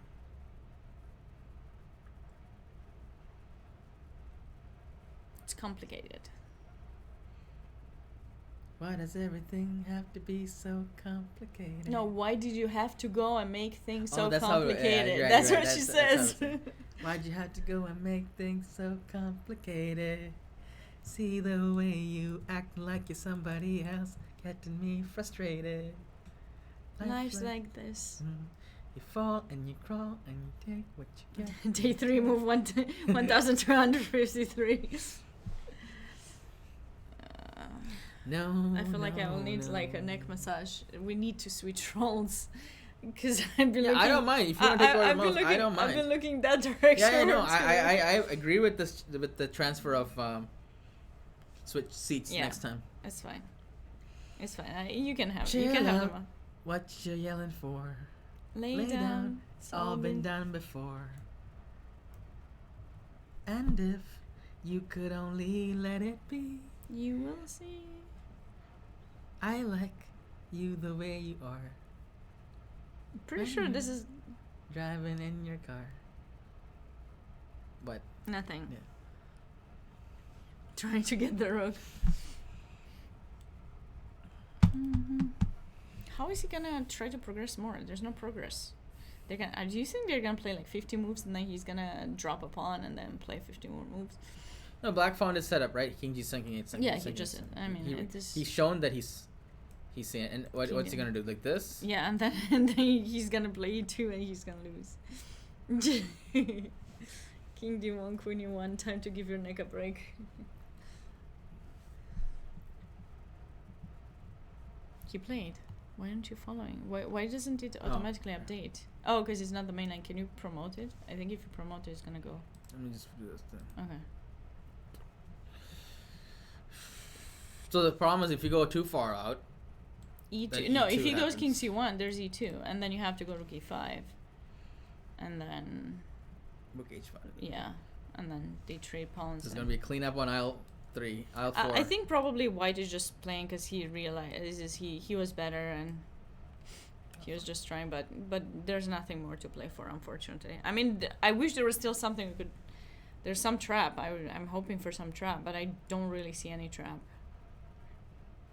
Like other than Rook B7, check, King A6, King H6, Rook A7, and the only problem is you never get the E pawn. So he doesn't even need to take the H pawn if you put your Rook in front of the A pawn. He just keeps his king in H7 and it's a draw. Draw, draw, draw, draw. chess needs to become more like poker, where they have people come in and give neck massages. Actually, that would be so awesome. Cheating. What's cheating? If I massage your neck here, it means move the queen. If I massage your neck here, it means move the rook. No, he meant for us, the commentators, I think. No, he's talking about the players. It's talking about players, yeah. Outside interference. There are many. There are people who can get creative about that stuff. You know. Yeah, that's right. Okay, so rook e5. So just sit and wait. King h7. King h7.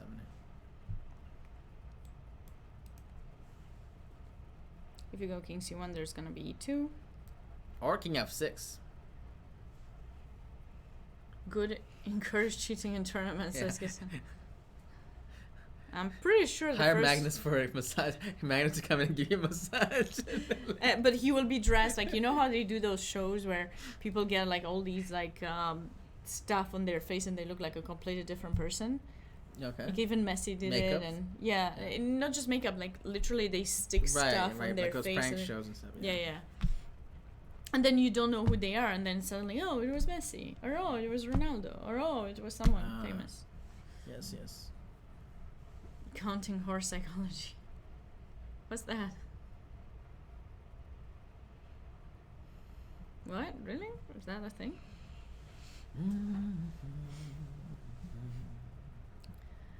Oh man. Come on.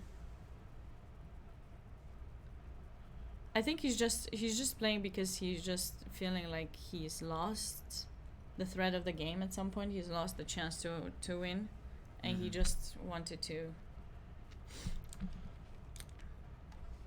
Yeah, I mean, I don't know what kind of test there is. Black has kind of proven that he knows just to move the king back and forth. Yeah. So if you've proven that, then what is there left to play? No, that wasn't playing. No, king h7. I didn't let you listen to that song that I was... I'll listen to it later.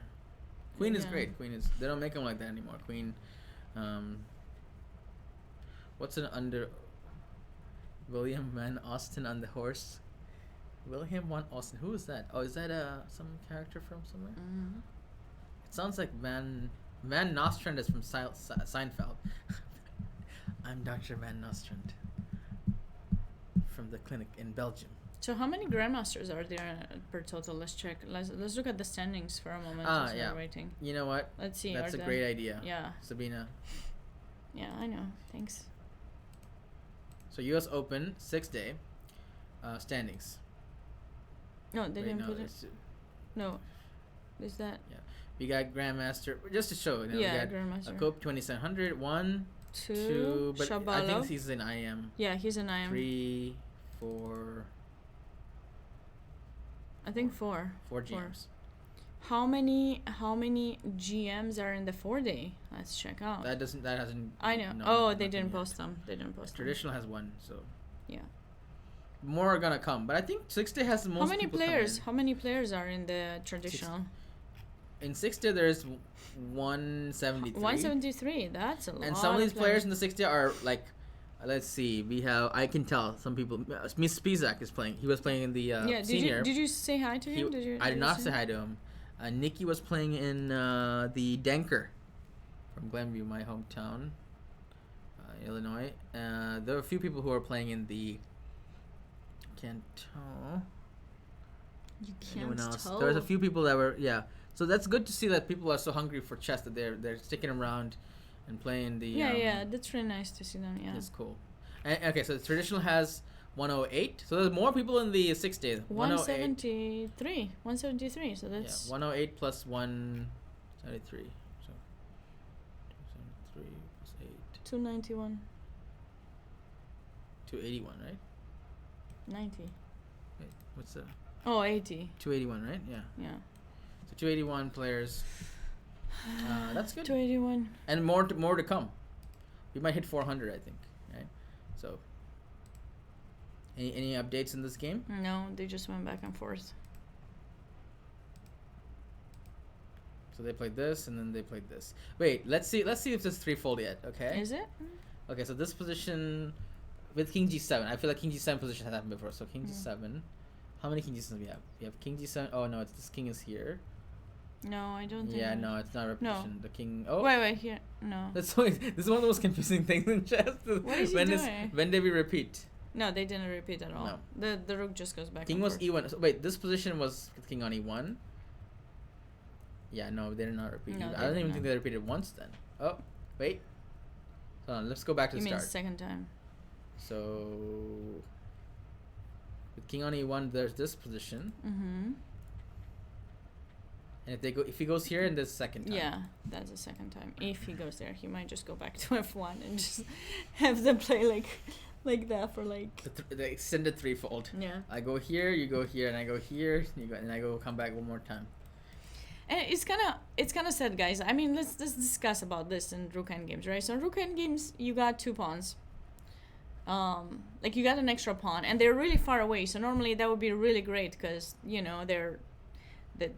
the opponent cannot really grab any material. But the problem is that you cannot really progress the position because your king is cut off.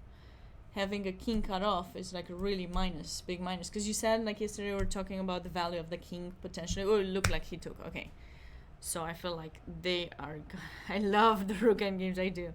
So being cut off is really bad, right? So you basically play without that piece. Mm-hmm. So you can have your passed pawn and everything, but yeah.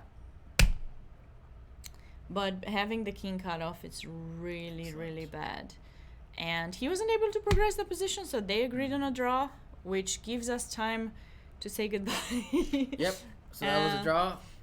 All that for the drop of blood. Not even a drop of blood. I mean, it was a really hard fight, but then towards the end, it was just trying a little bit, but he didn't have sufficient material to win. So we appreciate you guys being here. We hope you enjoyed this stream. Yeah, thanks for taking We'll be back tomorrow at 7 p.m. Pacific time, 10 p.m. U.S. Eastern time with round 5 of the traditional and round 3 of the 6-day schedule. We hope you'll be able to join us then. Have a wonderful rest of your day or night, depending on where you are, and hope we'll see you around soon. Thank you very much. Yep. See you guys later. Have a great night.